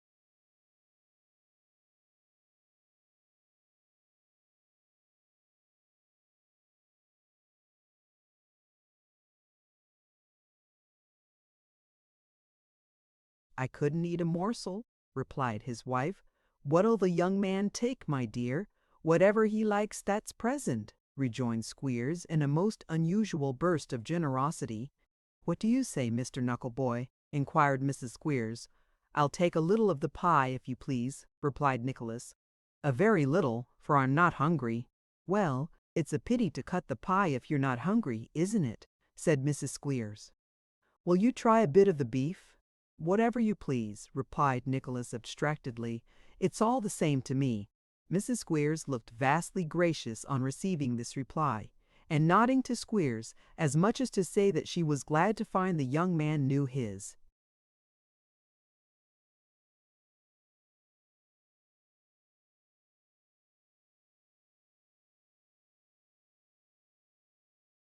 station, assisted Nicholas to a slice of meat with her own fair hands. Ale, Squarey? Inquired the lady, winking and frowning to give him to understand that the question propounded was whether Nicholas should have ale, and not whether he, Squeers, would take any. Certainly, said Squeers, retelegraphing in the same manner. A glassful. So Nicholas had a glassful, and being occupied with his own reflections, drank it in happy innocence of all the foregone proceedings. Uncommon juicy steak that, said Squeers as he laid down his knife and fork after plying it in silence for some time. It's prime meat, rejoined his lady. I bought a good large piece of it myself on purpose for.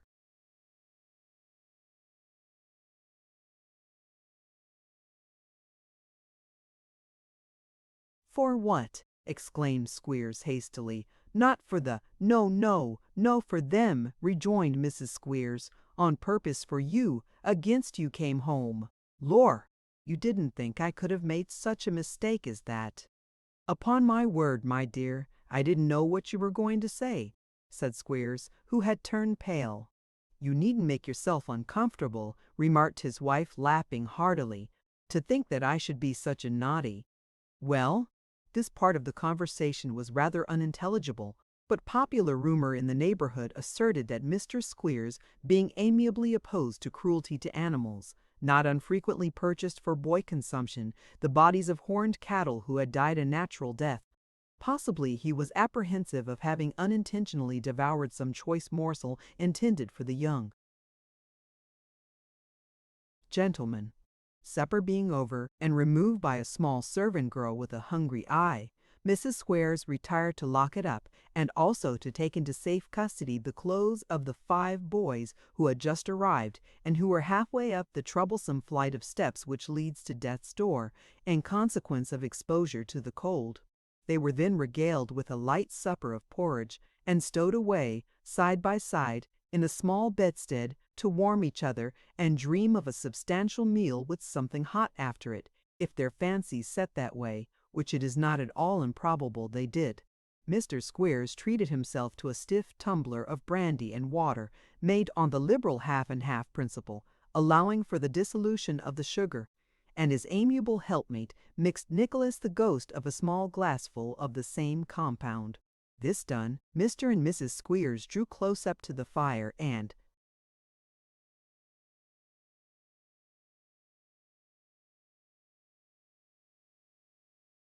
sitting with their feet on the fender, talked confidentially in whispers, while Nicholas, taking up the tutor's assistant, read the interesting legends in the miscellaneous questions and all the figures into the bargain with as much thought or consciousness of what he was doing as if he had been in a magnetic slumber. At length Mr. Squeers yawned fearfully and opined that it was high time to go to bed, upon which signal Mrs. Squeers and the girl dragged in a small straw mattress and a couple of blankets and arranged them into a couch for Nicholas. "We'll put you into your regular bedroom tomorrow, Nickleby," said Squeers. "Let me see. Who sleeps in Brooks's bed, my dear?" "In Brooks's," said Mrs. Squeers, pondering. "There's Jennings, Little Boulder, Graymarsh, and what's his name?"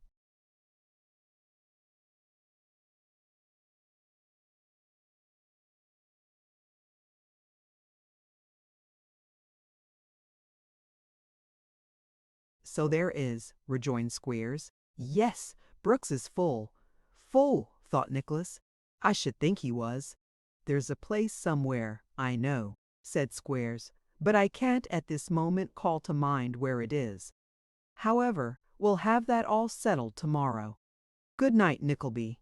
7 o'clock in the morning, mind." "I shall be ready, sir," replied Nicholas. "Good night."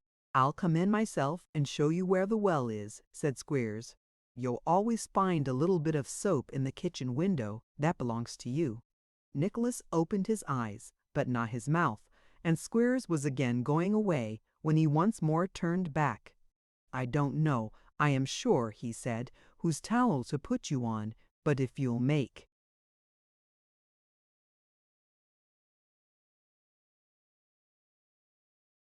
shift with something tomorrow morning, Mrs. Squeers will arrange that in the course of the day. My dear, don't forget."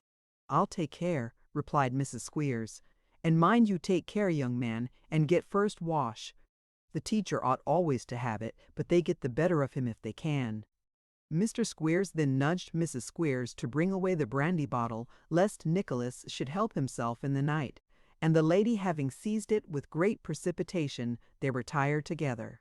Nicholas, being left alone, took half a dozen turns up and down the room in a condition of much agitation and excitement, but, growing gradually calmer, sat himself down in a chair, and mentally resolved that, come what come might, he would endeavor, for a time, to bear whatever wretchedness might be in store for him, and that, remembering the helplessness of his mother and sister, he would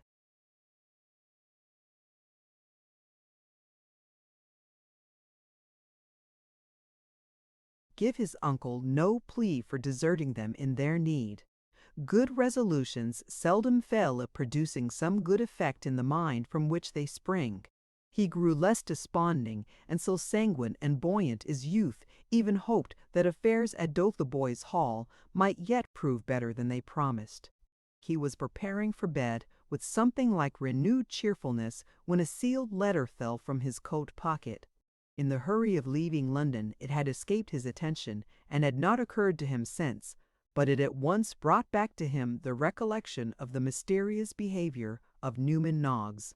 "Dear me," said Nicholas, "what an extraordinary hand!" It was directed to himself, was written upon very dirty paper, and in such cramped and crippled writing as to be almost illegible. After great difficulty and much puzzling he contrived to read as follows: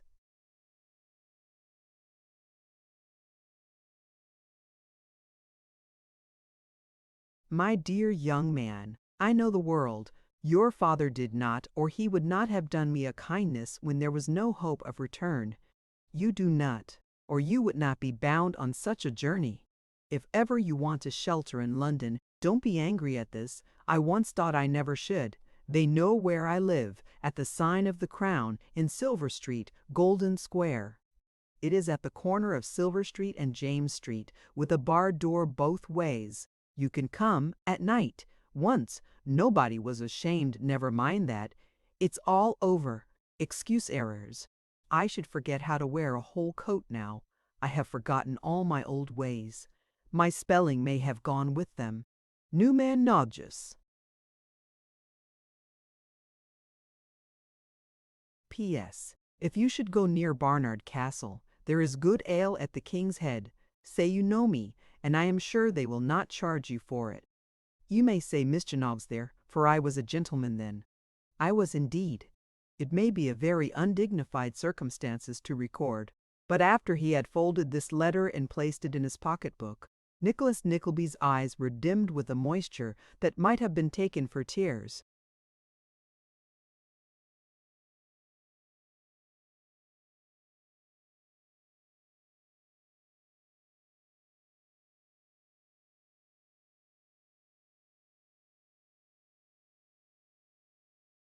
Chapter 8.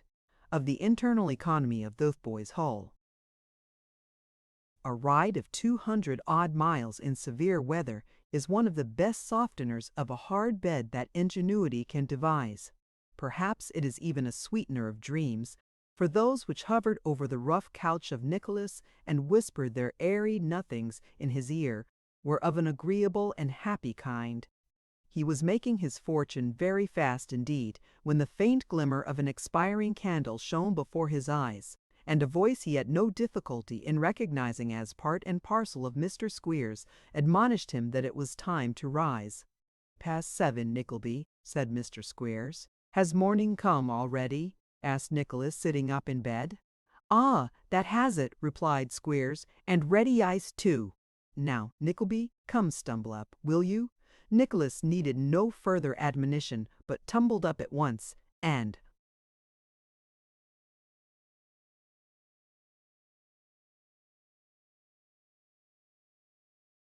proceeded to dress himself by the light of the taper, which Mr. Squeers carried in his hand. "Here's a pretty go," said that gentleman. "The pumps froze, indeed," said Nicholas, not much interested in the intelligence. "Yes," replied Squeers. "You can't wash yourself this morning?" "Not wash myself!" exclaimed Nicholas. "No, not a bit of it," rejoined Squeers tartly. "So you must be content with giving yourself a dry polish till we break the ice in the well and can get a bucketful out for the boys. Don't stand staring at me, but do look sharp, will you?" Offering no further observation, Nicholas huddled on his clothes. Squeers, meanwhile, opened the shutters and blew the candle out, when the voice of his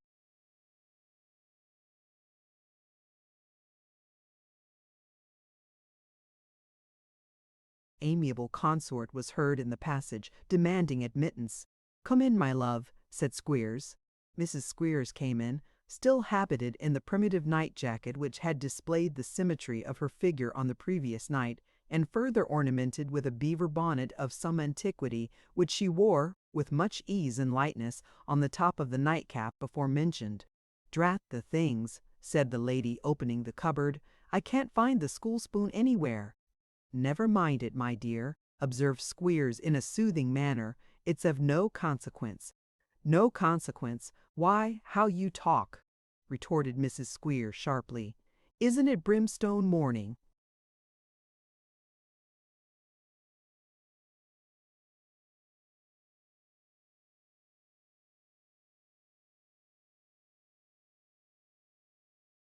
"I forgot, my dear," rejoined Squeers. "Yes, it certainly is. We purify the boys' bloods now and then, Nickleby." "Purify fiddlesticks' ends," said his lady. "Don't think, young man, that we go to the expense of flour of brimstone and molasses just to purify them, because if you think we carry on the business in that way, you'll find yourself mistaken, and so I tell you plainly."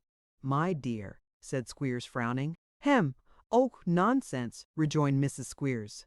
"If the young man comes to be a teacher here, let him understand at once that we don't want any foolery about the boys.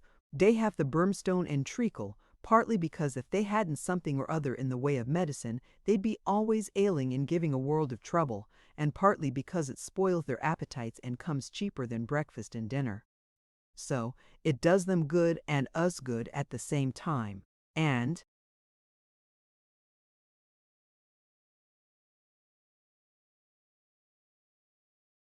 that's fair enough, I'm sure." Having given this explanation, Mrs. Squeers put her head into the closet and instituted a stricter search after the spoon, in which Mr. Squeers assisted. A few words passed between them while they were thus engaged, but as their voices were partially stifled by the cupboard, all that Nicholas could distinguish was, that Mr. Squeers said what Mrs. Squeers said what Mrs. Squeers had said was injudicious, and that Mrs. Squeers said what Mr. Squeers said was stuff. A vast deal of searching and rummaging ensued, and it proving fruitless, Smike was called in and pushed by Mrs. Squeers and boxed by Mr. Squeers, which course of treatment, brightening his intellects, enabled him to suggest that possibly Mrs. Squeers might have the spoon in her pocket, as indeed turned out to be the case. As Mrs. Squeers had previously protested, however, that she was quite certain she had not got it, Smike received another box on the ear for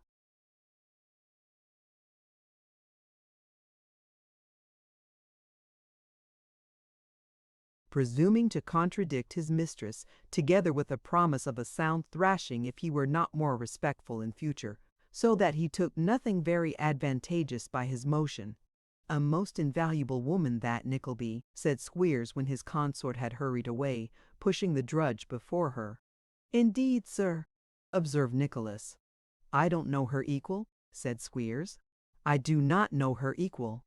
That woman Nickleby is always the same, bustling, lively, active, saving creature that you see her now." Nicholas sighed involuntarily at the thought of the agreeable domestic prospect thus open to him, but Squeers was, fortunately, too much occupied with his own reflections to perceive it. "It's my way to say, when I am up in London," continued Squeers, "that to them boys she is a mother. But she is more than a mother to them, 10 times more. She does things for them boys, Nickleby, that I don't believe half the mothers going would do for their own sons." "I should think they would not, sir," answered Nicholas. Now the fact was that both Mr. and Mrs. Squeers viewed the boys in the light of their proper and natural enemies. Or, in other words, they held and considered that their business and profession was to get as much from every boy as could by possibility be screwed out of him.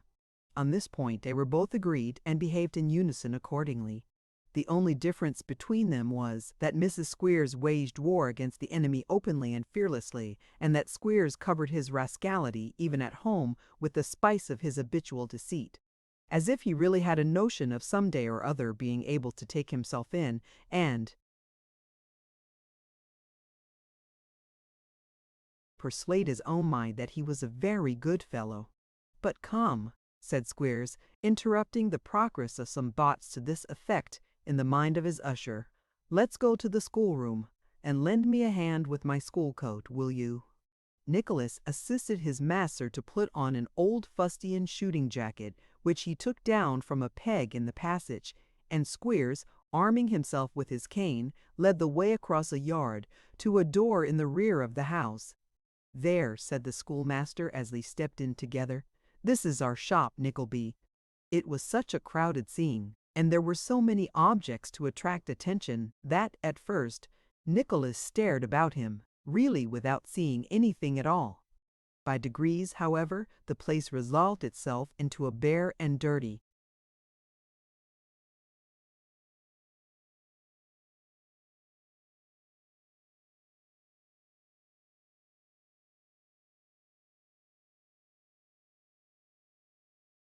room, with a couple of windows, whereof a tenth part might be of glass, the remainder being stopped up with old copybooks and paper. There were a couple of long old rickety desks, cut and notched, and inked, and damaged in every possible way, 2 or 3 forms, a detached desk for Squeers, and another for his assistant. The ceiling was supported, like that of a barn, by cross beams and rafters, and the walls were so stained and discolored that it was impossible to tell whether they had ever been touched with paint or whitewash. But the pupils, the young noblemen, how the last faint traces of hope, the remotest glimmering of any good to be derived from his efforts in this den, faded from the mind of Nicholas as he looked in dismay around. Pale and haggard faces, lank and bony figures, children with the countenances of old men, deformities with irons upon their limbs, boys of stunted growth, and others whose long meagre legs would hardly bear their stooping bodies, all crowded on the view together. There were the bleared eye, the hare lip, the crooked foot, and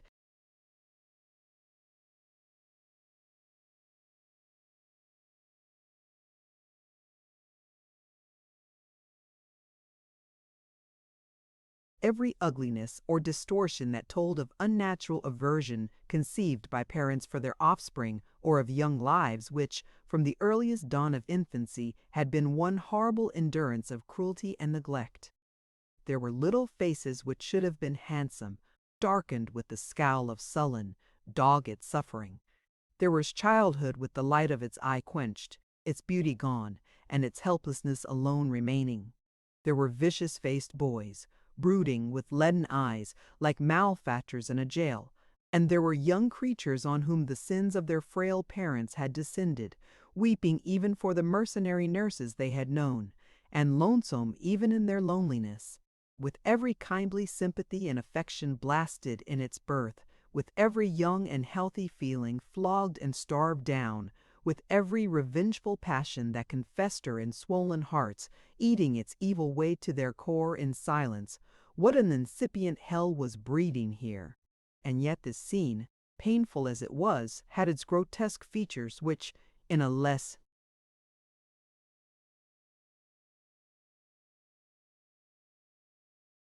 interested observer than Nicholas, might have provoked a smile.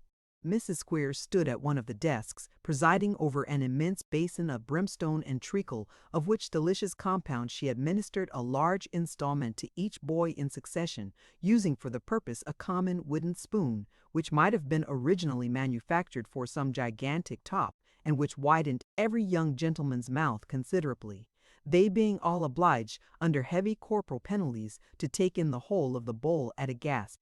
Under heavy corporal penalties, to take in the whole of the bowl at. In another corner, huddled together for companionship, were the little boys who had arrived on the preceding night, 3 of them in very large leather breeches, and 2 in old trousers, a something tighter fit than drawers are usually worn. At no great distance from these was seated the juvenile son and heir of Mr. Squeers, a striking likeness of his father, kicking, with great vigor, under the hands of Smike, who was fitting upon him a pair of new boots that bore a most suspicious resemblance to those which the white leader of the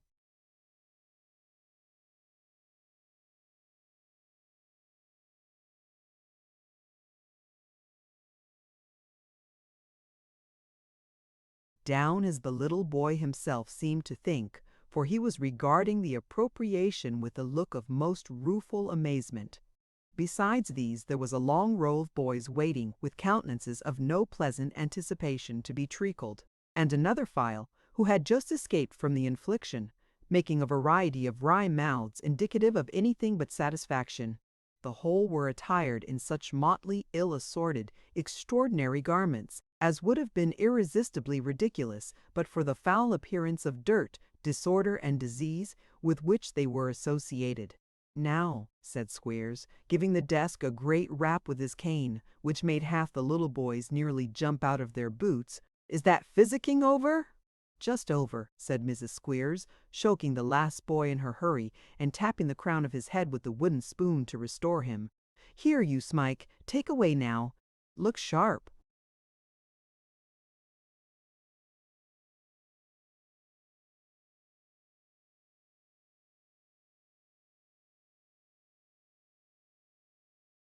Smike shuffled out with the basin, and Mrs. Squeers, having called up a little boy with a curly head, and wiped her hands upon it, hurried out after him into a species of wash-house, where there was a small fire and a large kettle, together with a number of little wooden bowls which were arranged upon a board.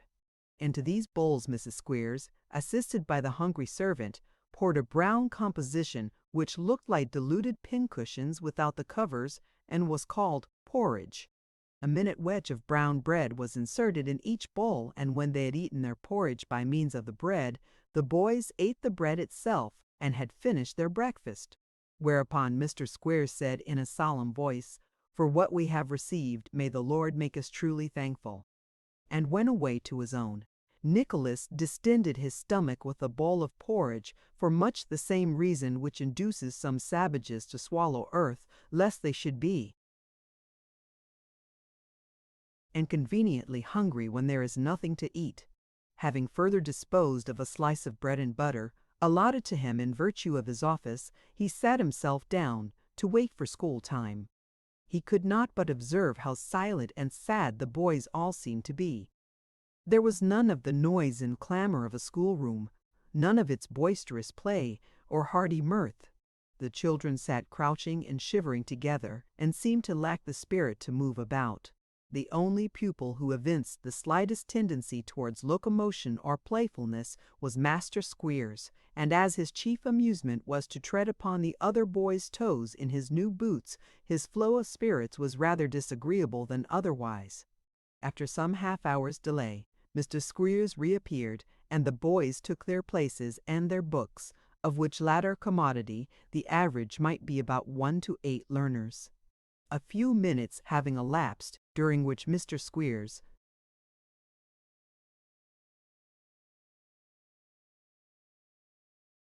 looked very profound, as if he had a perfect apprehension of what was inside all the books, and could say every word of their contents by heart, if he only chose to take the trouble. That gentleman called up the first class. Obedient to this summons, there ranged themselves in front of the schoolmaster's desk half a dozen scarecrows out at knees and elbows, one of whom placed a torn and filthy book beneath his learned eye. "This is the first class in English spelling and philosophy, Nickleby," said Squeers, beckoning Nicholas to stand beside him. "We'll get up a Latin one and hand that over to you. Now then, where's the first boy?" "Please, sir, he's cleaning the back parlor window," said the temporary head of the philosophical class. "So he is, to be sure," rejoined Squeers. "We go upon the practical mode of teaching, Nickleby. The regular education system. CLEAN, clean. Verb active, to make bright, to scour. WIN, win. DER, dare, winder. A casement. When the boy knows this out of book, he goes and does it. It's just the same principle as the use of the globes. Where's the second boy?" "Please, sir, he's reading the garden," replied a small voice. "To be sure," said Squeers, by no means disconcerted. "So he is. BOT, bot, TIN, tin, botan, nine, you mind, nio, botany, noun substantive, a knowledge of plants. When he has learned that botany means a knowledge of plants, he goes and knows 'em. That's our system, Nickleby. What do you think of it?" "It's a very useful one, at any rate," answered Nicholas. "I believe you," rejoined Squeers, not remarking the emphasis of his usher. "Third boy, what's horse?"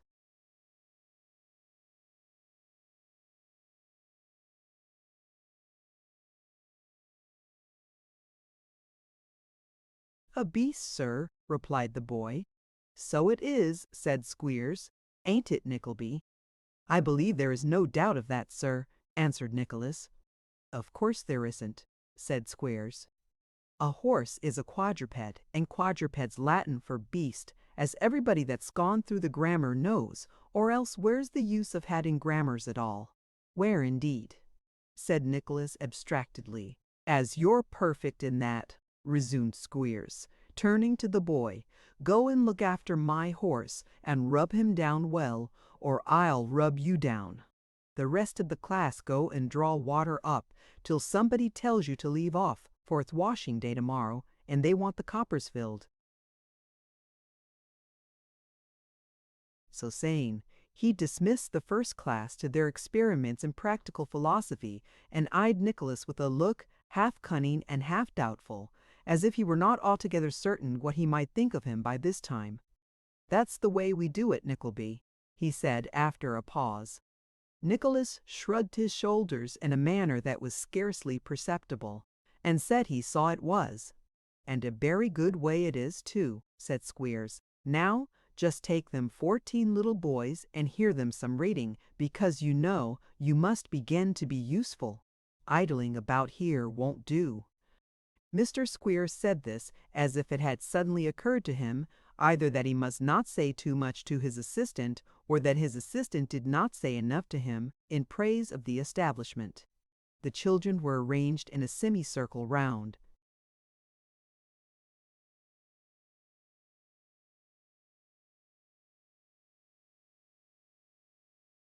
The new master, and he was soon listening to their dull, drawling, hesitating recital of those stories of engrossing interest which are to be found in the more antiquated spelling books. In this exciting occupation, the morning lagged heavily on. At 1 o'clock, the boys, having previously had their appetites thoroughly taken away by stirabout and potatoes, sat down in the kitchen to some hard salt beef, of which Nicholas was graciously permitted to take his portion to his own solitary desk to eat it there in peace. After this, there was another hour of crouching in the schoolroom and shivering with cold, and then school began again. It was Mr. Squeers' custom to call the boys together and make a sort of report after every half-yearly visit to the metropolis, regarding the relations and friends he had seen, the news he had heard, the letters he had brought down, the bills which had been paid, the accounts which had been left unpaid, and so forth. This solemn proceeding always took place in the afternoon of the day succeeding his return, perhaps because the boys acquired strength of mind from the suspense of the morning, or possibly because Mr. Squeers himself acquired greater sternness and inflexibility from certain warm potations in which he was wont to indulge after his early dinner. Be this as it may, the boys were recalled from house window, garden, stable, and cow-yard, and the school were assembled in full conclave when Mr. Squeers, with a small bundle of papers in his hand, and Mrs. S. Parn, following with a pair of canes, entered the room and proclaimed silence. "Let any boy speak a word without leave," said Mr. Squeers mildly, "and I'll take the skin off his back."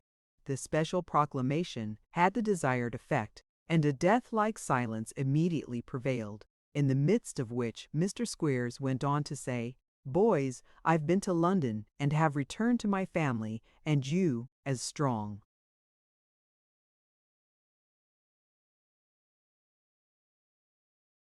And well as ever. According to half-yearly custom, the boys gave 3 feeble cheers at this refreshing intelligence. Such cheers! Sights of extra strength with the chill on. I have seen the parents of some boys, continued Squeers, turning over his papers, and they're so glad to hear how their sons are getting on, that there's no prospect at all of their going away, which of course is a very pleasant thing to reflect upon, for all parties. 2 or 3 hands went to 2 or 3 eyes when Squeers said this, but the greater part of the young gentlemen, having no particular parents to speak of, were wholly uninterested in the thing one way or other. "I have had disappointments to contend against," said Squeers, looking very grim. "Boulder's father was £2 short. Where is Boulder?"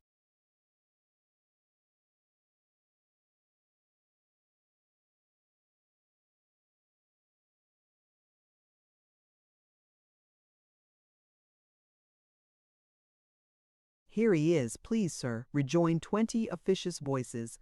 Boys are very like men, to be sure. "Come here, Boulder," said Squeers. An unhealthy-looking boy, with warts all over his hands, stepped from his place to the master's desk and raised his eyes imploringly to Squeers's face, his own quite white from the rabid beating of his heart. "Boulder," said Squeers, speaking very slowly, for he was considering, as the saying goes, where to have him. "Boulder, if you father thinks that because— Why, what's this, sir?" As Squeers spoke, he caught up the boy's hand by the cuff of his jacket and surveyed it with an edifying aspect of horror and disgust. "What do you call this, sir?" demanded the schoolmaster, administering a cut.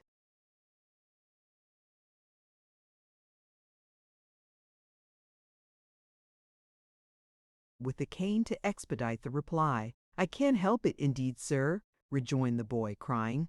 "They will come. It's the dirty work, I think, sir. At least I don't know what it is, sir, but it's not my fault."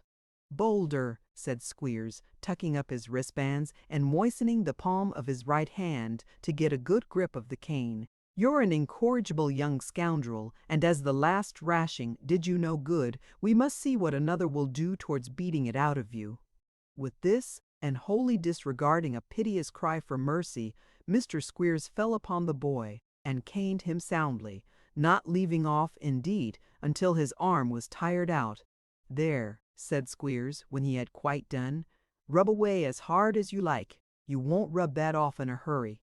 Oh, you won't hold that noise, won't you? Put him."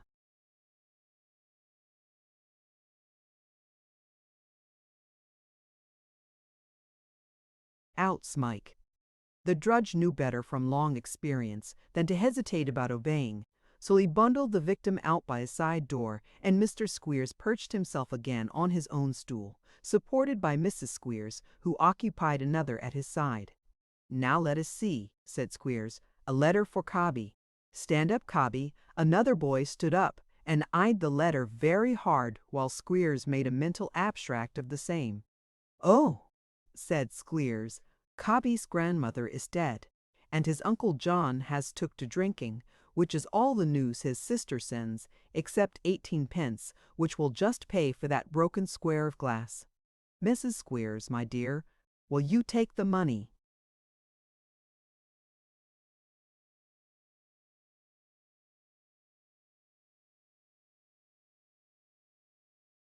The worthy lady pocketed the 18 pence with the most businesslike air, and Squeers passed on to the next boy as coolly as possible.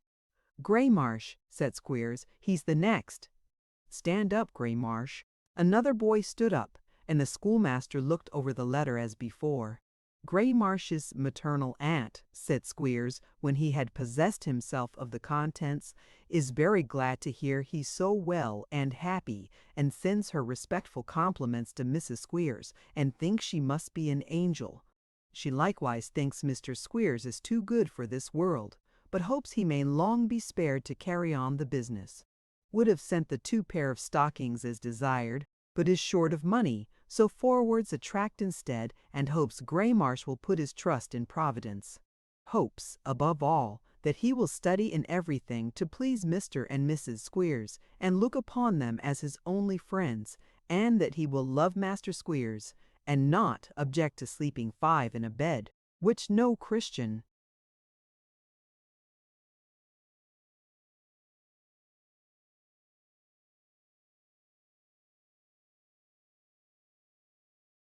should." "Ah," said Squeers, folding it up, "a delightful letter, very affecting indeed." It was affecting in one sense, for Graymarsh's maternal aunt was strongly supposed, by her more intimate friends, to be no other than his maternal parent. Squeers, however, without alluding to this part of the story which would have sounded immoral before boys, proceeded with the business by calling out "Mobzubs," whereupon another boy rose, and Graymarsh resumed his seat. "Mobba's stepmother," said Squeers, "took to her bed on hearing that he wouldn't eat fat, and has been very ill ever since. She wishes to know, by an early post, where he expects to go to if he quarrels with his victuals, and with what feelings he could turn up his nose at the cow's liver broth after his good master had asked a blessing on it. This was told her in the London newspapers, not by Mr. Squeers, for he is too kind and too good to set anybody against anybody, and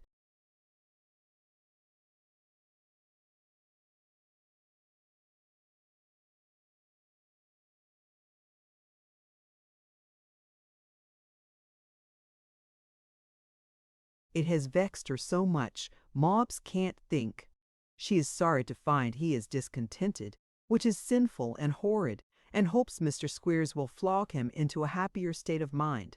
With which view she has also stopped his halfpenny a week pocket money, and given a double-bladed knife with a corkscrew in it to the missionaries, which she had bought on purpose for him.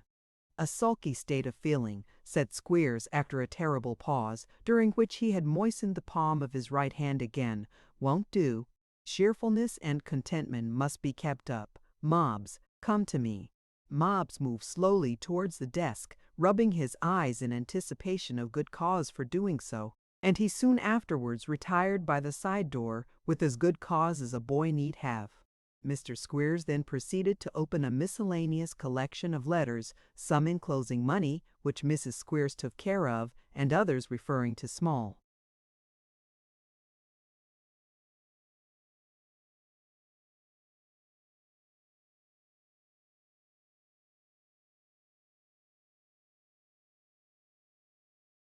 Articles of apparel, as caps and so forth, all of which the same lady stated to be too large or too small, and calculated for nobody but young Squeers, who would appear indeed to have had most accommodating limbs, since everything that came into the school fitted him to a nicety.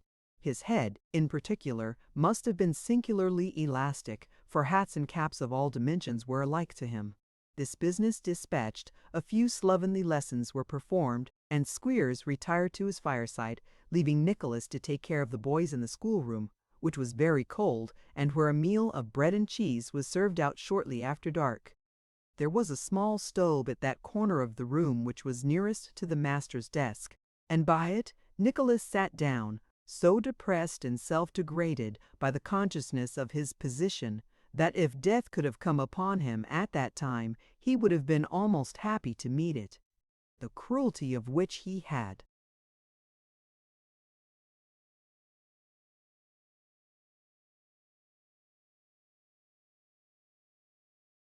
been an unwilling witness, the coarse and ruffianly behavior of Squeers, even in his best moods, the filthy place, the sights and sounds about him, all contributed to this state of feeling. But when he recollected that, being there as an assistant, he actually seemed, no matter what unhappy train of circumstances had brought him to that pass, to be the aider and abettor of a system which filled him with honest disgust and indignation, he loathed himself, and felt, for the moment, as though the mere consciousness of his coitus must terbodrakic. But, for the present, his resolve was taken, and the resolution he had formed on the preceding night remained undisturbed. He had written to his mother and sister, announcing the safe conclusion of his journey, and saying as little about Dotheboys Hall, and saying that little as cheerfully as he possibly could.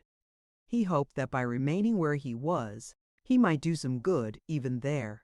At all events, others depended too much on his uncle's favor to admit of his.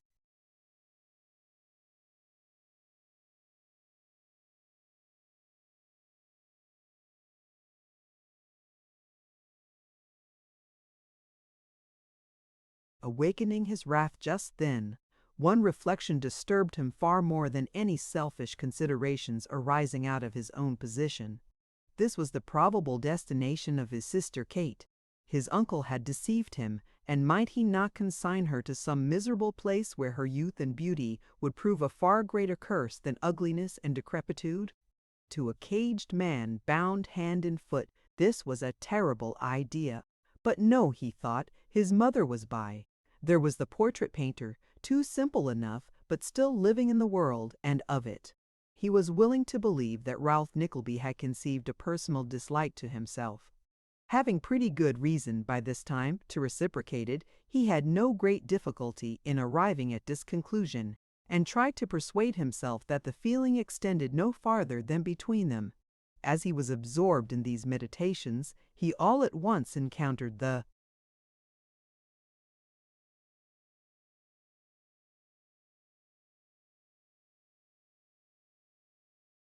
upturned face of Smike, who was on his knees before the stove, picking a few stray cinders from the hearth and planting them on the fire. He had paused to steal a look at Nicholas, and when he saw that he was observed, shrunk back, as if expecting a blow. "You need not fear me," said Nicholas kindly. "Are you cold?" "Enon, you are shivering." "I am not cold," replied Smike quickly. "I am used to it." There was such an obvious fear of giving offence in his manner, and he was such a timid, broken-spirited creature, that Nicholas could not help exclaiming, "Poor fellow!"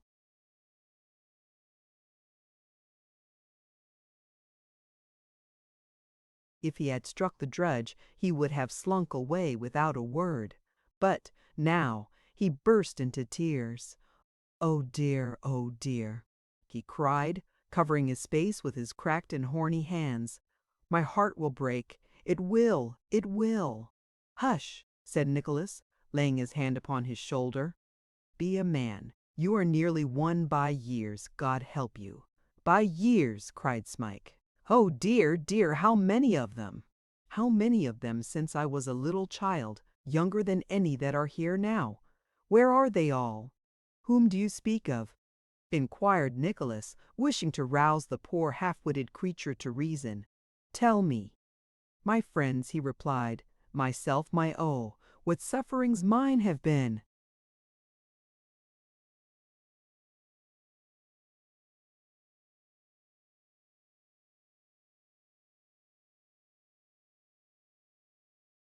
"There's always hope," said Nicholas.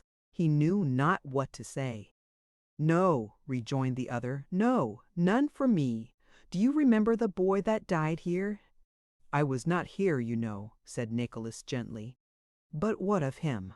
"Why," replied the youth, drawing closer to his questioner's side, "I was with him at night, and when it was all silent he cried no more. For friends he wished to come and sit with him, but began to see faces round his bed that came from home. He said they smiled and talked to him, and he died at last lifting his head to kiss them."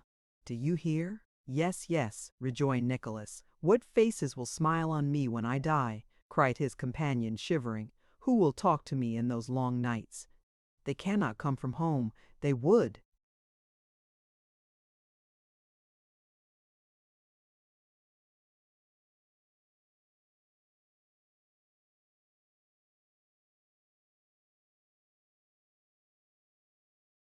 frighten me if they did, for I don't know what it is and shouldn't know them.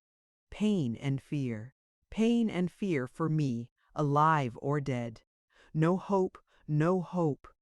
The bell rang to bed, and the boy, subsiding at the sound into his usual listless state, crept away as if anxious to avoid notice. It was with a heavy heart that Nicholas soon afterwards, no, not retired. There was no retirement there followed to his dirty and crowded dormitory.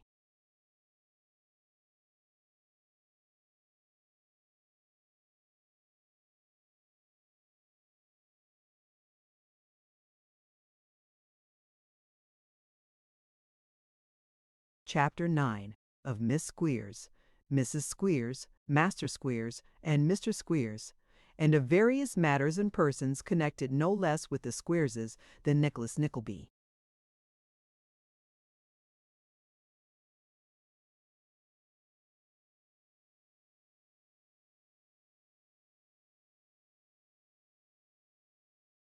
When Mr. Squeers left the schoolroom for the night, he betook himself, as has been before remarked, to his oaten fireside, which was situated not in the room in which Nicholas had supped on the night of his arrival, but in a smaller apartment in the rear of the premises, where his lady wife, his amiable son, and accomplished daughter were in the full enjoyment of each other's society, Mrs. Squeers being engaged in the matronly pertuning, and the young lady and gentleman being occupied in the adjustment of some youthful differences by pretty to be get contacted his daughter.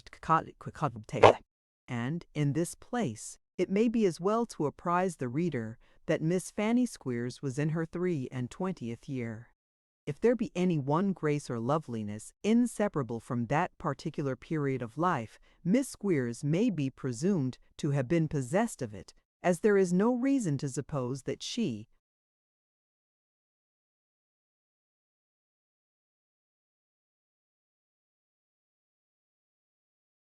was a solitary exception to an universal rule. She was not tall like her mother, but short like her father. From the former, she inherited a voice of harsh quality, from the latter a remarkable expression of the right eye, something akin to having none at all. Miss Squeers had been spending a few days with a neighboring friend and had only just returned to the parental roof. To this circumstance may be referred her having heard nothing of Nicholas, until Mr. Squeers himself now made him the subject of conversation.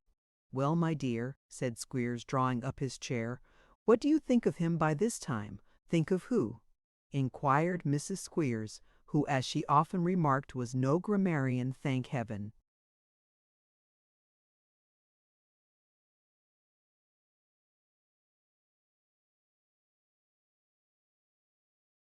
"Of the young man, the new teacher. Who else could I mean?" "Oh, that knuckle boy," said Mrs. Squeers impatiently. "I hate him." "What do you hate him for, my dear?" asked Squeers. "What's that to you?" retorted Mrs. Squeers. "If I hate him, that's enough, ain't it?" "Quite enough for him, my dear, and a great deal too much, I dare say, if he knew it," replied Squeers in a pacific tone. "I only ask from curiosity, my dear." "Well, then, if you want to know," rejoined Mrs. Squeers, "I'll tell you. Because he's a proud, haughty, consequential, turned-up-nosed peacock." Mrs. Squeers, when excited, was accustomed to use strong language, and moreover to make use of a plurality of epithets, some of which were of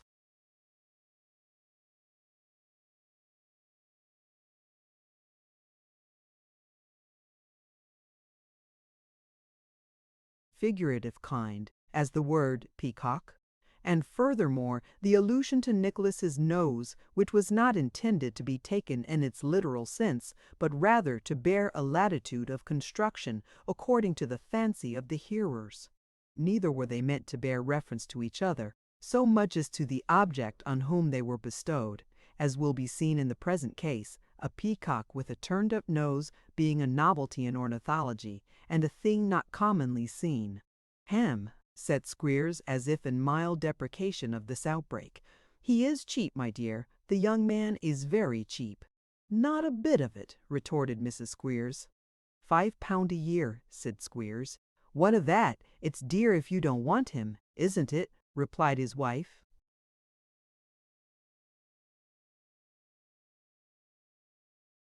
But we do want him, urged Squeers. I don't see that you want him any more than the dead, said Mrs. Squeers. Don't tell me.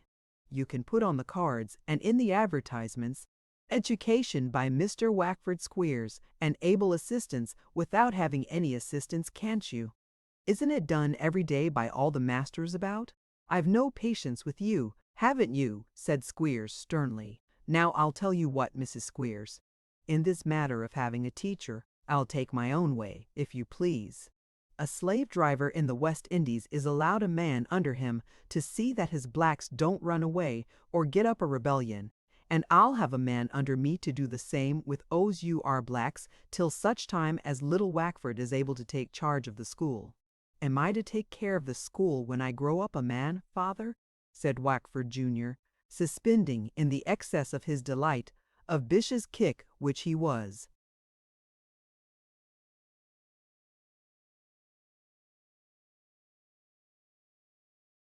Administering to his sister. You are my son, replied Mr. Squeers in a sentimental voice. Oh my eye, won't I give it to the boys? Exclaimed the interesting child, grasping his father's cane. Oh, father, won't I make 'em squeak again?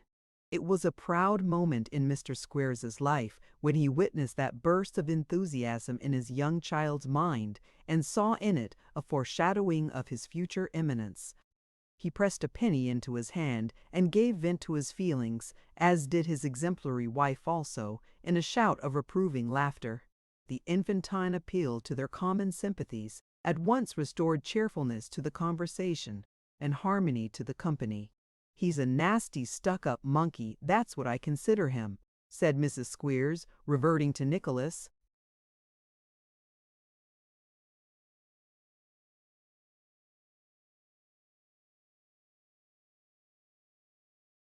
Supposing he is, said Squeers. He is as well stuck up in our schoolroom as anywhere else, isn't he? Especially as he don't like it. Well, observed Mrs. Squeers, there's something in that. I hope it'll bring his pride down, and it shall be no fault of mine if it don't. Now, a proud usher in a Yorkshire school was such a very extraordinary and unaccountable thing to hear of, any usher at all being a novelty. But a proud one, a being of whose existence the wildest imagination could never have dreamed, that Miss Squeers, who seldom troubled herself with scholastic matters, inquired with much curiosity who this knuckle-boy was that gave himself such airs.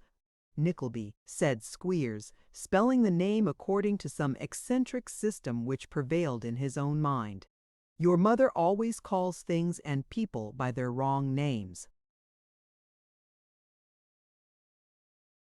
No matter for that, said Mrs. Squeers. I see them with right eyes, and that's quite enough for me. I watched him when you were laying on to little Boulder this afternoon. He looked as black as thunder all the while, and, one time, started up as if he had more than got it in his mind to make a rush at you. I saw him, though he thought I didn't. Never mind that, father, said Miss Squeers, as the head of the family was about to reply. Who is the man? Why, your father has got some nonsense in his head that he's the son of a poor gentleman that died the other day, said Mrs. Squeers. The son of a gentleman? Yes, but I don't believe a word of it. If he's a gentleman's son at all, he's a fondling. That's my opinion.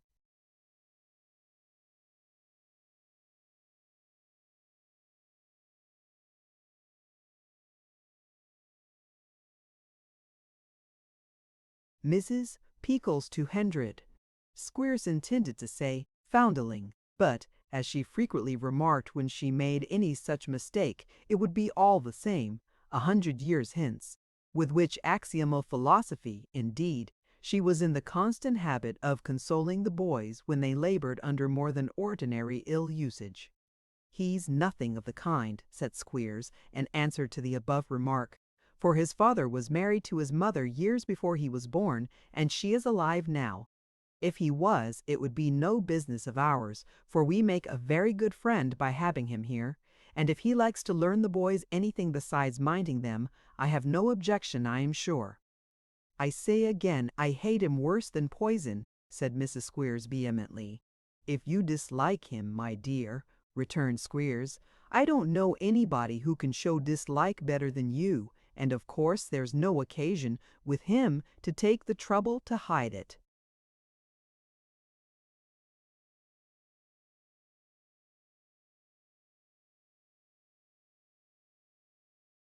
"I don't intend to, I assure you," interposed Mrs. S. "That's right," said Squeers.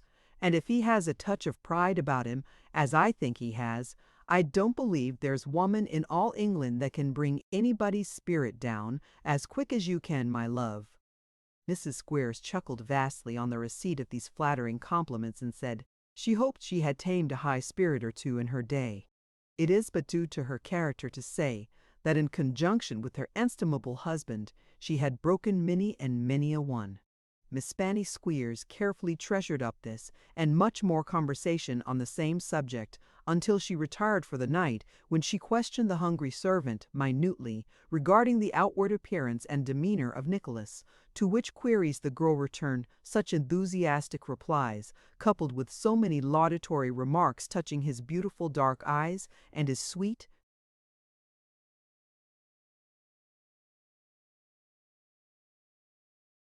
smile, and his straight legs, upon which last-named articles she laid particular stress.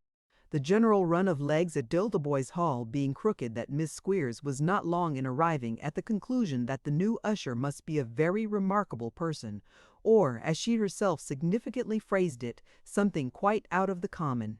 And so Miss Squeers made up her mind that she would take a personal observation of Nicholas the very next day.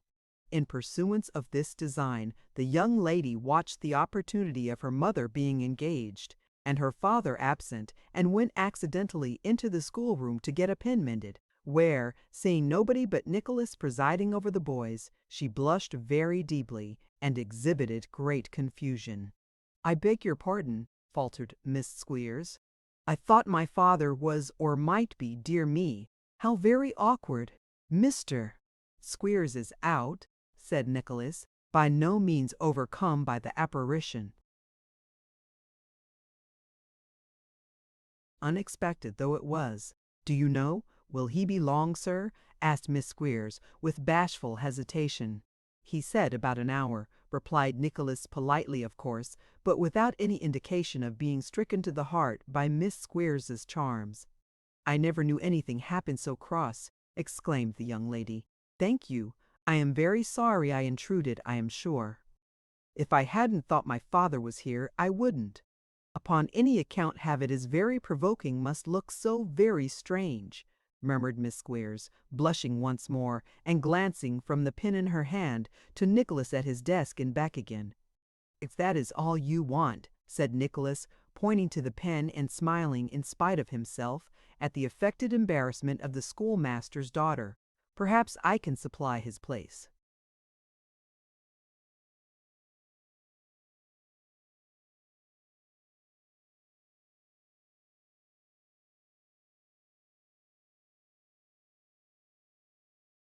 Miss Squeers glanced at the door, as if dubious of the propriety of advancing any nearer to an utter stranger, then round the schoolroom, as though in some measure reassured by the presence of 40 boys, and finally sidled up to Nicholas and delivered the pen into his hand, with the most winning mixture of reserve and condescension. "Shall it be a hard or a soft nib?" inquired Nicholas, smiling to prevent himself from laughing outright. "He has a beautiful smile," thought Miss Squeers. "Which did you say?" asked Nicholas. "Dear me, I was thinking of something else for the moment, I declare," replied Miss Squeers. "Oh, as soft as possible, if you please." With which words Miss Squeers sighed.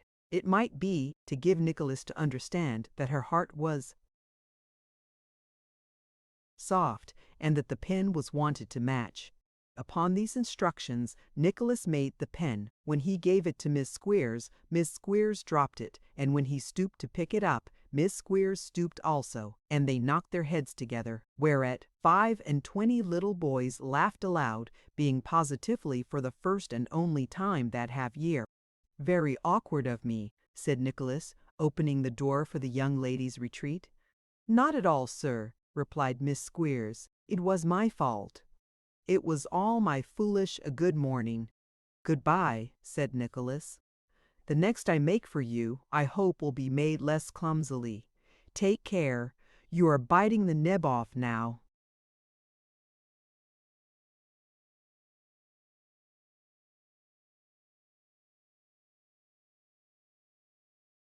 "Really," said Miss Squeers, "so embarrassing that I scarcely know what I very sorry to give you so much trouble." "Not the least trouble in the world," replied Nicholas, closing the schoolroom door. "I never saw such legs in the whole course of my life," said Miss Squeers as she walked away. In fact, Miss Squeers was in love with Nicholas Nickleby. To account for the rapidity with which this young lady had conceived a passion for Nicholas, it may be necessary to state that the friend from whom she had so recently returned was a miller's daughter of only 18, who had contracted herself unto the son of a small corn factor resident in the nearest market town. Miss Squeers and the miller's daughter, being fast friends, had covenanted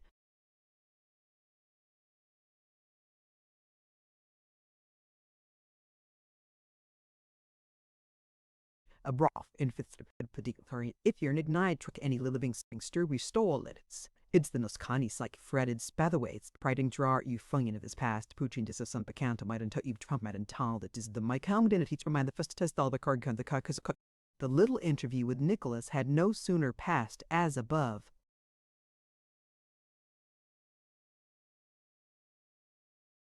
Described, however, than Miss Squeers, putting on her bonnet, made her way with great precipitation to her friend's house, and, upon a solemn renewal of divers old vows of secrecy, revealed how that she was not exactly engaged, but going to be to a gentleman's son, none of your corn factors, but a gentleman's son of high descent, who had come down as teacher to Dotheboys Hall, under most mysterious and remarkable circumstances, indeed, as Miss Squeers more one hinchioned, but quite signed.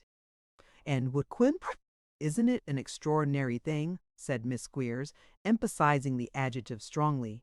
"Most extraordinary," replied the friend. "But what has he said to you?" "Don't ask me what he said, my dear," rejoined Miss Squeers. "If you had only seen his looks and smiles! I never was so overcome in all my life."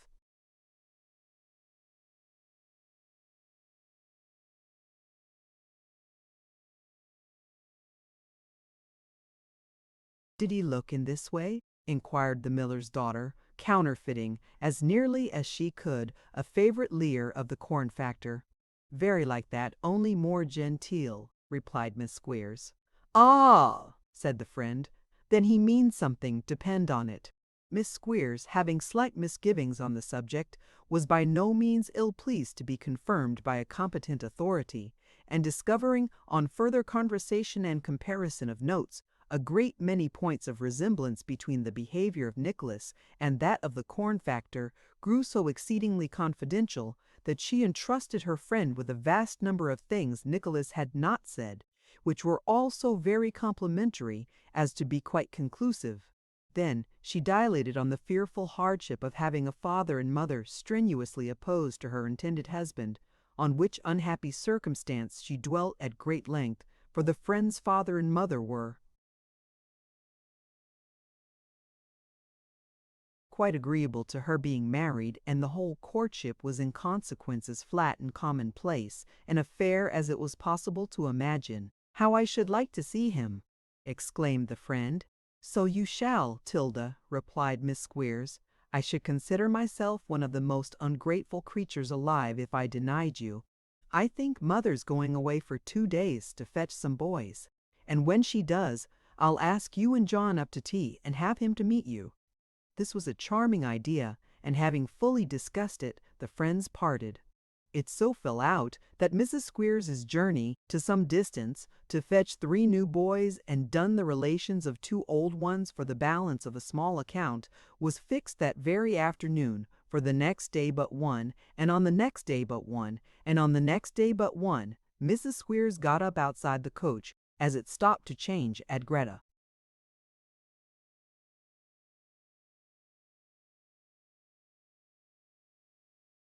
bridge, taking with her a small bundle containing something in a bottle and some sandwiches, and carrying besides a large white topcoat to wear in the night-time, with which baggage she went her way. Whenever such opportunities as these occurred, it was Squeers's custom to drive over to the market town every evening on pretense of urgent business, and stop till 10 or 11 o'clock at a tavern he much affected. As the party was not in his way, therefore, but rather afforded a means of compromise with Miss Squeers, he readily yielded his full assent thereunto, and willingly communicated to Nicholas that he was expected to take his tea in the parlor that evening at 5 o'clock. To be sure, Miss Squeers was in a desperate flutter as the time approached, and to be sure she was dressed out to the best advantage. With her hair it had more than a tinge of red, and she wore it in a crop curled in 5 distinct rows, up to the very top of her head, and arranged dexterously over the doubtful eye. To say nothing of the blue sash which floated down her back, or the worked apron, or the long gloves, or the green gauze scarf worn over one shoulder and under the other, or any of the numerous devices which were to be as so many arrows to the heart of Nicholas. She had scarcely completed these arrangements to her entire satisfaction when the friend arrived with a whitey brown parcel, flat and 3-cornered, containing sundry small adornments which were to be put on upstairs, and which the friend put on, talking incessantly. When Miss Squeers had done a friend's hair, the friend did Miss Squeers's hair, throwing in some striking improvements in the way of ringlets down the neck, and then, when they were both touched up to their entire satisfaction, they went downstairs in full state with the long gloves on, all ready for company. "Where's John Tilda?" said Miss Squeers. "Only gone home to clean himself," replied the friend. "He will be here by the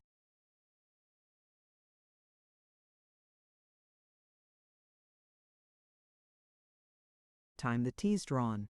"I do so palpitate," observed Miss Squeers. "Aha! I know what it is," replied the friend.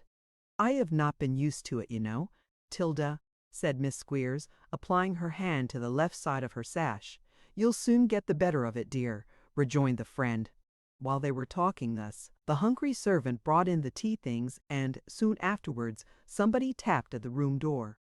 "There he is," cried Miss Squeers. "Oh, Tilda!" "Hush!" said Tilda. "Hem! Say, come in, come in," cried Miss Squeers faintly. And in walked Nicholas.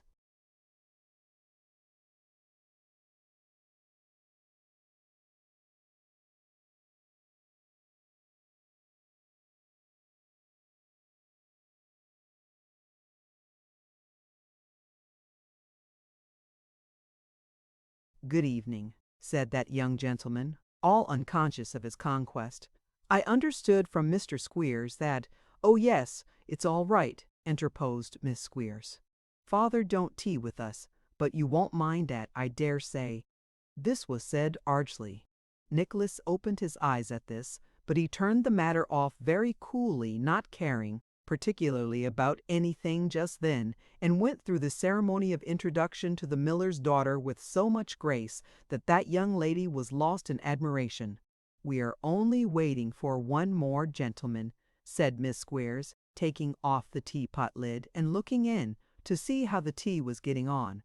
It was matter of equal moment to Nicholas whether they were waiting for one gentleman or 20, so he received the intelligence with perfect unconcern, and,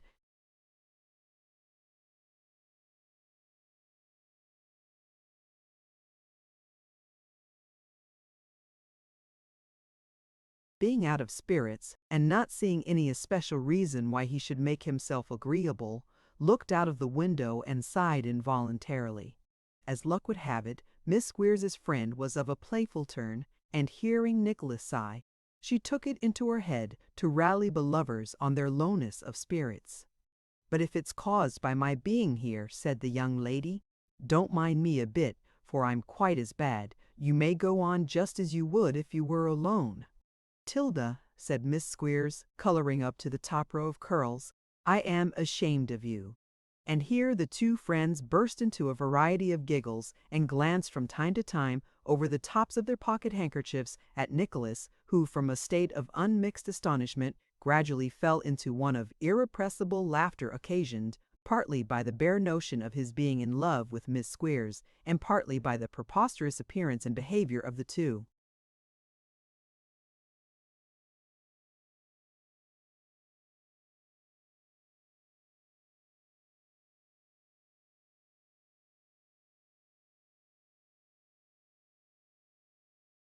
Girls. These two causes of merriment, taken together, struck him as being so keenly ridiculous that despite his miserable condition, he laughed till he was thoroughly exhausted. Well, thought Nicholas, as I am here and seem expected, for some reason or other, to be amiable, it's of no use looking like a goose. I may as well accommodate myself to the company. We blush to tell it, but his youthful spirits and vivacity getting, for the time, the better of his sad thoughts, he no sooner formed this resolution than he saluted Miss Squeers and the friend with great gallantry, and drawing a chair to the tea-table, began to make himself more at home than in all probability an usher has ever done in his employer's house, since ushers were first invented. The ladies were in the full delight of this altered behavior on the part of Mr. Nickleby, when the expected swain arrived, with his hair very damp from recent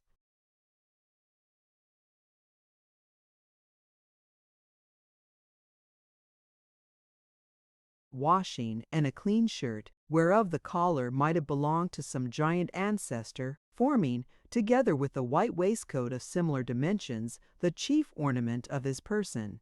"Well, John," said Miss Matilda Price, which, by the by, was the name of the miller's daughter. "Weel," said John, with a grin that even the collar could not conceal. "I beg your pardon," interposed Miss Squeers, hastening to do the honors. "Mr. Nickleby, Mr. John Browdie." "Servant, sir," said John, who was something over 6 feet high, with a face and body rather above the due proportion than below it. "Yours to command, sir," replied Nicholas, making fearful ravages on the bread and butter.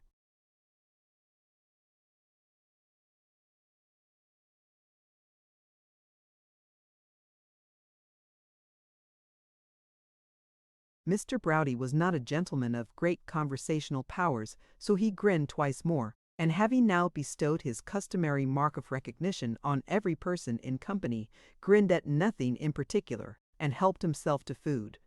"Old woman awa, bing she?" said Mr. Browdie with his mouth full. Miss Squeers nodded assent. Mr. Browdie gave a grin of special width, as if he thought that really was something to laugh at, and went to work at the bread and butter with increased vigor. It was quite a sight to behold how he and Nicholas emptied the plate between them.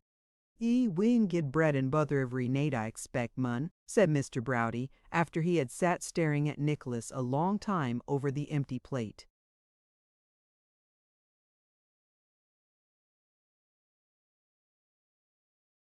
Nicholas bit his lip, and coloured, but affected not to hear the remark. "Ecod," said Mr. Browdie, laughing boisterously, "they dain't put too much into vim.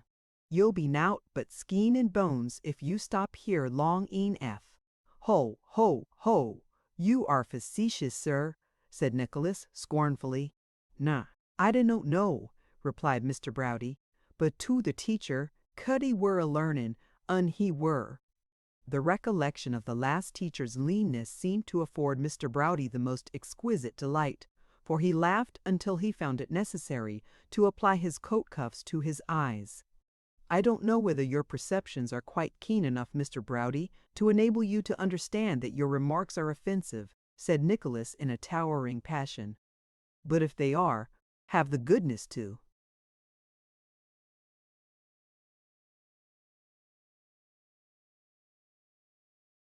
"If you say another word, John," shrieked Miss Price, stopping her admirer's mouth as he was about to interrupt, "only half a word, I'll never forgive you or speak to you again."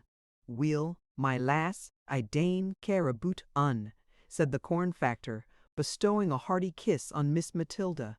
"Let un gang on. Let un gang on." It now became Miss Squeers's turn to intercede with Nicholas, which she did with many symptoms of alarm and horror. The effect of the double intercession was, that he and John Browdie shook hands across the table with much gravity, and such was the imposing nature of the ceremonial that Miss Squeers was overcome and shed tears. "What's the matter, Fanny?" said Miss Price. "Nothing, Tilda," replied Miss Squeers, sobbing. "There never was any danger," said Miss Price. "Was there, Mr. Nickleby?" "None at all," replied Nicholas. "Absurd." "That's right," whispered Miss Price. "Say something kind to her, and she'll soon come round. Here, shall John and I go into the little kitchen and come back presently?" "Not on any account," rejoined Nicholas, quite alarmed at the proposition. "What on earth should you do that for?" "Well," said Miss Price, beckoning him aside and speaking with some degree of contempt, "you are a one to keep company." "What do you mean?" said Nicholas. "I am not a one to keep company at all here, at all events. I can't make this out."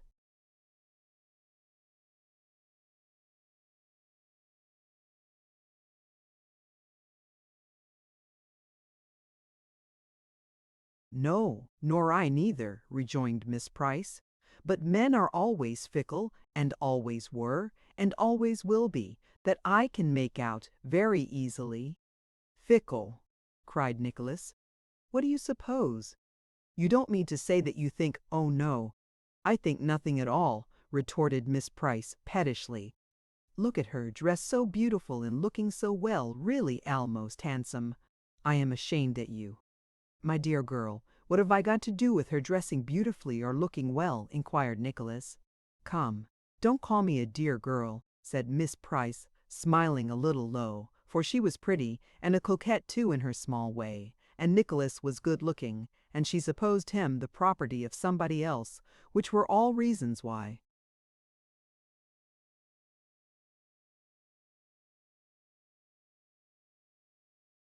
She should be gratified to think she had made an impression on him, or Fanny will be saying it's my fault. Come, we're going to have a game at cards." Pronouncing these last words aloud, she tripped away and rejoined the big Yorkshireman. This was wholly unintelligible to Nicholas, who had no other distinct impression on his mind at the moment than that Miss Squeers was an ordinary-looking girl, and her friend Miss Price a pretty one. But he had not time to enlighten himself by reflection, for the hearth being by this time swept up, and the candle snuffed, they sat down to play speculation. "There are only 4 of us, Tilda," said Miss Squeers, looking slyly at Nicholas, "so we had better go partners, 2 against 2. What do you say, Mr. Nickleby?" inquired Miss Price.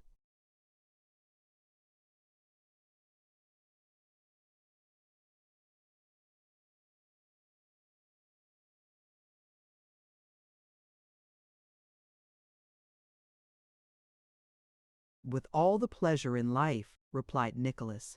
And so saying, quite unconscious of his heinous offence, he amalgamated into one common heap those portions of a Dotheboys Hall card of terms which represented his own counters and those allotted to Miss Price respectively.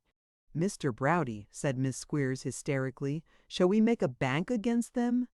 The Yorkshireman assented, apparently quite overwhelmed by the new usher's impudence, and Miss Squeers darted a spiteful look at her friend, and giggled convulsively. The deal fell to Nicholas, and the hand prospered.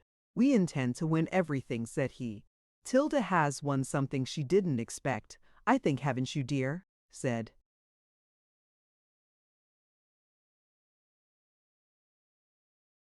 Miss Squeers, maliciously. "Only 12 and 8, love," replied Miss Price, affecting to take the question in a literal sense. "How dull you are to-night," sneered Miss Squeers.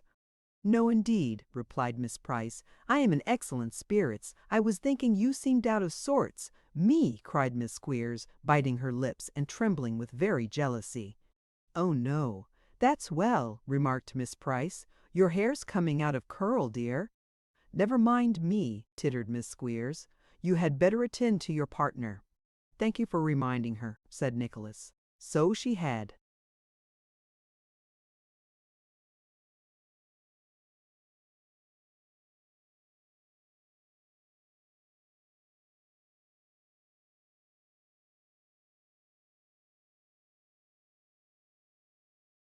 The Yorkshireman flattened his nose once or twice with his clenched fist as if to keep his hand in till he had an opportunity of exercising it upon the features of some other gentleman, and Miss Squeers tossed her head with such indignation that the gust of wind raised by the multitudinous curls in motion nearly blew the candle out. "I never had such luck, really," exclaimed coquettish Miss Price, after another hand or two. "It's all along of you, Mr. Nickleby, I think. I should like to have you for a partner always. I wish you had." "You'll have a bad wife, though, if you always win at cards," said Miss Price. "Not if your wish is gratified," replied Nicholas. "I am sure I shall have a good one in that case."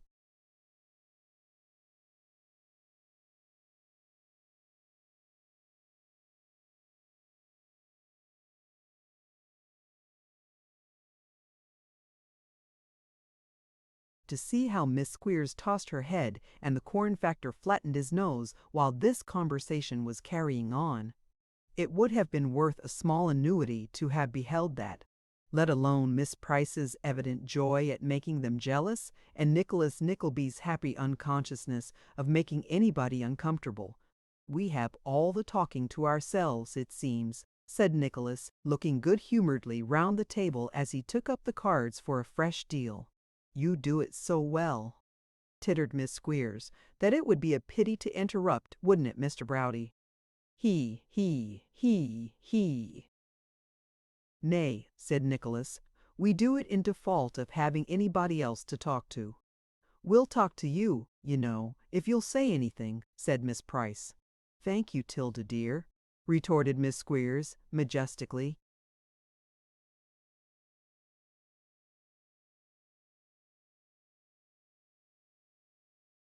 "Or you can talk to each other if you don't choose to talk to us," said Miss Price, rallying her dear friend. "John, why don't you say something? Say summat?" repeated the Yorkshireman. "Aye, and not sit there so silent and glum. Weel then," said the Yorkshireman, striking the table heavily with his fist, "what I say's this, dang my bones and body, if I stand this ony longer.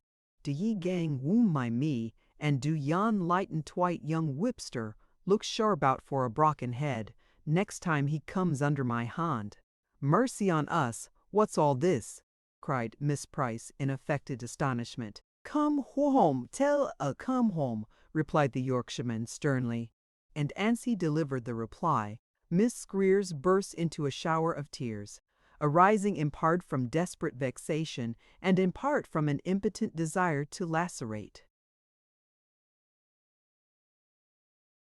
somebody's countenance with her fair fingernails, and as of out of the bop out initiator would entreating the middle of a pomentary tile, said to like whatever it is to Kenner and Thim, Ford Fenris Tersham Macken for Ving, or take it saying the Eddie Rap Hay lit to bits for Collied by a commentator of a raking to heated by the graduate mechanicables of the cacta tizzle.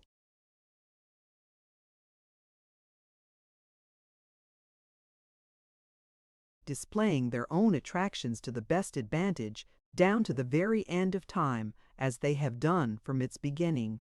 "Why, and here's Fanny in tears now," exclaimed Miss Price, as if in fresh amazement. "What can be the matter? Oh, you don't know, miss, of course you don't know." "Pray don't trouble yourself to inquire," said Miss Squeers, producing that change of countenance which children call making a face. "Well, I'm sure," exclaimed Miss Price. "And who cares whether you are sure or not, ma'am?" retorted Miss Squeers, making another face. "You are monstrous polite, ma'am," said Miss Price.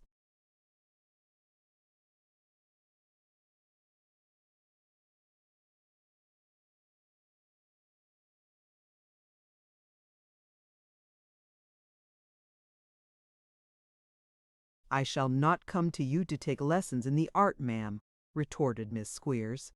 "You needn't take the trouble to make yourself plainer than you are, ma'am, however," rejoined Miss Price, "because that's quite unnecessary." Miss Squeers, in reply, turned very red and thanked God that she hadn't got the bold faces of some people.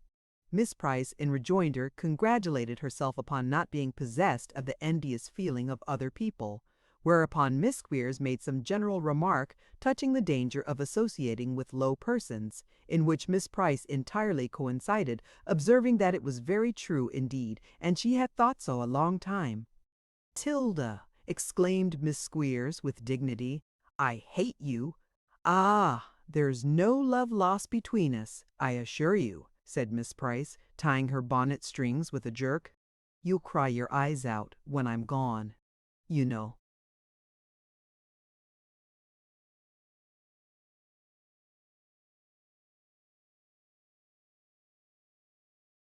"You will. I scorn your words, Minx," said Miss Squeers. "You pay me a great compliment when you say so," answered the miller's daughter, curtsying very low. "Wish you a very good night, ma'am, and pleasant dreams attend your sleep." With this parting benediction, Miss Price swept from the room, followed by the huge Yorkshireman, who exchanged with Nicholas, at parting, that peculiarly expressive scowl with which the cut and thrust counts, in melodramatic performances, inform each other they will meet again. They were no sooner gone than Miss Squeers fulfilled the prediction of her quondam friend by giving vent to a most copious burst of tears, and uttering various dismal lamentations and incoherent words. Nicholas stood looking on.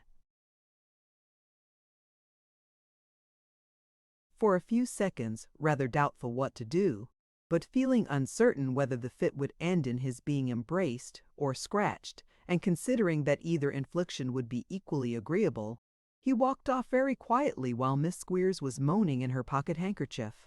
"This is one consequence," thought Nicholas, when he had groped his way to the dark sleeping-room, "of my cursed readiness to adapt myself to any society in which chance carries me. If I had sat mute and motionless, as I might have done, this would not have happened." He listened for a few minutes, but all was quiet. "I was glad," he murmured, "to grasp at any relief from the sight of this dreadful place, or the presence of its vile master. I have set these people by the ears, and made 2 new enemies where, heaven knows, I needed none. Well, it is a just punishment for having forgotten, even for an hour, what is around me now."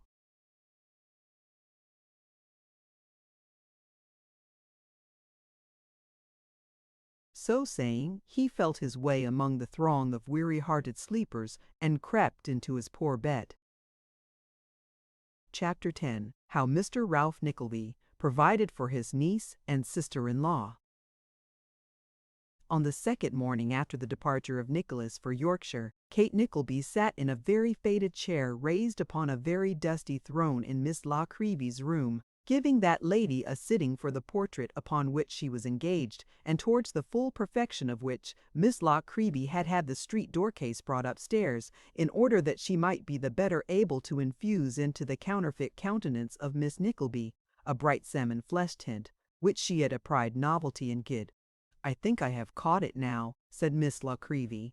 "The very shade. This will be the sweetest portrait I have ever done, certainly." "It will be your genius that makes it so, then, I am sure," replied Kate, smiling.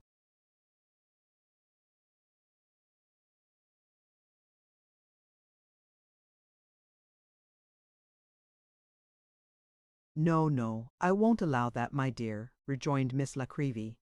"It's a very nice subject, a very nice subject indeed, though, of course, something depends upon the mode of treatment."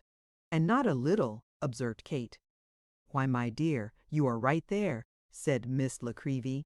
"In the main, you are right there, though I don't allow that it is of such very great importance in the present case." "Ah! The difficulties of art, my dear, are great." "They must be, I have no doubt," said Kate, humoring her good-natured little friend. "They are beyond anything you can form the faintest conception of," replied Miss La Creevy. "What with bringing out eyes with all one's power, and keeping down noses with all one's force, and adding to heads, and taking away teeth. Altogether, you have no idea of the trouble one little miniature is. The remuneration can scarcely repay you," said Kate. "Why, it does not, and that's the truth," answered Miss La Creevy. "And then people are so dissatisfied and unreasonable that, 9 times out of 10, there's no pleasure in painting them.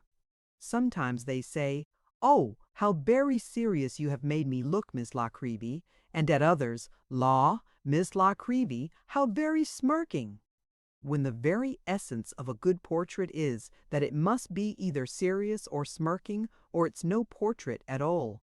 "Indeed," said Kate, laughing. "Certainly, my dear, because the sitters are always either the one or the other," replied Miss La Creevy. "Look at the Royal Academy. All those beautiful shiny portraits of gentlemen in black velvet waistcoats with their fists doubled up on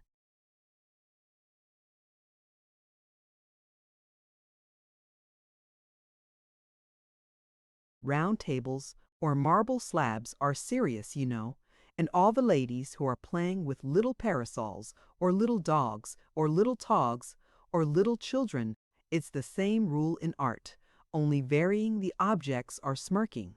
In fact, said Miss La Creevy, sinking her voice to a confidential whisper, there are only two styles of portrait painting, the serious and the smirk, and we always use the serious for professional people, except actors sometimes, and the smirk for private ladies and gentlemen who don't care so much about looking clever. Kate seemed highly amused by this information, and Miss La Creevy went on painting and talking with immovable complacency. "What a number of officers you seem to paint," said Kate, availing herself of a pause in the discourse and glancing round the room. "Number of what, child?" inquired Miss La Creevy, looking up from her work. "Character portraits. Oh yes, they're not real military men, you know."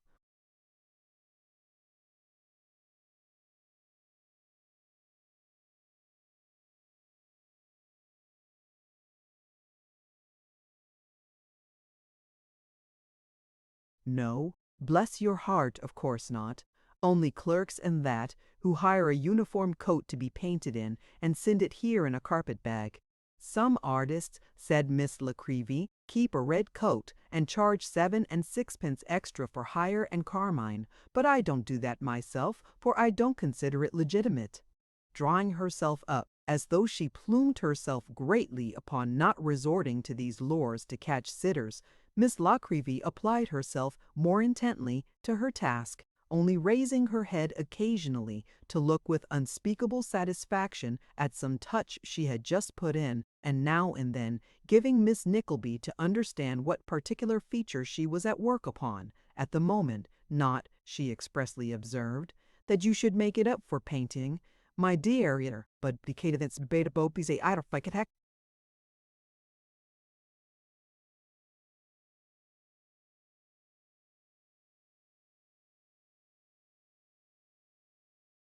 In at the time, you know. "And when," said Miss La Creevy after a long silence, to wit, an interval of full a minute and a half, "when do you expect to see your uncle again?" "I scarcely know. I had expected to have seen him before now," replied Kate.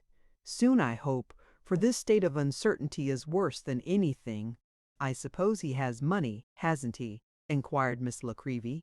"He is very rich, I have heard," rejoined Kate. "I don't know that he is, but I believe so." "Ah, you may depend upon it he is, or he wouldn't be so surly," remarked Miss La Creevy, who was an odd little mixture of shrewdness and simplicity. "When a man's a bear, he is generally pretty independent."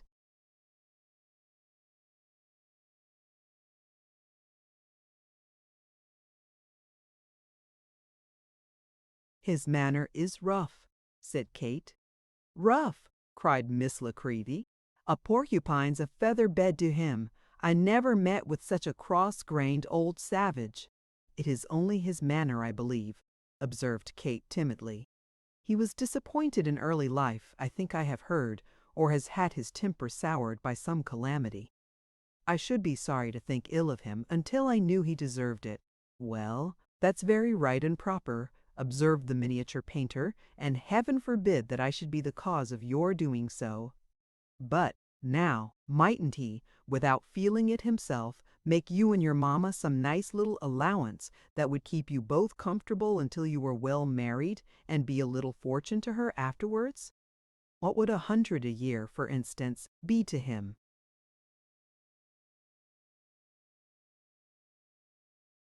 I don't know what it would be to him, said Kate with energy, but it would be that to me I would rather die than take. Heyday, cried Miss La Creevy. A dependence upon him, said Kate, would embitter my whole life. I should feel begging a far less degradation. Well, exclaimed Miss La Creevy, this of a relation whom you will not hear an indifferent person speak ill of, my dear, sounds oddly enough, I confess. I dare say it does, replied Kate, speaking more gently. Indeed, I am sure it must. I only mean that with the feelings and recollection of better times upon me, I could not bear to live on anybody's bounty, not his particularly, but anybody's. Miss La Creevy looked slyly at her companion, as if she doubted whether Ralph himself were not the subject of dislike, but seeing that her young friend was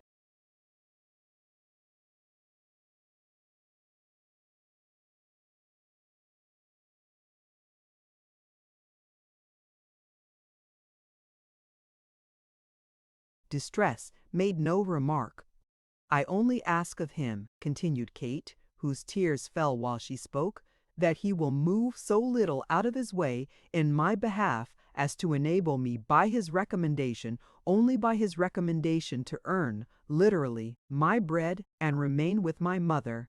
Whether we shall ever taste happiness again depends upon the fortunes of my dear brother. But if he will do this, and Nicholas only tells us that he is well and cheerful, I shall be contented. As she ceased to speak, there was a rustling behind the screen which stood between her and the door, and some person knocked at the wainscot. "Come in, whoever it is," cried Miss La Creevy. The person complied, and coming forward at once, gave to view the form and features of no less an individual than Mr. Ralph Nickleby himself.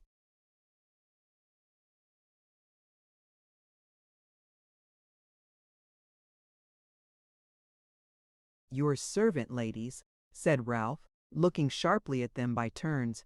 "You were talking so loud that I was unable to make you hear."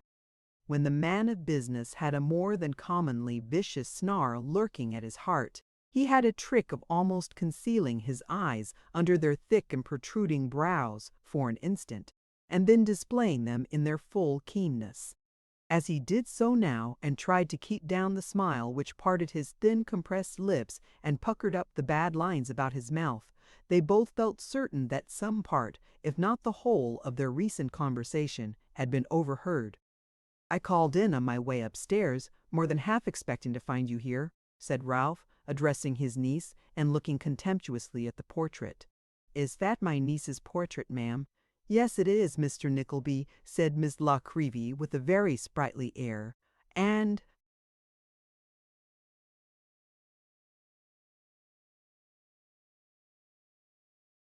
between you and me and the post, sir, it will be a very nice portrait too, though I say it who am the painter."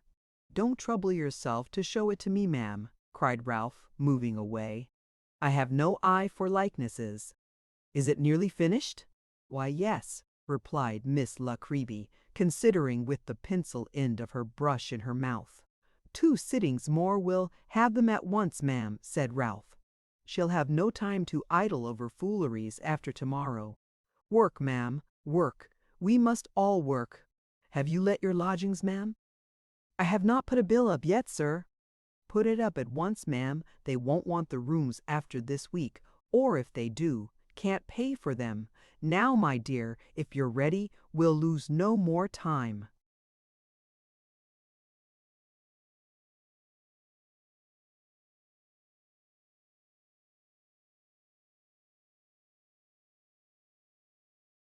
With an assumption of kindness which sat worse upon him even than his usual manner, Mr. Ralph Nickleby motioned to the young lady to precede him, and bowing gravely to Miss La Creevy, closed the door and followed upstairs, where Mrs. Nickleby received him with many expressions of regard. Stopping them somewhat abruptly, Ralph waved his hand with an impatient gesture, and proceeded to the object of his visit. "I have found a situation for your daughter, ma'am," said Ralph. "Well," replied Mrs. Nickleby, "now I will say that that is only just what I have expected of you. Depend upon it, I said to Kate only yesterday morning at breakfast, that after your uncle has provided, in that most ready manner, for Nicholas, he will not leave us until he has done at least the same for you. These were my very words, as near as I remember. Kate, my dear, why don't you thank your—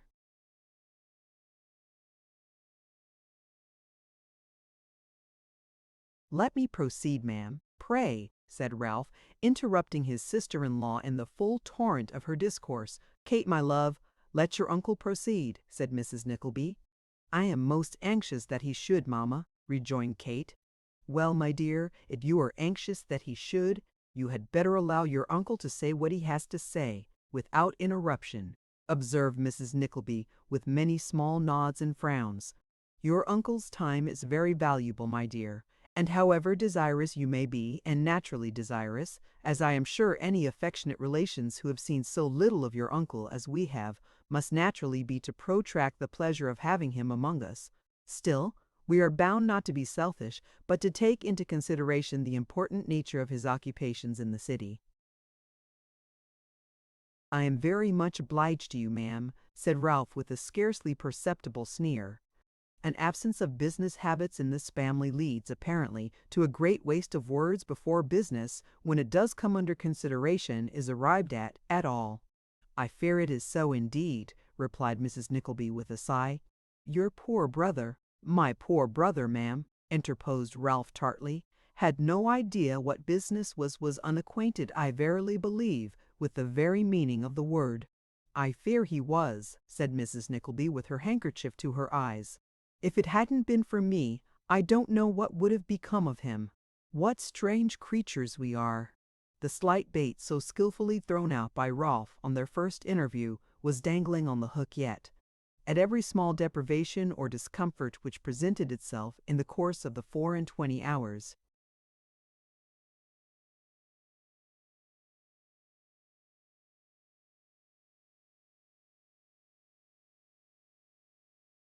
to remind her of her straitened and altered circumstances, peevish visions of her dower of £1,000 had arisen before Mrs. Nickleby's mind, until, at last, she had come to persuade herself that of all her late husband's creditors she was the worst used and the most to be pitied. And yet she had loved him dearly for many years, and had no greater share of selfishness than is the usual lot of mortals. Such is the irritability of sudden poverty. A decent annuity would have restored her thoughts to their old train at once. Repining is of no use, ma'am, said Ralph. Of all fruitless errands, sending a tear to look after a day that is gone is the most fruitless. So it is, sobbed Mrs. Nickleby. So it is, as you feel so keenly in your own purse and person. The consequences of inattention to business, ma'am, said Ralph.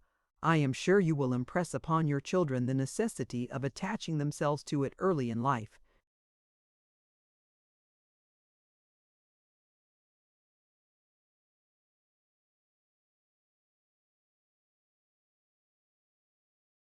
Of course I must see that, rejoined Mrs. Nickleby.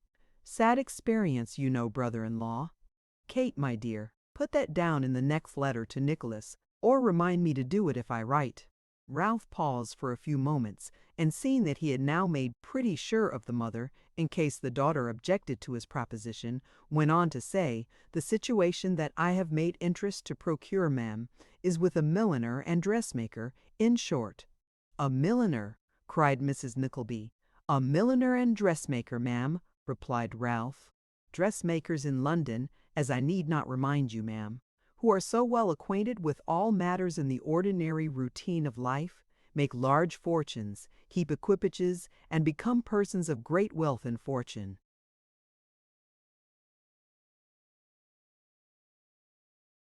Now the first idea called up in Mrs. Nickleby's mind by the words milliner and dressmaker were connected with certain wicker baskets lined with black oilskin, which she remembered to have seen carried to and fro in the streets, but, as Ralph proceeded, these disappeared and were replaced by visions of large houses at the West End, neat private carriages, and a banker's book, all of which images succeeded each other with such rapidity that he had no sooner finished speaking than she nodded her head and said very true with the feedback.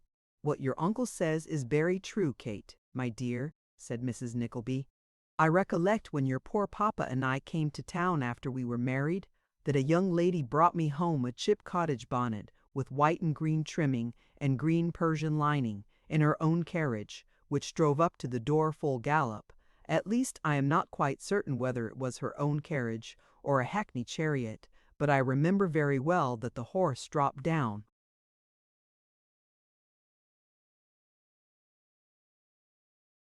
dead as he was turning round, and that your poor papa said he hadn't had any corn for a fortnight."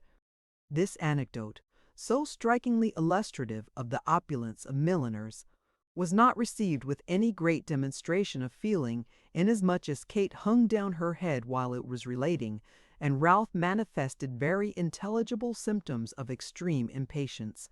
"The lady's name," said Ralph, hastily striking in, "is Mantalini, Madame Mantalini. I know her. She lives near Cavendish Square. If your daughter is disposed to try after the situation, I'll take her there directly." "Have you nothing to say to your uncle, my love?" inquired Mrs. Nickleby. "A great deal," replied Kate, "but not now. I would rather speak to him when we are alone. It will save his time if I thank him and say what I wish to say to him."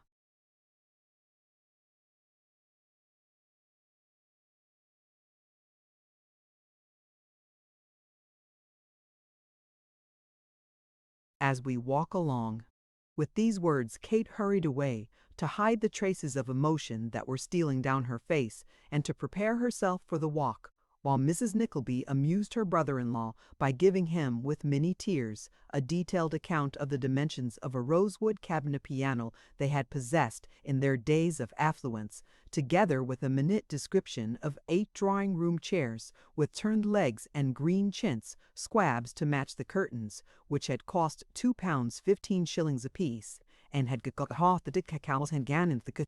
These reminiscences were at length cut short by Kate's return in her walking dress, when Ralph, who had been fretting and fuming during the whole time of her absence, lost no time and used very little ceremony in descending into the street. "Now," he said, taking her arm, "walk as fast as you can, and you'll get into the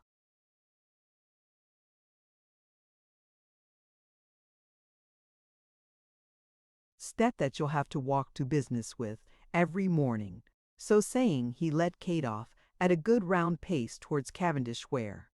"I am very much obliged to you, uncle," said the young lady, after they had hurried on in silence for some time. "Very." "I'm glad to hear it," said Ralph. "I hope you'll do your duty." "I will try to please uncle," replied Kate. "Indeed don't begin to cry," growled Ralph. "I hate crying." "It's very foolish, I know, uncle," began poor Kate. "It is," replied Ralph, stopping her short, "and very affected besides. Let me see no more of it." Perhaps this was not the best way to dry the tears of a young and sensitive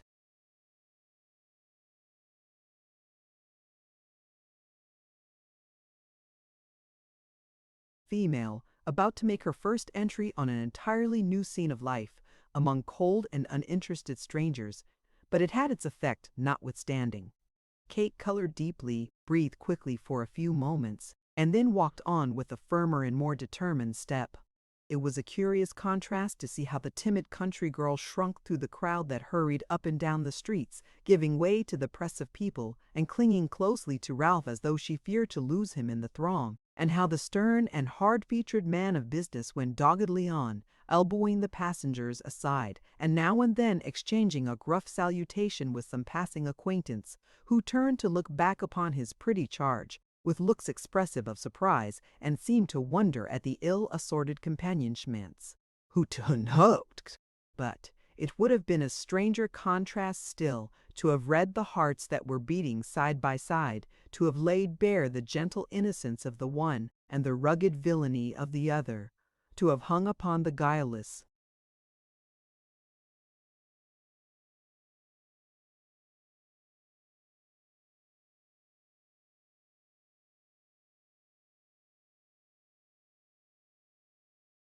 thoughts of the affectionate girl, and been amazed that, among all the wily plots and calculations of the old man, There should not be one word or figure denoting thought of death or of the grave. But so it was. And stranger still, though this is a thing of every day, the warm young heart palpitated with 1,000 anxieties and apprehensions, while that of the old worldly man lay rusting in its cell, beating only as a piece of cunning mechanism, and yielding no one throb of hope or fear or love or care for any living thing. "Uncle," said Kate, when she judged they must be near their destination, "I must ask one question of you. I am to live at home." "At home," replied Ralph. "Where's that?" "I mean with my mother, the widow," said Kate emphatically. "You will live, to all intents and purposes, here," rejoined Ralph, "for here you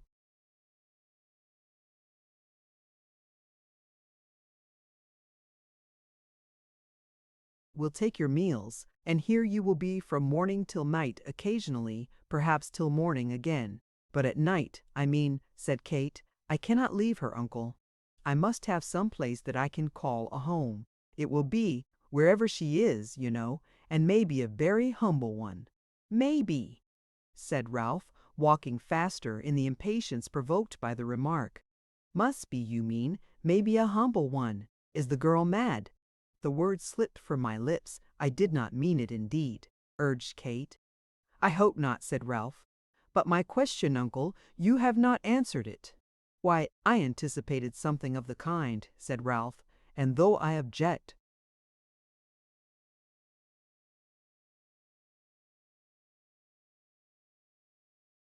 very strongly, mind, have provided against it. I spoke of you as an out-of-door worker, so you will go to this home that may be humble, every night." There was comfort in this. Kate poured forth many thanks for her uncle's consideration, which Ralph received as if he had deserved them all, and they arrived without any further conversation at the dressmaker's door, which displayed a very large plate with Madame Mantalini's name and occupation, and was approached by a handsome flight of steps. There was a shop to the house, but it was let off to an importer of otto of roses. Madame Mantalini's shows rooms were on the first floor, a fact which was notified to the nobility and gentry by the casual exhibition, near the handsomely curtained windows, of 2 or 3 elegant bonnets of the newest fashion, and some costly garments in the most approved taste. A liveried footman opened the door, and in reply to Ralph's inquiry whether Madame Mantalini was at home, ushered them through a handsome hall and up a spacious staircase into the show saloon, which comprised 2 spacious drawing rooms, and exhibited an immense variety of superb dresses and materials for dresses, some arranged on stands, others laid carelessly on sofas, and others again scattered over the carpet, hanging on the cheval glasses, or mingling in some other way with the rich furniture of various descriptions which was profusely displayed. They waited here a much longer time than was agreeable to Mr. Ralph Nickleby, who eyed the gaudy frippery about him with very little concern, and was at length about to pull the bell, when a gentleman suddenly popped his head into the room, and, seeing somebody there, as suddenly popped it out again. "Here! Hallo!" cried Ralph. "Who's that?"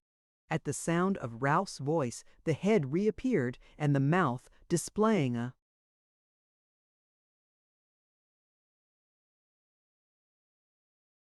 very long row of very white teeth, uttered in a mincing tone the words, "Dimit! What, Nickleby? Oh, dimit!" Having uttered which ejaculations, the gentleman advanced and shook hands with Ralph with great warmth. He was dressed in a gorgeous morning gown, with a waistcoat and Turkish trousers of the same pattern, a pink silk neckerchief, and bright green slippers, and had a very copious watch chain wound round his body. Moreover, he had whiskers and a moustache, both dyed black and gracefully curled. "Dimit, you don't mean to say you want me, do you, Dimit?" said this gentleman, smiting Ralph on the shoulder. "Not yet," said Ralph sarcastically. "Ha! Ha!" "Demmit!" cried the gentleman, when, wheeling round to laugh with greater elegance, he encountered Kate Nickleby, who was standing near. "My niece," said Ralph. I remember, said the gentleman, striking his nose with the knuckle of his forefinger as a chastening for his forgetfulness. Dim it, I remember what you come for. Step this way, Nickleby. My dear, will you follow me? Ha, ha! They all follow me, Nickleby. Always did, Dimit, always. Giving loose to the playfulness of his imagination, after this fashion, the gentleman led the way to a private sitting-room on the second floor, scarcely less elegantly furnished than the apartment below, where the presence of a silver coffee-pot, an egg-shell, and sloppy china for one, seemed to show that he had just breakfasted. "Sit down, my dear," said the gentleman, first staring Miss Nickleby out of countenance, and then grinning in delight at the achievement. "This cursed high room takes one's breath away. These infernal sky parlors. I'm afraid I must."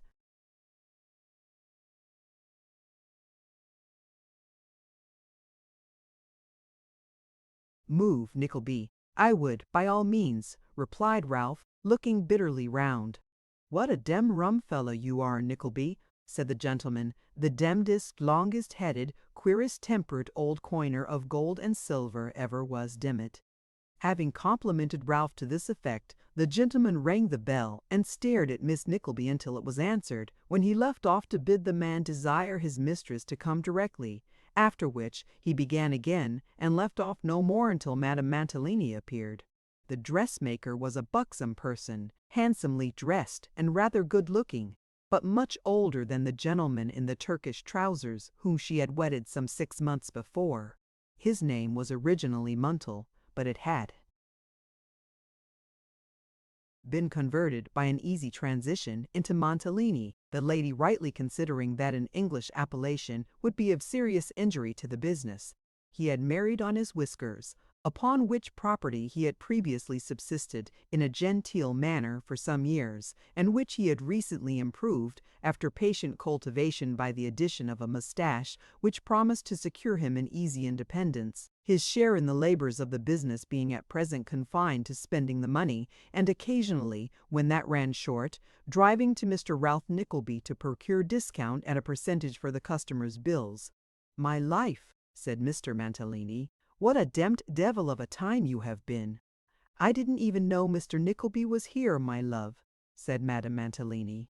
"Then what a doubly damned infernal rascal that footman must be, my soul," remonstrated Mr. Mantalini.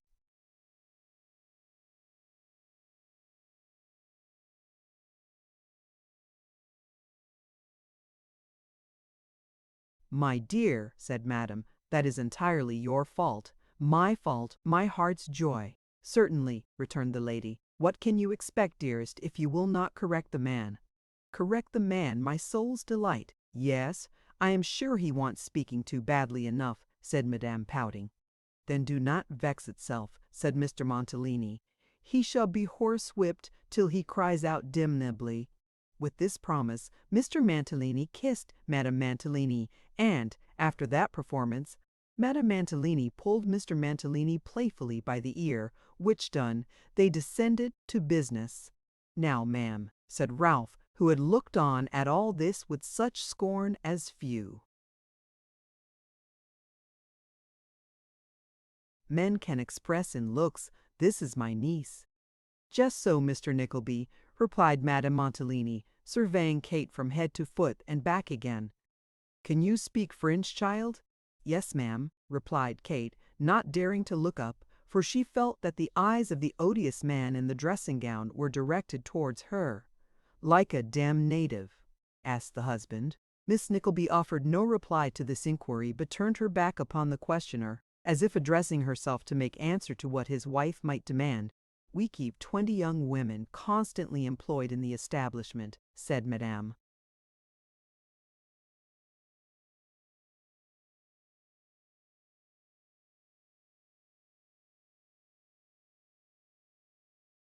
"Indeed, ma'am," replied Kate timidly.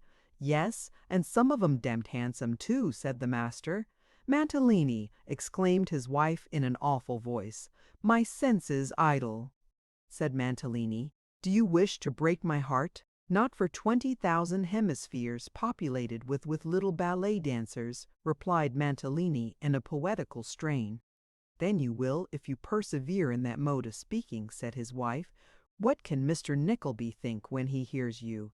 "Oh, nothing, ma'am, nothing," replied Ralph. "I know his amiable nature, and yours, mere little remarks that give a zest to your daily intercourse, lovers."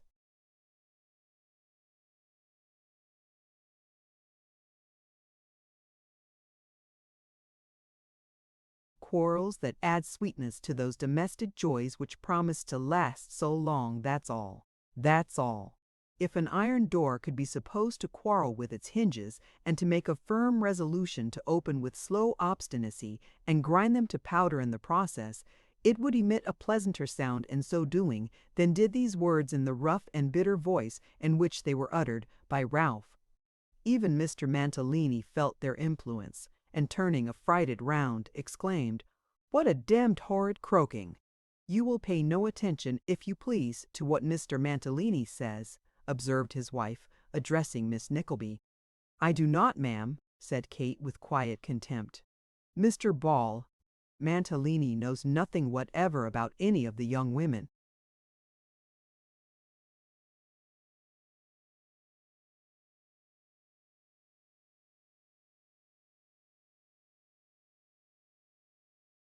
Continued Madame, looking at her husband and speaking to Kate. "If he has seen any of them, he must have seen them in the street, going to, or returning from, their work, and not here. He was never even in the room. I do not allow it. What hours of work have you been accustomed to?" "I have never yet been accustomed to work at all, ma'am," replied Kate in a low voice. "For which reason shall work all the better now," said Ralph, putting in a word, lest this confession should injure the negotiation. "I hope so," returned Madame Mantalini. "Our hours are from 9 to 9, with extra work when we're very full of business, for which I allow payment as overtime." Kate bowed her head, to intimate that she heard and was satisfied.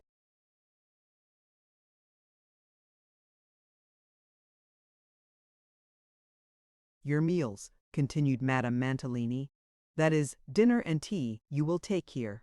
I should think your wages would average from 5 to 7 shillings a week. But I can't give you any certain information on that point until I see what you can do." Kate bowed her head again. "If you're ready to come," said Madame Mantalini, "you had better begin on Monday morning at 9 exactly, and Miss Nagg the forewoman shall then have directions to try you with some easy work at first. Is there anything more, Mr. Nickleby?" "Nothing more, ma'am," replied Ralph, rising. "Then I believe that's all," said the lady. Having arrived at this natural conclusion, she looked at the door as if she wished to be gone, but hesitated.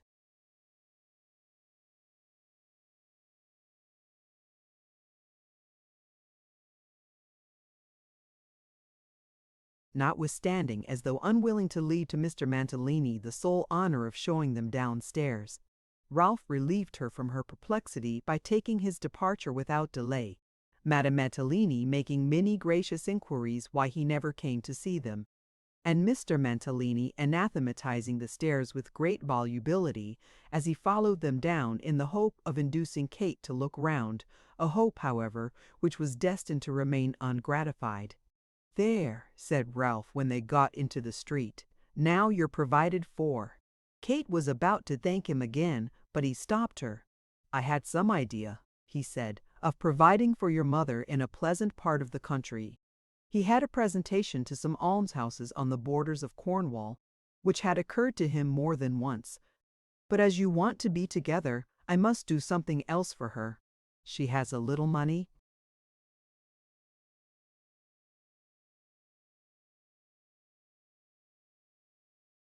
"A very little," replied Kate. "A little will go a long way if it's used sparingly," said Ralph.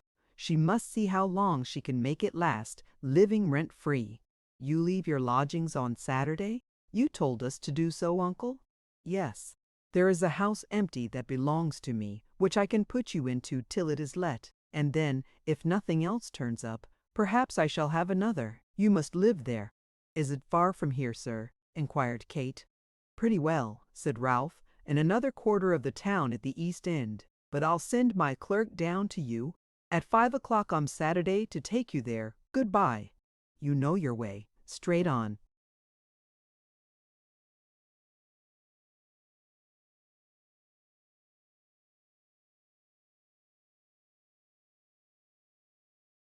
Coldly shaking his niece's hand, Ralph left her at the top of Regent Street and turned down a by-thoroughfare, intent on schemes of money-getting. Kate walked sadly back to their lodgings in the Strand.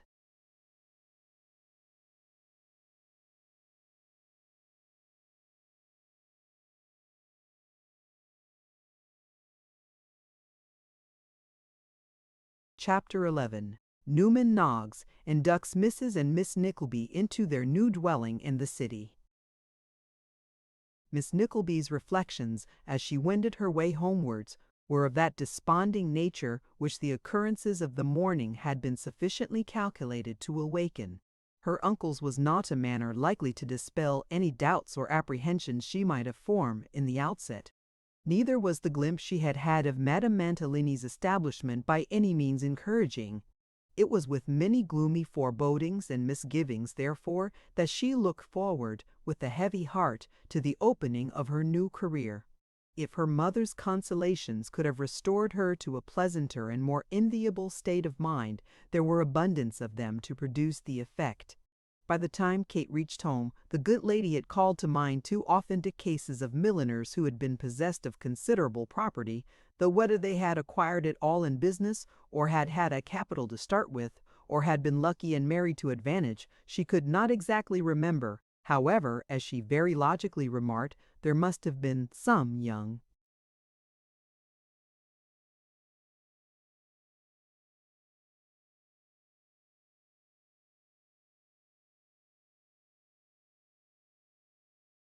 person in that way of business who had made a fortune without having anything to begin with, and that being taken for granted, why should not Kate do the same?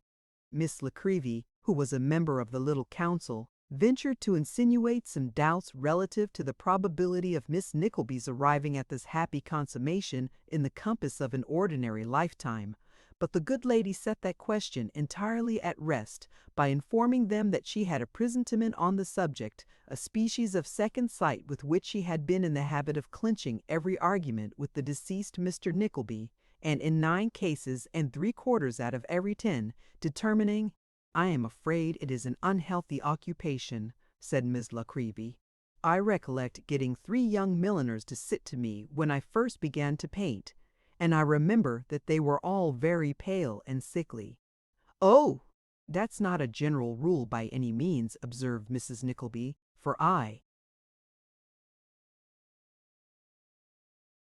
remember, as well as if it was only yesterday, employing one that I was particularly recommended to make me a scarlet cloak at the time when scarlet cloaks were fashionable, and she had a very red face, a merry red it's indeed." "Perhaps she drank," suggested Miss Nickleby. "I don't know how that may have been," returned Mrs. Nickleby, "but I know she had a very red face, so your argument goes for nothing." In this manner, and with like powerful reasoning, did the worthy matron meet every little objection that presented itself to the new scheme of the morning. Happy Mrs. Nickleby! A project had but to be new, and it came home to her mind, brightly varnished and gilded as a glittering toy. This question disposed of, Kate communicated her uncle's desire about the empty house, to which Mrs. Nickleby assented with equal readiness.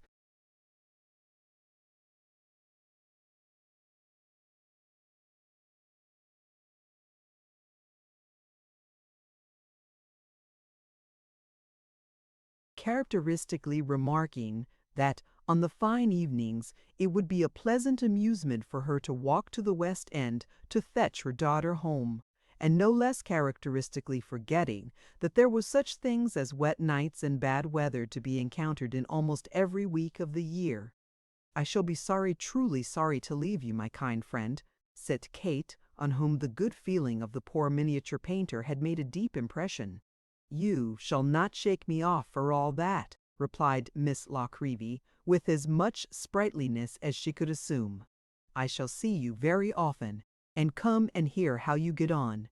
And if in all London, or all the wide world besides, there is no other heart that takes an interest in your welfare, There will be one little lonely woman that prays for it, night and day." With this, the poor soul, who had a heart big enough for Gog, the guardian genius of London, and enough to spare for Magog to boot, after making a great many extraordinary faces which would have secured her an ample fortune, could she have transferred them to ivory or canvas, sat down in a corner and had what she termed a real good cry. But no crying or talking or hoping or fearing could keep off the dreaded Saturday afternoon or Newman Noggs either, who, punctual to his time, limped up to the door and breathed a whiff of cordial gin through the keyhole, exactly as such of the church clocks in the neighborhood as agreed among themselves about the time struck 5. Newman waited for the last stroke and then knocked. "From Mr. Ralph Nickleby," said Newman, announcing his errand when he got upstairs with all possible brevity. "We shall be ready directly," said Kate. "We have not much to carry, but I fear we must have a coach."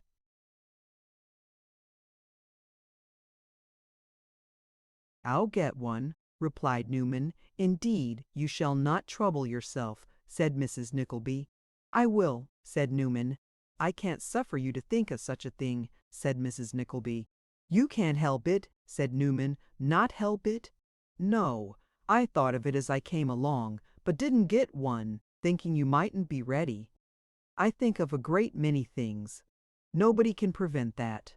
"Oh yes, I understand you, Mr. Noggs," said Mrs. Nickleby. "Our thoughts are free, of course. Everybody's thoughts are their own, queerly. They wouldn't be if some people had their way," muttered Newman. "Well, no more they would, Mr. Noggs, and that's very true," rejoined Mrs. Nickleby. "Some people, to be sure, are such. How's your master?" Newman darted a meaning glance at Kate, and replied with a strong emphasis on the last word of his answer that Mr. Ralph Nickleby was well, and sent his love.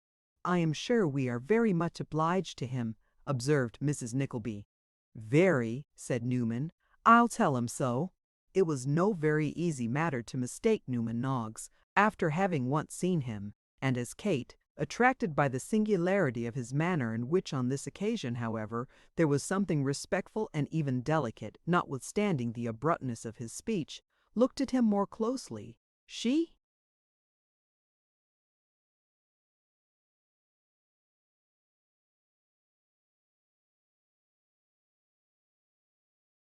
recollected having caught a passing glimpse of that strange figure before.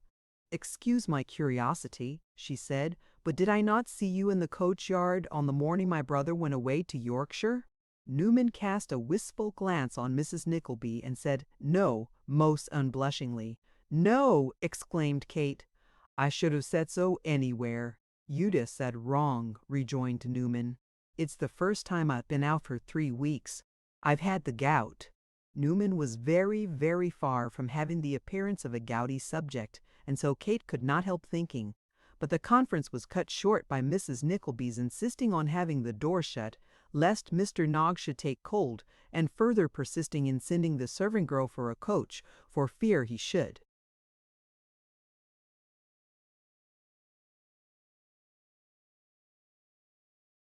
Bring on another attack of his disorder. To both conditions Newman was compelled to yield. Presently the coach came, and after many sorrowful farewells, and a great deal of running backwards and forwards across the pavement on the part of Miss La Creevy, in the course of which the yellow turban came into violent contact with sundry foot-passengers, that is to say the coach, not the turban, went away again, with the 2 ladies and their luggage inside, and Newman, despite all Mrs. Nickleby's assurances that it would be his death on the box beside the driver, they went into the city, turning down by the riverside, and, after a long and very slow drive, the streets being crowded at that hour with vehicles of every kind, stopped in front of a large old dingy house in Thames Street, the door and windows of which were so bespattered with mud that it would have appeared to have been uninhabited for years.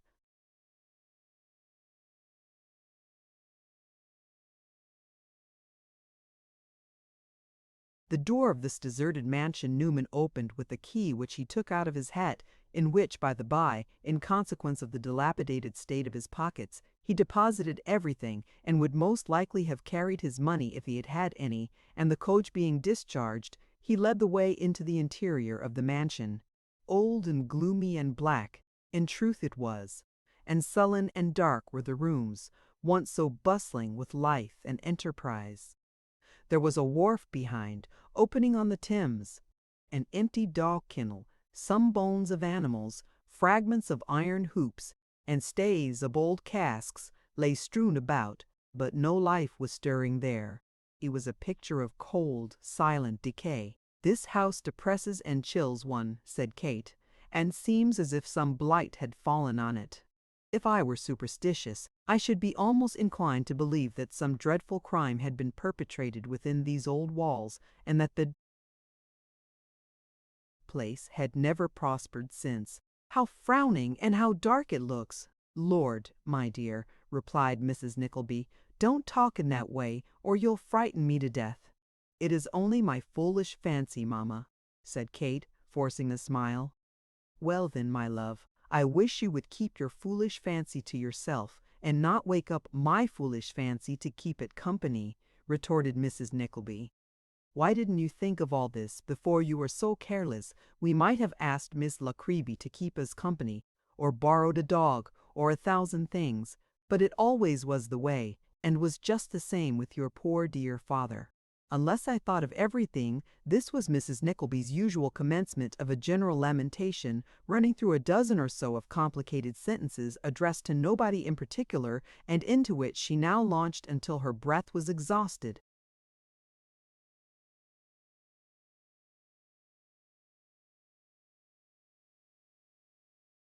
Newman appeared not to hear these remarks, but preceded them to a couple of rooms on the first floor, which some kind of attempt had been made to render habitable. In one were a few chairs, a table, an old hearth rug, and some faded baize, and a fire was ready laid in the grate. In the other stood an old tent bedstead and a few scanty articles of chamber furniture. "Well, my dear," said Mrs. Nickleby, trying to be pleased, "now isn't this thoughtful and considerate of your uncle? Why, we should not have had anything but the bed we bought yesterday to lie down upon if it hadn't been for his thoughtfulness." "Very kind indeed," replied Kate, looking round. Newman Noggs did not say that he had hunted up the old furniture they saw, from attic and cellar, or that he had taken in the halfpenny worth of milk for tea that stood upon a shelf, or filled the rusty kettle on the hob, or collected the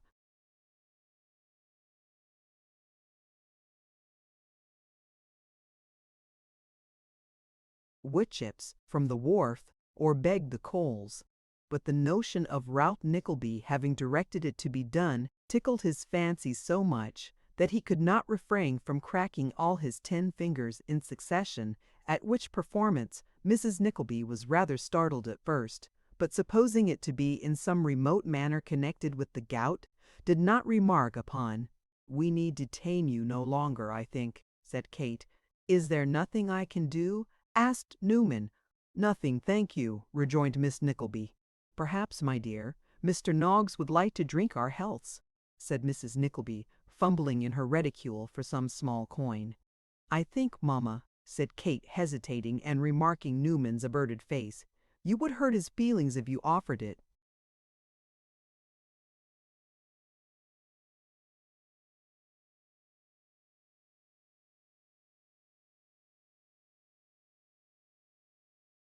Newman Noggs, bowing to the young lady more like a gentleman than the miserable wretch he seemed, placed his hand upon his breast, and pausing for a moment, with the air of a man who struggles to speak but is uncertain what to say, quitted the room. As the jarring echoes of the heavy house door, closing on its latch, reverberated dismally through the building, Kate felt half tempted to call him back and beg him to remain a little while. But she was ashamed to own her fears, and Newman Noggs was on his road homewards.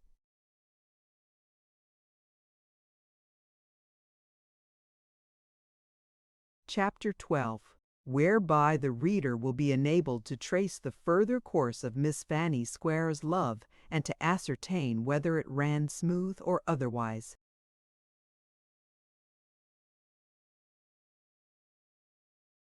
It was a fortunate circumstance for Miss Fanny Squeers that when her worthy papa returned home on the night of the small tea party, he was what the initiated term too far gone to observe the numerous tokens of extreme vexation of spirit which were plainly visible in her countenance. Being, however, of a rather violent and quarrelsome mood in his cups, it is not impossible that he might have fallen out with her, either on this or some imaginary topic, if the young lady had not, with a foresight and prudence highly commendable, kept a boy up on purpose to bear the first brunt of the good gentleman's anger, which, having vented itself in a variety of kicks and cuffs, subsided sufficiently to admit of his being persuaded to go to bed, which he did with his boots on and an umbrella under his arm. The hungry servant attended Miss Squeers in her own room according to custom, to curl her hair, perform the other little offices of her toilet, and administer as much flattery as she could get up for the purpose. For Miss Squeers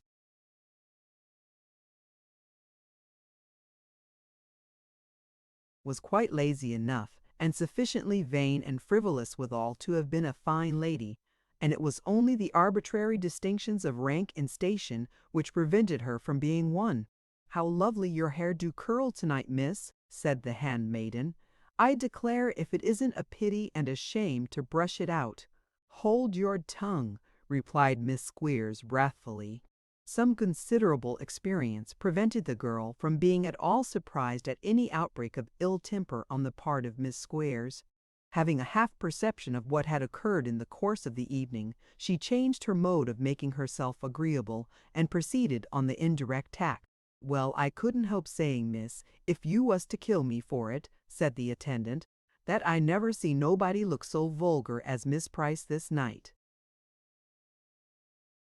Miss Squeers sighed, and composed herself to listen. "I know it's very wrong in me to say so, miss," continued the girl, delighted to see the impression she was making, "Miss Price being a friend of your own, and all. But she do dress herself out so, and go on in such a manner to get noticed, that oh well, if people only saw themselves." "What do you mean, Fib?" asked Miss Squeers, looking in her own little glass, where, like most of us, she saw not herself, but the reflection of some pleasant image in her own brain. "How you talk!" "Talk, miss, it's enough to make a tom-cat talk French grammar, only to see how she tosses her head," replied the handmaid. "She does toss her head," observed Miss Squeers, with an air of abstraction. "So vain, and so very, very plain," said the girl.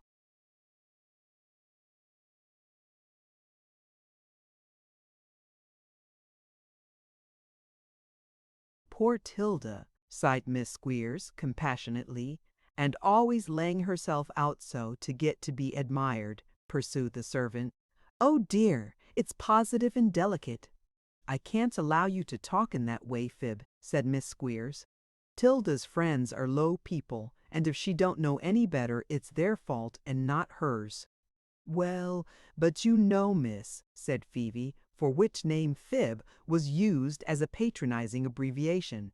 "If she was only to take copy by a friend, oh! If she only knew how wrong she was, and would but set herself right by you, what a nice young woman she might be in time." "Fib," rejoined Miss Squeers with a stately air, "it's not proper for me to hear these comparisons drawn. They make Tilda look a coarse, improper sort of person, and it seems unfriendly in me to listen to them. I would rather you."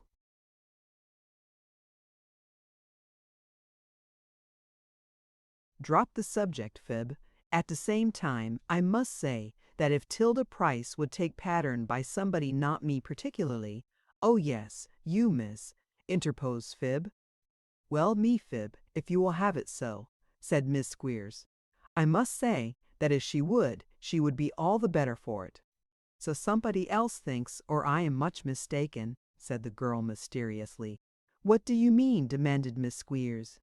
"Never mind, miss," replied the girl. "I know what I know, that's all." "Fib," said Miss Squeers dramatically, "I insist upon your explaining yourself. What is this dark mystery? Speak." "Why, if you will have it, miss, it's this," said the servant girl. "Mr. John Browdie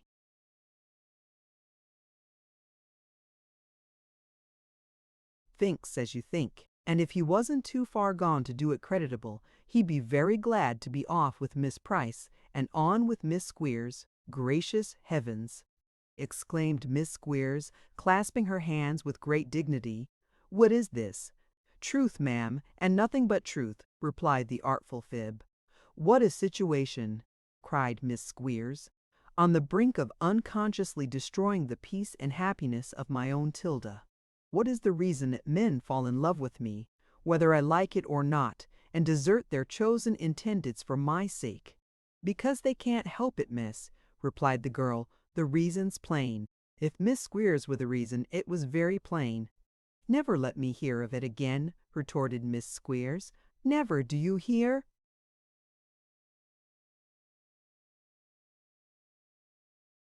Tilda Price has faults, many faults.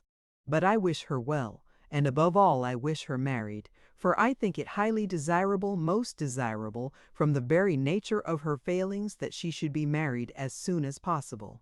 No, Fib, let her have Mr. Browdie. I may pity him, poor fellow, but I have a great regard for Tilda, and only hope she may make a better wife than I think she will. With this effusion of feeling, Miss Squeers went to bed. Spite is a little word, but it represents as strange a jumble of feelings and compound of discords as any polysyllable in the language. Miss Squeers knew as well in her heart of hearts that what the miserable serving girl had said was sheer, coarse, lying flattery, as did the girl herself. Yet the mere opportunity of venting a little ill nature against the offending Miss Price, and affecting to compassionate her weaknesses and foibles, though only in the presence of a solitary dependent, was almost as great a relief to her spleen as if the whole had been gospel truth.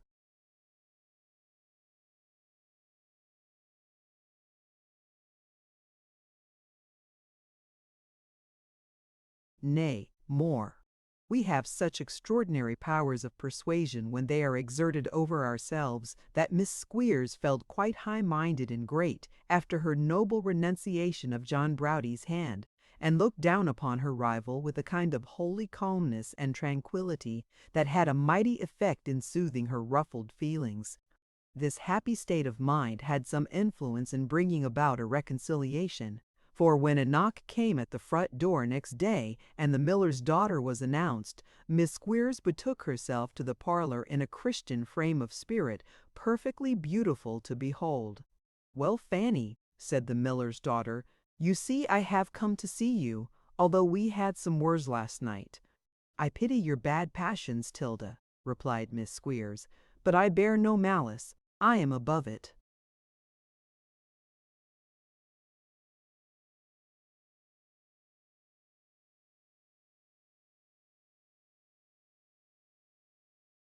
"Don't be cross, Fanny," said Miss Price. "I have come to tell you something that I know will please you." "What may that be, Tilda?" demanded Miss Squeers, screwing up her lips and looking as if nothing in earth, air, fire, or water could afford her the slightest gleam of satisfaction. "This," rejoined Miss Price. "After we left here last night, John and I had a dreadful quarrel." "That doesn't please me," said Miss Squeers, relaxing into a smile, though. "Lor! I wouldn't think so bad of you as to suppose it did," rejoined her companion. "That's not it." "Oh," said Miss Squeers, relapsing into melancholy. "Go on."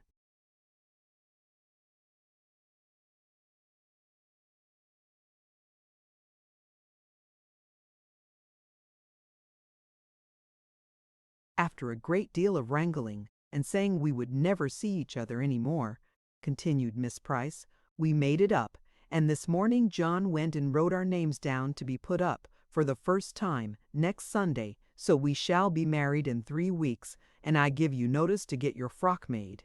There was mingled gall and honey in this intelligence. The prospect of the friends being married so soon was the gall, and the certainty of her not entertaining serious designs upon Nicholas was the honey. Upon the whole, the sweet greatly preponderated over the bitter, so Miss Squeers said she would get the frock made, and that she hoped Tilda might be happy, though at the same time she didn't know, and would not have her build too much upon it, for men were strange creatures, and a great many married women were very miserable, and wished themselves single again, with all their hearts, to which condolences Miss Squeers added others equally calculated to raise her friend's spirits and promote her cheerfulness of mind. "But come now, Fanny," said Miss Price, "I want to have a word or two with you about young Mr. Nickleby." "He is nothing to me," interrupted Miss Squeers with hysterical symptoms. "I despise him too much." "Oh, you don't mean that, I am sure," replied her friend. "Confess, Fanny, don't you like him now?"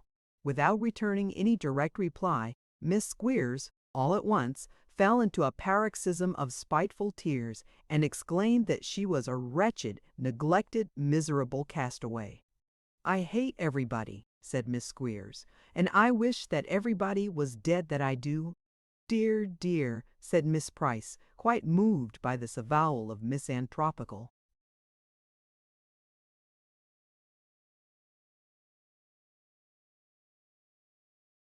Sentiments. "You are not serious, I am sure." "Yes, I am," rejoined Miss Squeers, tying tight knots in her pocket handkerchief and clenching her teeth.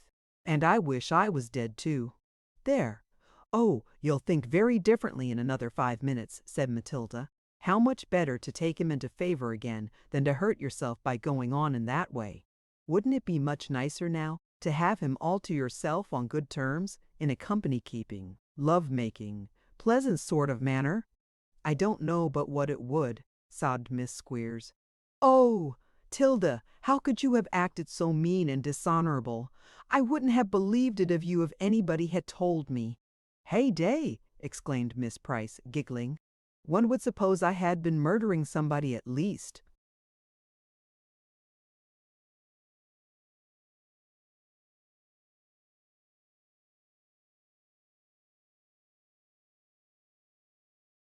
"Very nigh as bad," said Miss Squeers passionately, "and all this because I happen to have enough of good looks to make people civil to me," cried Miss Price. "Persons don't make their own faces, and it's no more my fault if mine is a good one than it is other people's fault if theirs is a bad one." "Hold your tongue," shrieked Miss Squeers in her shrillest tone, "or you'll make me slap you, Tilda, and afterwards I should be sorry for it."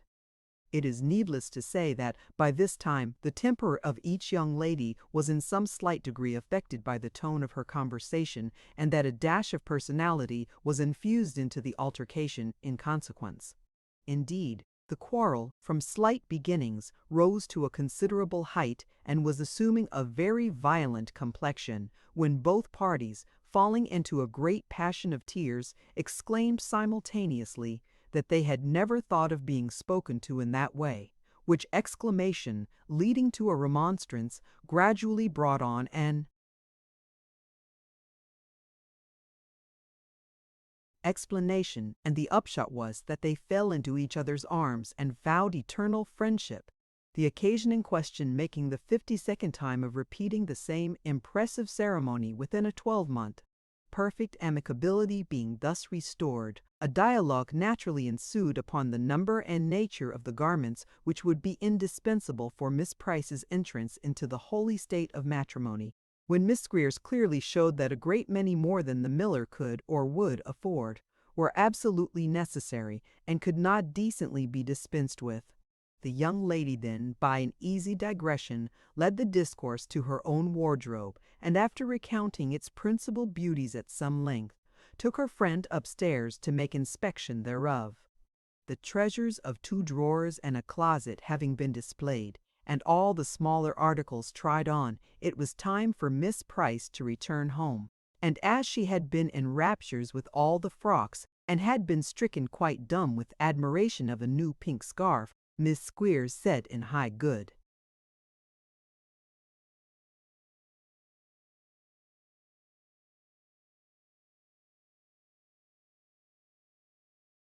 humor that she would walk part of the way with her for the pleasure of her company, and off they went together, Miss Squeers dilating as they walked along upon her father's accomplishments, and multiplying his income by 10 to give her friend some faint notion of the vast importance and superiority of her family.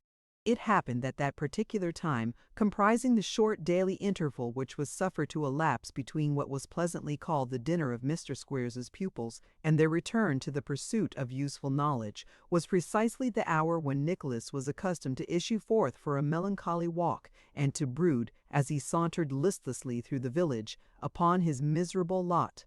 Miss Squeers knew this perfectly well, but had perhaps forgotten it, for when she caught sight of that young gentleman advancing towards them, she evinced many symptoms of surprise and consternation, and assured her friend that she felt fit to drop into the earth.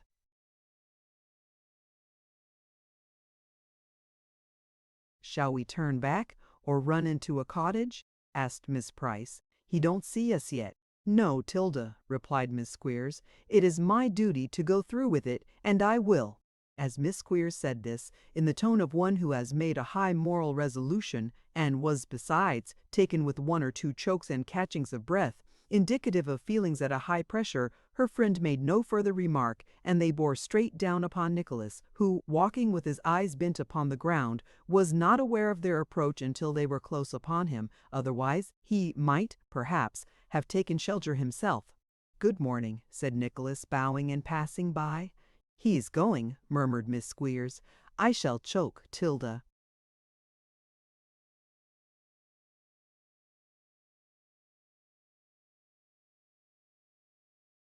"Come back, Mr. Nickleby, do," cried Miss Price, affecting alarm at her friend's threat, but really actuated by a malicious wish to hear what Nicholas would say. "Come back, Mr. Nickleby." Mr. Nickleby came back, and looked as confused as might be, as he inquired whether the ladies had any commands for him. "Don't stop to talk," urged Miss Price hastily, "but support her on the other side. How do you feel now, dear?" "Better," sighed Miss Squeers, laying a beaver bonnet of a reddish brown with a green veil attached on Mr. Nickleby's shoulder. "This foolish faintness—" "Don't call it foolish, dear," said Miss Price, her bright eye dancing with merriment as she saw the perplexity of Nicholas. "You have no reason to be ashamed of it. It's those who are too proud to come round again, without all this."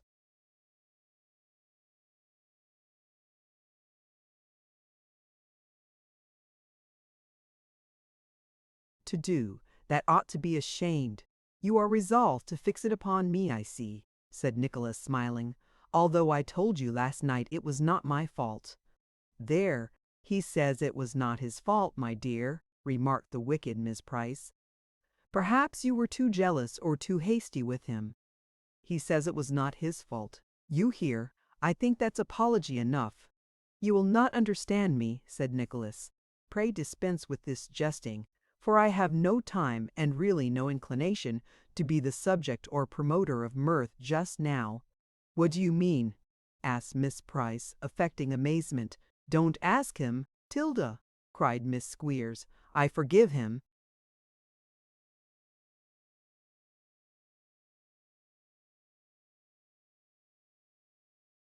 "Dear me," said Nicholas, as the brown bonnet went down on his shoulder again. "This is more serious than I supposed. Allow me. Will you have the goodness to hear me speak?" Here he raised up the brown bonnet, and regarding with most unfeigned astonishment a look of tender reproach from Miss Squeers, shrunk back a few paces to be out of the reach of the fair burden, and went on to say, "I am very sorry, truly and sincerely sorry for having been the cause of any difference among you last night. I reproach myself most bitterly for having been so unfortunate as to cause the dissension that occurred, although I did so, I assure you, most unwittingly and heedlessly." "Well, that's not all you have got to say, surely," exclaimed Miss Price as Nicholas paused.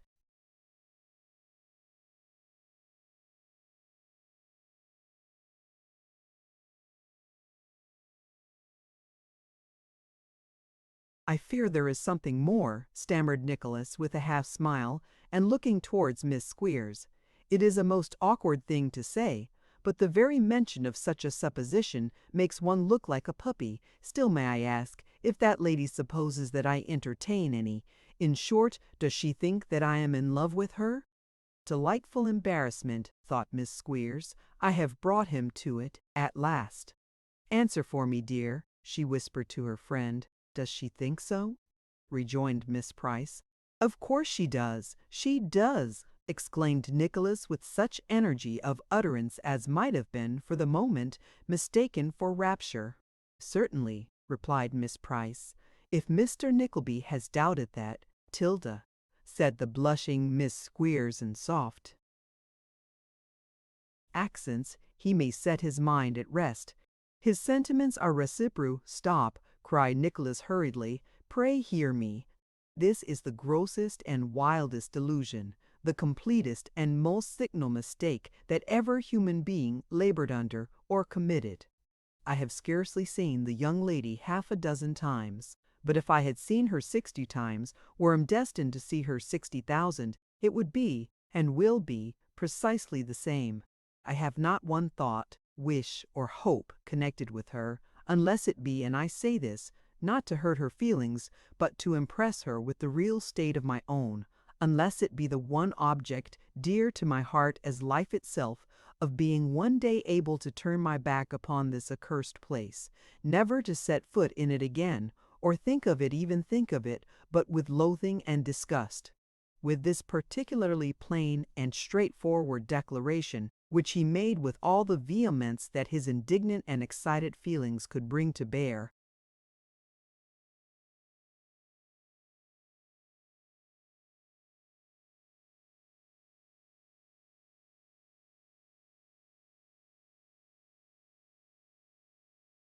upon it, Nicholas, waiting to hear no more, retreated. But poor Miss Squeers! Her anger, rage, and vexation, the rapid succession of bitter and passionate feelings that whirled through her mind, are not to be described. Refused by a teacher, picked up by advertisement, at an annual salary of £5 payable at indefinite periods, and found in food and lodging like the very boys themselves, and this too in the presence of a little chit of a miller's daughter of 18, who was going to be married in 3 weeks' time to a man who had gone down on his very knees to ask her. She could have choked in right good earnest at the thought of being so humbled. But there was one thing clear in the midst of her mortification, and that was that she hated and detested Nicholas with all the narrowness of mind and littleness of purpose worthy a descendant of the house of Squeers. And there was one comfort too, and that was that every hour in every day she could wound his.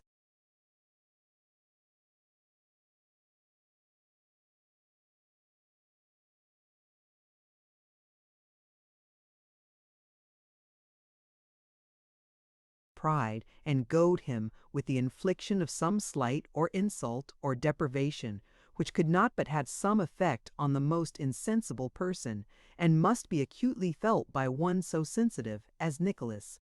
With these two reflections uppermost in her mind, Miss Squeers made the best of the matter to her friend, by observing that Mr. Nickleby was such an odd creature, and of such a violent temper, that she feared she should be obliged to give him up, and parted from her.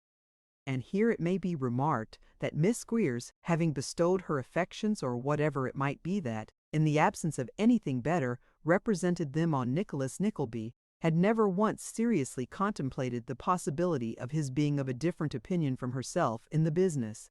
Miss Squeers reasoned that she was prepossessing and beautiful, and that her father was master and Nicholas man, and that her father had saved money and Nicholas had none, all of which seemed to her conclusive arguments why the young man should feel only too much honored by her preference. She had not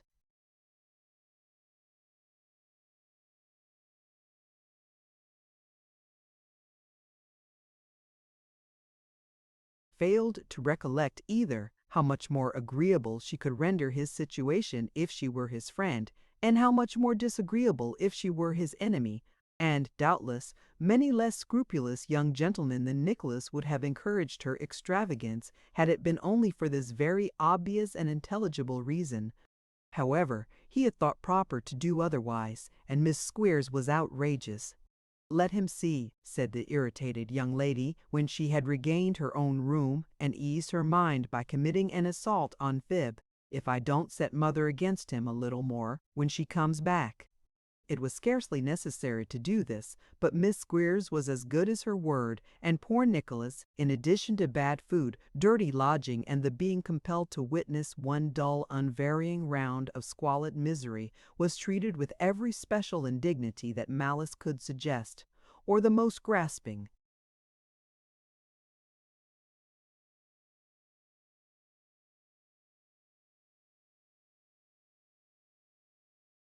Cupidity put upon him.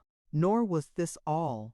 There was another and deeper system of annoyance which made his heart sink and nearly drove him wild by its injustice and cruelty. The wretched creature, Smike, since the night Nicholas had spoken kindly to him in the schoolroom, had followed him to and fro, with an ever restless desire to serve or help him, anticipating such little wants as his humble ability could supply, and content only to be near him. He would sit beside him for hours, looking patiently into his face, and a word would brighten up his care-worn visage and call into it a passing gleam even of happiness. He was an altered being. He had an object now, and that object was to show his attachment to the only that person, a stranger who had treated him, not to say with kindness, but like a human creature. Upon this poor being all the spleen and ill humor that could not be vented on.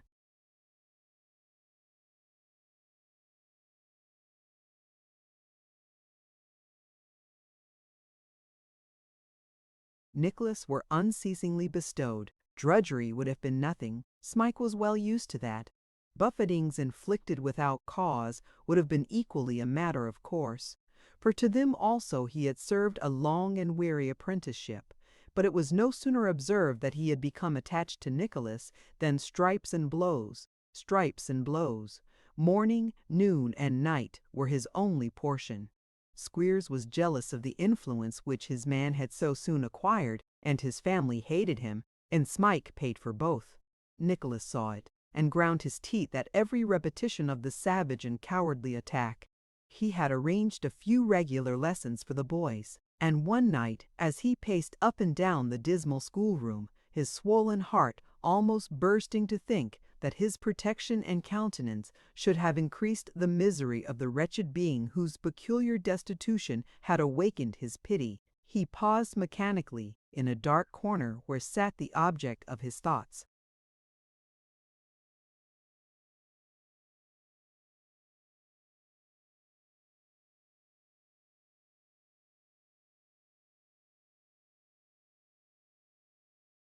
The poor soul was poring hard over a tattered book, with the traces of recent tears still upon his face, vainly endeavoring to master some task which a child of 9 years old, possessed of ordinary powers, could have conquered with ease, but which, to the addled brain of the crushed boy of 19, was a sealed and hopeless mystery. Yet there he sat, patiently conning the page again and again, stimulated by no boyish ambition, for he was the common jest and scoff even of the uncouth objects that congregated about him, but inspired by the one eager desire to please his solitary friend. Nicholas laid his hand upon his shoulder. "I can't do it," said the dejected creature, looking up with bitter disappointment in every feature. "No, no, do not try," replied Nicholas.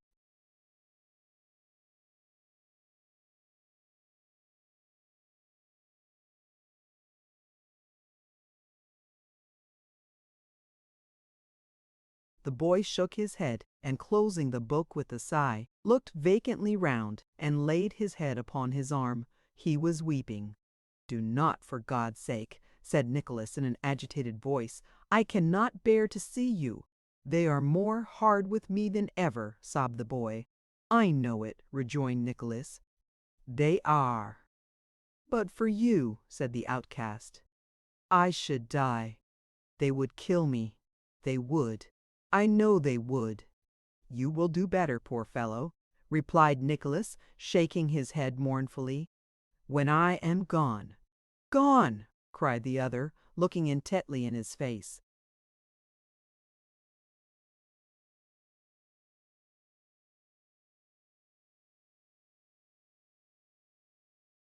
"Softly," rejoined Nicholas. "Yes, are you going? demanded the boy in an earnest whisper. I cannot say, replied Nicholas. I was speaking more to my own thoughts than to you. Tell me, said the boy imploringly. Oh, do tell me. Will you go, will you? I shall be driven to that at last, said Nicholas. The world is before me, after all. Tell me, urged Smike, is the world as bad and dismal as this place?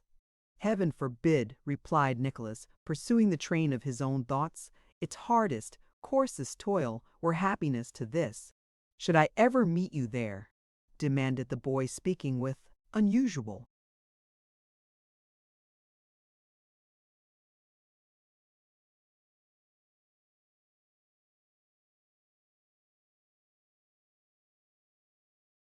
wildness and volubility. Yes, replied Nicholas, willing to soothe him. No, no, said the other, clasping him by the hand. Should I, tell me that again. Say I should be sure to find you. You would, replied Nicholas, with the same humane intention, and I would help and aid you, and not bring fresh sorrow on you as I have done here.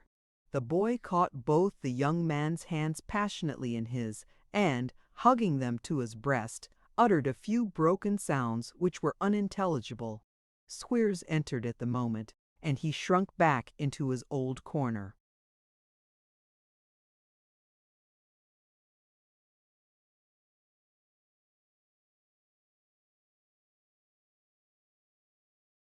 Chapter 13. Nicholas varies the monotony of Dotheboys Hall by a most vigorous and remarkable proceeding, which leads to consequences of some importance. The cold, feeble dawn of a January morning was stealing in at the windows of the common sleeping-room, when Nicholas, raising himself on his arm, looked among the prostrate forms which on every side surrounded him, as though in search of some particular object.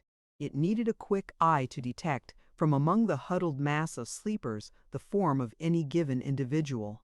As they lay closely packed together, covered, for warmth's sake, with their patched and ragged clothes, little could be distinguished but the sharp outlines of pale faces, over which the sombre light shed the same dull heavy color, with here and there a gaunt arm thrust forth, its thinness hidden by no covering, but fully exposed to view, in all its shrunken ugliness.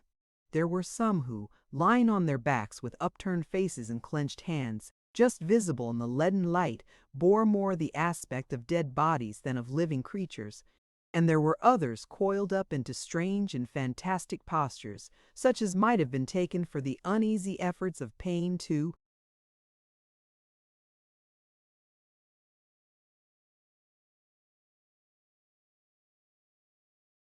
gain some temporary relief rather than the freaks of slumber. A few, and these were among the youngest of the children, slept peacefully on, with smiles upon their faces, dreaming perhaps of home, but ever and again a deep and heavy sigh, breaking the stillness of the room, announced that some new sleeper had awakened to the misery of another day, and as morning took the place of night, the smiles gradually faded away with the friendly darkness which had given them birth.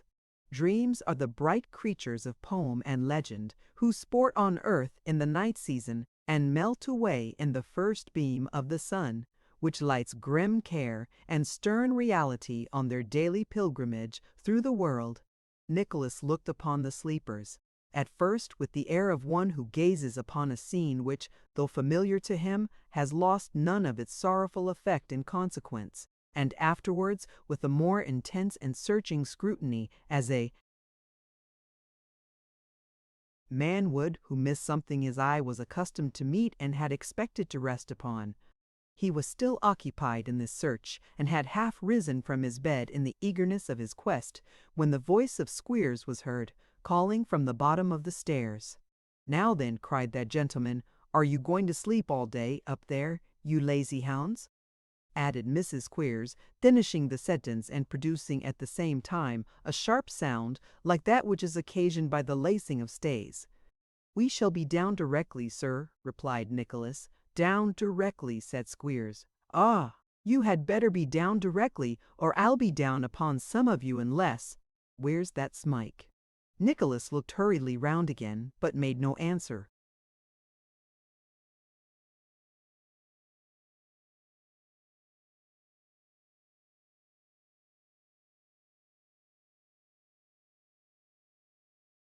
"Smike!" shouted Squeers. "Do you want your head broke in a fresh place, Smike?" demanded his amiable lady in the same key.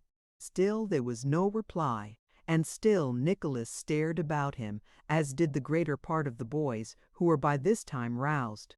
"Confound his impudence!" muttered Squeers, rapping the stair-rail impatiently with his cane. "Nickleby! Well, sir? Send that obstinate scoundrel down. Don't you hear me calling?" "He is not here, sir," replied Nicholas.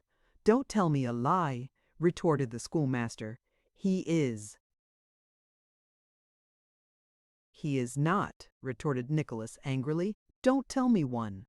"We shall soon see that," said Mr. Squeers, rushing upstairs. "I'll find him, I warrant you."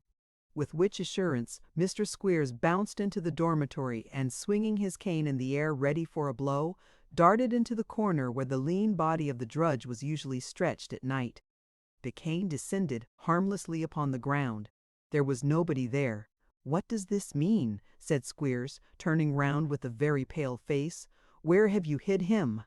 "I have seen nothing of him since last night," replied Nicholas. "Come," said Squeers, evidently frightened, though he endeavoured to look otherwise, "you won't save him this way." "Where is he?"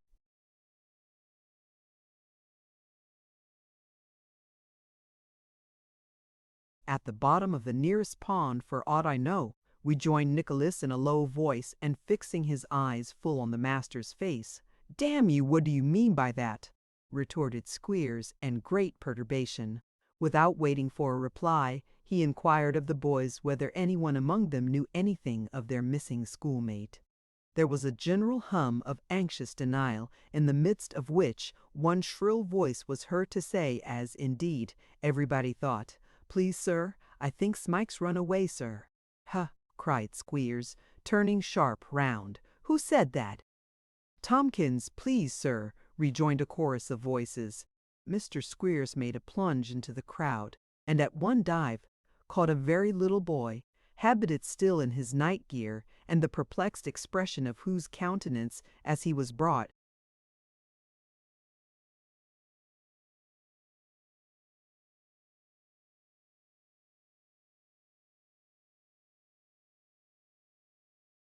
forward, seemed to intimate that he was as yet uncertain whether he was about to be punished or rewarded for the suggestion. He was not long in doubt.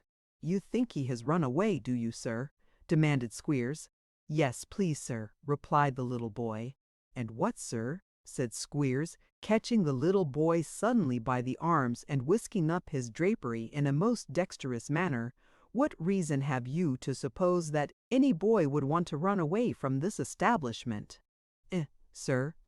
The child raised a dismal cry by way of answer, and Mr. Squeers, throwing himself into the most favourable attitude for exercising his strength, beat him until the little urchin in his writhings actually rolled out of his hands, when he mercifully allowed him to roll away as he best could. "There," said Squeers. "Now if any other boy thinks Smike has run away, I shall."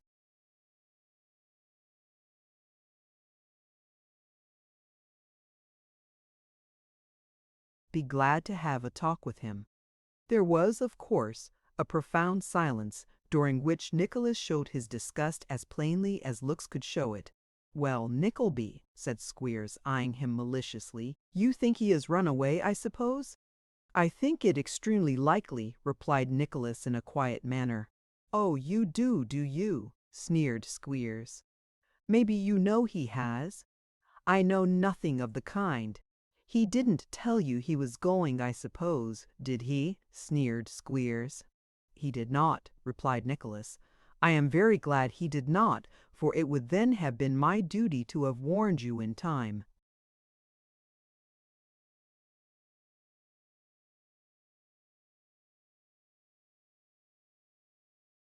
"Which no doubt you would have been devilish sorry to do," said Squeers in a taunting fashion. "I should indeed," replied Nicholas. "You interpret my feelings with great accuracy." Mrs. Squeers had listened to this conversation from the bottom of the stairs, but, now losing all patience, she hastily assumed her night jacket and made her way to the scene of action. "What's all this here to do?" said the lady, as the boys fell off right and left to save her the trouble of clearing a passage with her brawny arms. "What on earth are you a-talking to him for, Squarey?" "Why, my dear," said Squeers, "the fact is that Smike is not to be found." "Well, I know that," said the lady, "and where's the wonder, if you get a parcel of proud-stomached teachers that set the young dogs a-rebelling? What else can you look for? Now, young man, you just have the kindness to take yourself off to the schoolroom, and take the boys off with you, and don't you stir out of there till you have leave given you, or you and I may fall out in a way that'll spoil your beauty, handsome as you think yourself, and so I tell you." "Indeed," said Nicholas. "Yes, and indeed again, Mr. Jackanapes," said the excited lady, "and I wouldn't keep such as you in the house another hour if I had my way." "Nor would you if I had mine," replied Nicholas. "Now, boys." "Now, boys," said Mrs. Squeers, mimicking as nearly as she could the voice and manner of the usher. "Follow your leader, boys, and take pattern by Smike if you dare. See what he'll get for himself when he is brought back. And, mind, I tell you that you shall have as bad, and twice as bad, if you so much as open your mouths about him." "If I catch him," said Squeers, "I'll only stop short of flaying him alive." "I give you notice, boys." "If you catch him," retorted Mrs. Squeers contemptuously. "You are sure to. You can't help it if you go the right way to work. Come, away with you." With these words, Mrs. Squeers dismissed the boys, and after a little light skirmishing with those in the rear, who were pressing forward to get out of the way, but were detained for a few moments by the throng in front, succeeded in clearing the room, when she confronted her spouse alone. "He is off," said Mrs. Squeers. "The cowhouse and stable are locked up, so he can't be there, and he's not downstairs anywhere, for the girl has looked. He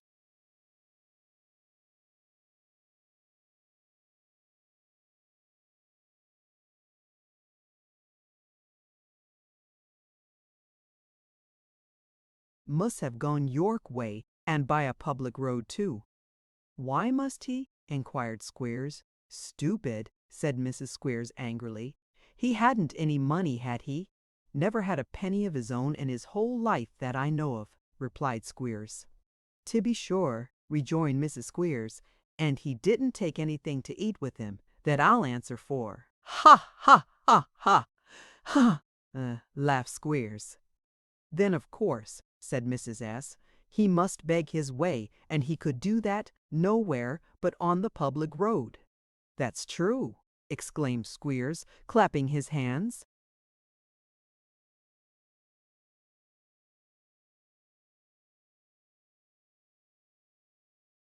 "True, yes, but you would never have thought of it, for all that, if I hadn't said so," replied his wife. "Now, if you take the chaise and go one road, and I borrow Swallow's chaise and go the other, what with keeping our eyes open and asking questions, one or other of us is pretty certain to lay hold of him." The worthy lady's plan was adopted and put in execution without a moment's delay. After a very hasty breakfast and the prosecution of some inquiries in the village, the result of which seemed to show that he was on the right track, Squeers started forth in the pony chaise, intent upon discovery and vengeance. Shortly afterwards, Mrs. Squeers, arrayed in the white top-coat and tied up in various shawls and handkerchiefs, issued forth in another chaise and another direction, taking with her a good-sized bludgeon, several odd pieces of strong cord, and a stout cabriolet, and a spoldesatwilling at hide of.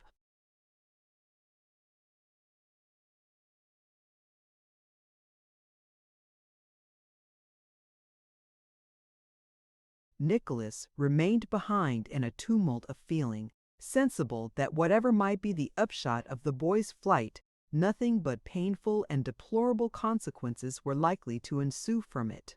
Death, from want and exposure to the weather, was the best that could be expected from the protracted wandering of so poor and helpless a creature, alone and unfriended, through a country of which he was wholly ignorant.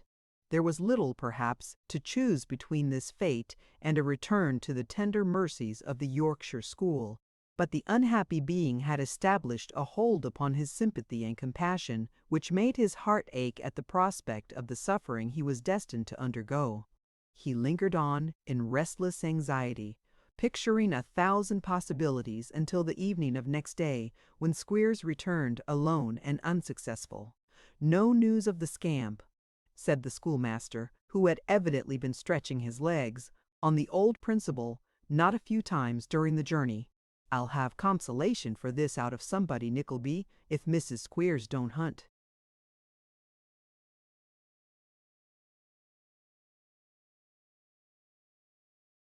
"Him down, so I give you warning. It is not in my power to console you, sir," said Nicholas. "It is nothing to me." "Isn't it?" said Squeers in a threatening manner. "We shall see, we shall," rejoined Nicholas. "Here's the pony run right off his legs, and me obliged to come home with a hack cob that'll cost 15 shillings besides other expenses," said Squeers. "Who's to pay for that, do you hear?" Nicholas shrugged his shoulders and remained silent. "I'll have it out of somebody, I tell you," said Squeers. His usual harsh, crafty manner changed to open bullying. "None of your whining vapourings here, Mr. Puppy, but be off to your kennel, for it's past your bedtime. Come, get out."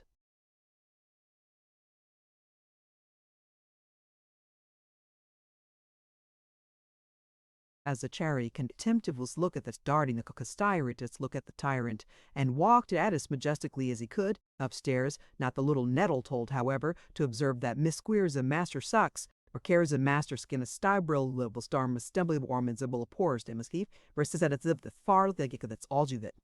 Another day came, and Nicholas was scarcely awake when he heard the wheels of a chaise approaching the house.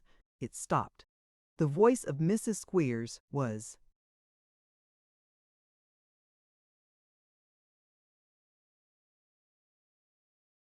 heard, and in exultation, ordering a glass of spirits for somebody, which was in itself a sufficient sign that something extraordinary had happened. Nicholas hardly dared to look out of the window, but he did so, and the very first object that met his eyes was the wretched Smike, so bedabbled with mud and rain, so haggard and worn and wild that, but for his garments being such as no scarecrow was ever seen to wear, he might have been doubtful, even then, of his identity. "Lift him out," said Squeers, after he had literally feasted his eyes in silence upon the culprit. "Bring him in! Bring him in!" "Take care," cried Mrs. Squeers, as her husband proffered his assistance. "We tied his legs under the apron and made him fast to the chaise, to prevent his giving us the slip again." With hands trembling with delight, Squeers unloosened the cord, and Smike too.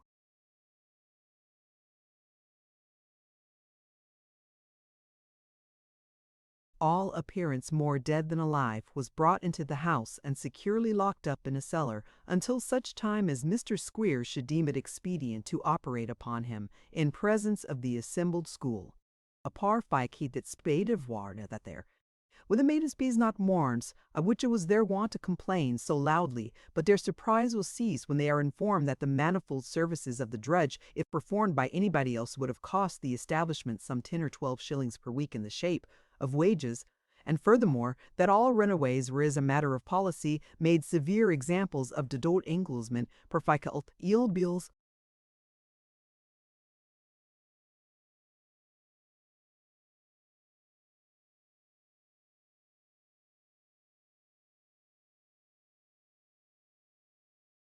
The news that Smike had been caught and brought back in triumph ran like wildfire through the hungry community, and expectation was on tiptoe all the morning. On tiptoe it was destined to remain, however, until afternoon, when Squeers, having refreshed himself with his dinner and further strengthened himself by an extra libation or so, made his appearance accompanied by his amiable partner with a countenance of portentous import and a fearful instrument of flagellation, strong, supple, wax-ended, and new, in short, purchased that morning, expressly for the occasion. Strong, supple, wax-ended, and new, in short, purchased that morning. "Is every boy here?" asked Squeers in a tremendous voice. Every boy was there, but every boy was afraid to speak, so Squeers glared along the lines to assure himself, and every eye drooped and every head cowered down as he did so. "Each boy keep his place," said Squeers, administering his favorite blow to the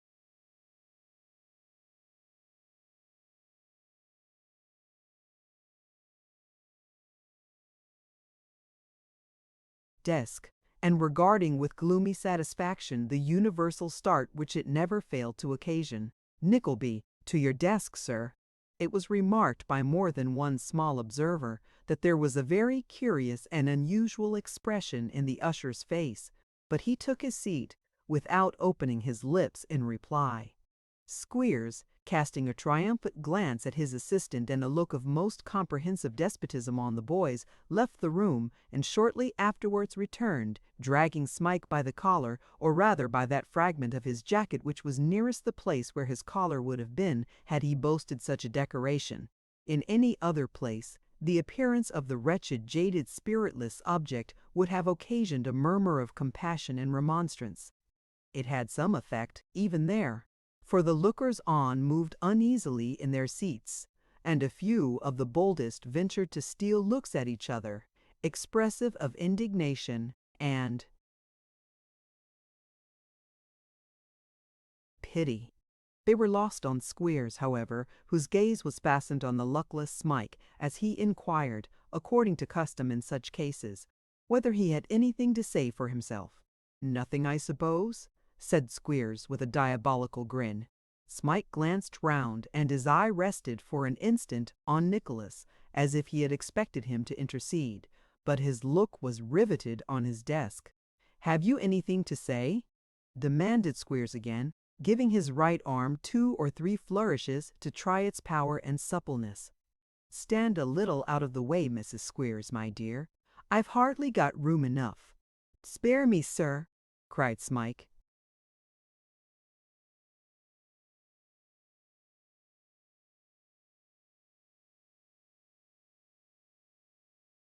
"Oh, that's all, is it?" said Squeers. "Yes, I'll flog you within an inch of your life, and spare you that." "Ha, ha, ha, ha," laughed Mrs. Squeers. "That's a good 'un." "I was driven to do it," said Smike faintly, and casting another imploring look about him. "Driven to do it, were you?" said Squeers. "Ho!" "It wasn't your fault. It was mine, I suppose, eh?" "A nasty, ungrateful, pig-headed, brutish, obstinate, sneaking dog," exclaimed Mrs. Squeers, taking Smike's head under her arm and administering a cuff at every epithet. "What does he mean by that?" "Stand aside, my dear," replied Squeers. "We'll try and find out."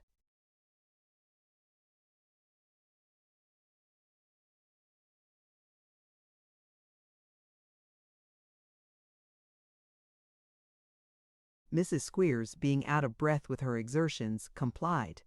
Squeers caught the boy firmly in his grip. One desperate cut had fallen on his body. He was wincing from the lash and uttering a scream of pain. It was raised again, and again about to fall when Nicholas Nickleby, suddenly starting up, cried, "Stop!"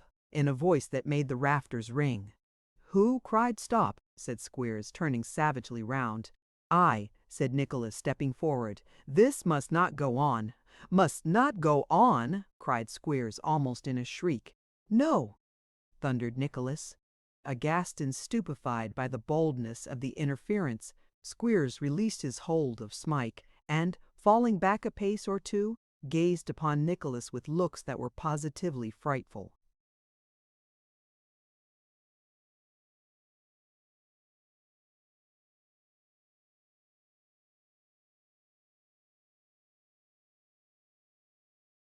"I say must not," repeated Nicholas, nothing daunted. "Shall not. I will prevent it." Squeers continued to gaze upon him, with his eyes starting out of his head, but astonishment had actually, for the moment, bereft him of speech. "You have disregarded all my quiet interference in the miserable lad's behalf," said Nicholas. "You have returned no answer to the letter in which I begged forgiveness for him, and offered to be responsible that he would remain quietly here. Don't blame me for this public interference. You have brought it upon yourself, not I. Sit down, beggar." screamed Squeers, almost beside himself with rage, and seizing Smike as he spoke. "Wretch," rejoined Nicholas fiercely, "touch him at your peril. I will not stand by and see it done. My blood is up, and I have the strength of 10 such men as you. Look to yourself, for by heaven I will not spare you if you drive me on." "Stand back," cried Squeers, brandishing his weapon. "I have a long series of insults to avenge," said Nicholas, flushed with passion, "and my indignation is aggravated by the dastardly cruelties practiced on helpless infancy in this foul den. Have a care, for if you do raise the devil within me, the consequences shall fall heavily upon your own head." He had scarcely spoken when Squeers, in a violent outbreak of wrath, and with a cry like the howl of a wild beast, spat upon him, and struck him a blow across the face with his instrument of torture, which raised up a bar of livid flesh as it was inflicted. Smarting with the agony of the blow, and concentrating into that one moment all his feelings of rage, scorn, and indignation, Nicholas sprang upon him, wrested the weapon from his hand, and pinning him by the throat,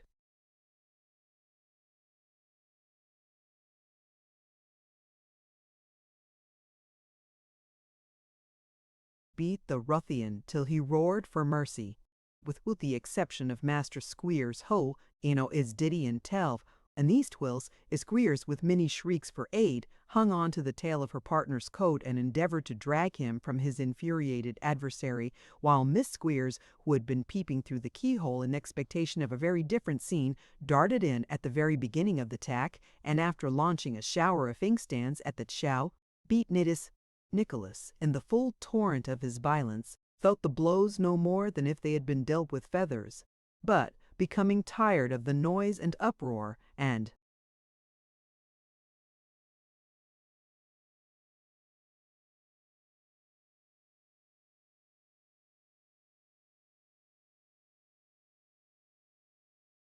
feeling that his arm grew weak besides, he threw all his remaining strength into half a dozen finishing cuts, and flung Squeers from him with all the force he could muster.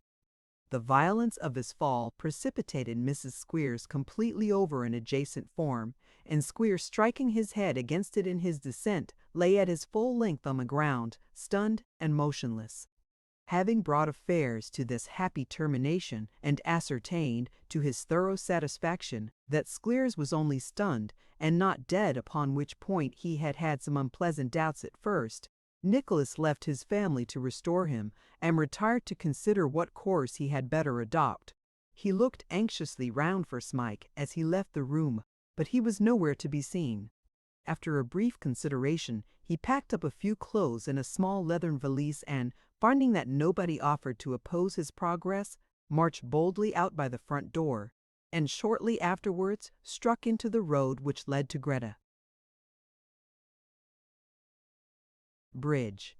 When he had cooled sufficiently to be enabled to give his present circumstances some little reflection, they did not appear in a very encouraging light. He had only 4 shillings and a few pence in his pocket, and was something more than 250 miles from London, whither he resolved to direct his steps, that he might ascertain, among other things, what account of the morning's proceedings Mr. Squeers transmitted to his most affectionate uncle.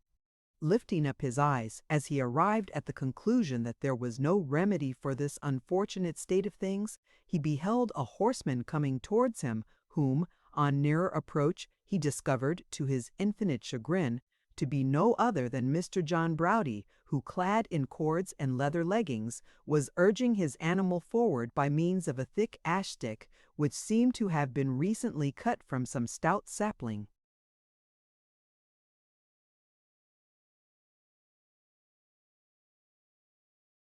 "I am in no mood for more noise and riot," thought Nicholas, "and yet, do what I will, I shall have an altercation with this honest blockhead, and perhaps a blow or two from yonder staff." In truth, there appeared some reason to expect that such a result would follow from the encounter, for John Browdie no sooner saw Nicholas advancing than he reined in his horse by the footpath, and waited until such time as he should come up, looking meanwhile very sternly between the horse's ears at Nicholas as he came on at his leisure. "Serve it, young gentleman," said John. "Yours," said Nicholas. "Weel, we hae met at last," observed John, making the stirrup ring under a smart touch of the ash stick. "Yes," replied Nicholas, hesitating. "Come," he said frankly after a moment's pause. "We parted on no very good terms the last time we met. It was my fault, I believe, but I had no intention of offending you, and no idea that I was doing so. I was very sorry for it afterwards. Will you shake hands?" "Shake hands," cried the good-humored Yorkshireman. "Ah! Then I will." At the same time, he bent down from the saddle and gave Nicholas's fist a huge wrench. "But what be the matter wi' thy face, mon? It be all broken like." "It is a cut," said Nicholas, turning scarlet as he spoke, "a blow, but I returned it to the giver, and with good interest too." "Noa, did 'ee though?" exclaimed John Browdie. "Well, Dean, I like him for thought. The fact is," said Nicholas, not very well knowing how to make the avowal, "the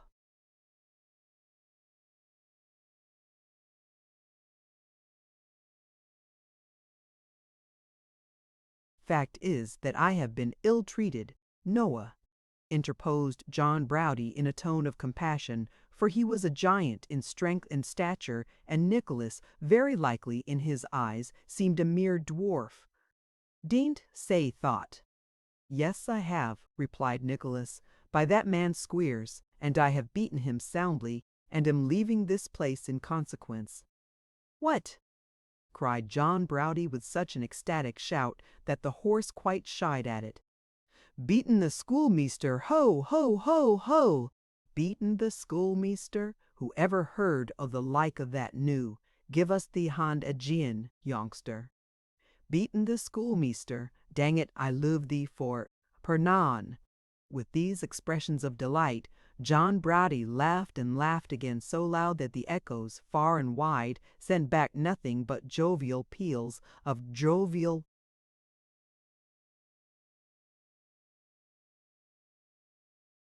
merriment, and shook Nicholas by the hand meanwhile no less heartily.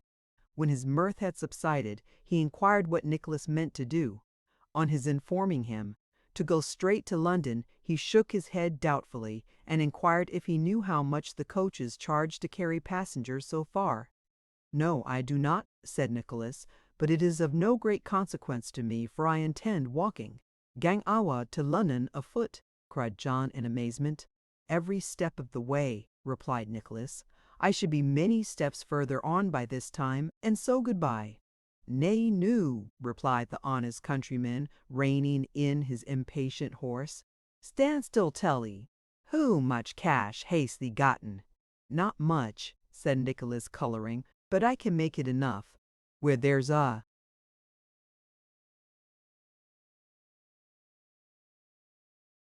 well, there's a way, you know." John Browdie made no verbal answer to this remark, but putting his hand in his pocket, pulled out an old purse of solid leather, and insisted that Nicholas should borrow from him whatever he required for his present necessities. "Dean't be afeard, mun," he said. "Tak enough to carry thee hwome. Thee'lt pay me yon day a warrant." Nicholas could by no means be prevailed upon to borrow more than a sovereign, with which loan Mr. Browdie, after many entreaties that he would accept of more, observing, with a touch of Yorkshire caution, that if he didn't spend it all, he could put the surplus by till he had an opportunity of remitting it carriage-free, was fain to content himself. "Tak that bit of timber to help thee on wi, mun," he added, pressing his stick on.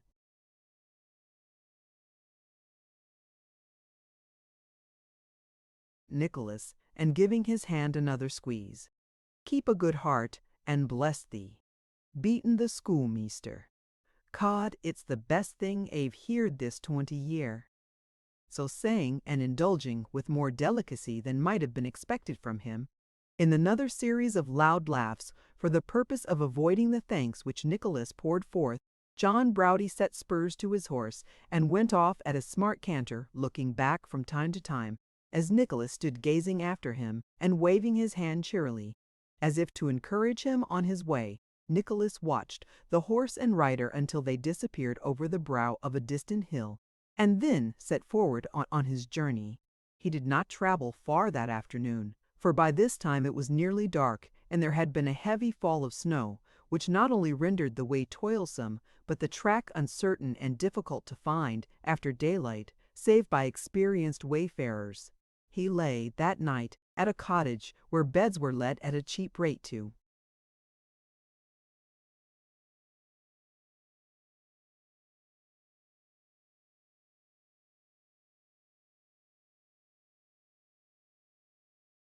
The more humble class of travelers, and, rising betimes next morning, made his way before night to Boroughbridge.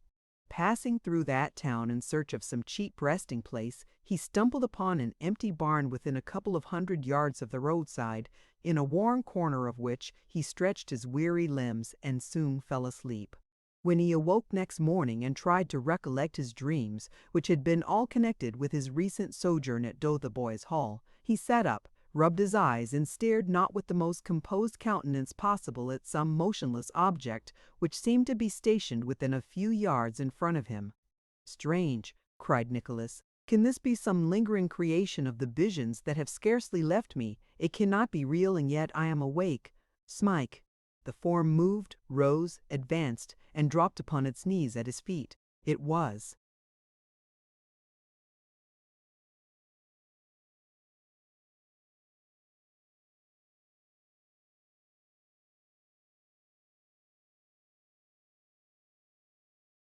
"Smike, indeed. Why do you kneel to me?" said Nicholas, hastily raising him. "To go with you anywhere, everywhere, to the world's end, to the churchyard grave," replied Smike, clinging to his hand. "Let me, oh, do let me. You are my home, my kind friend. Take me with you, pray." "I am a friend who can do little for you," said Nicholas kindly. "How came you here?"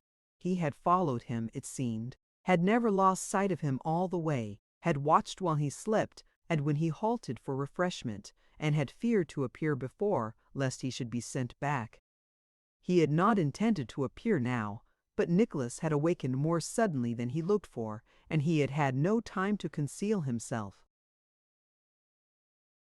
"Poor fellow," said Nicholas, "your hard fate denies you any friend but one, and he is nearly as poor and helpless as yourself." May I go with you?" asked Smike timidly. "I will be your faithful, hard-working servant. I will, indeed. I want no clothes," added the poor creature, drawing his rags together. "These will do very well. I only want to be near you." "And you shall," cried Nicholas, "and the world shall deal by you as it does by me, till one or both of us shall quit it for a better. Come." With these words he strapped his burden on his shoulders and, taking his stick in one hand, extended the other to his delighted charge, and so they passed out of the old barn together.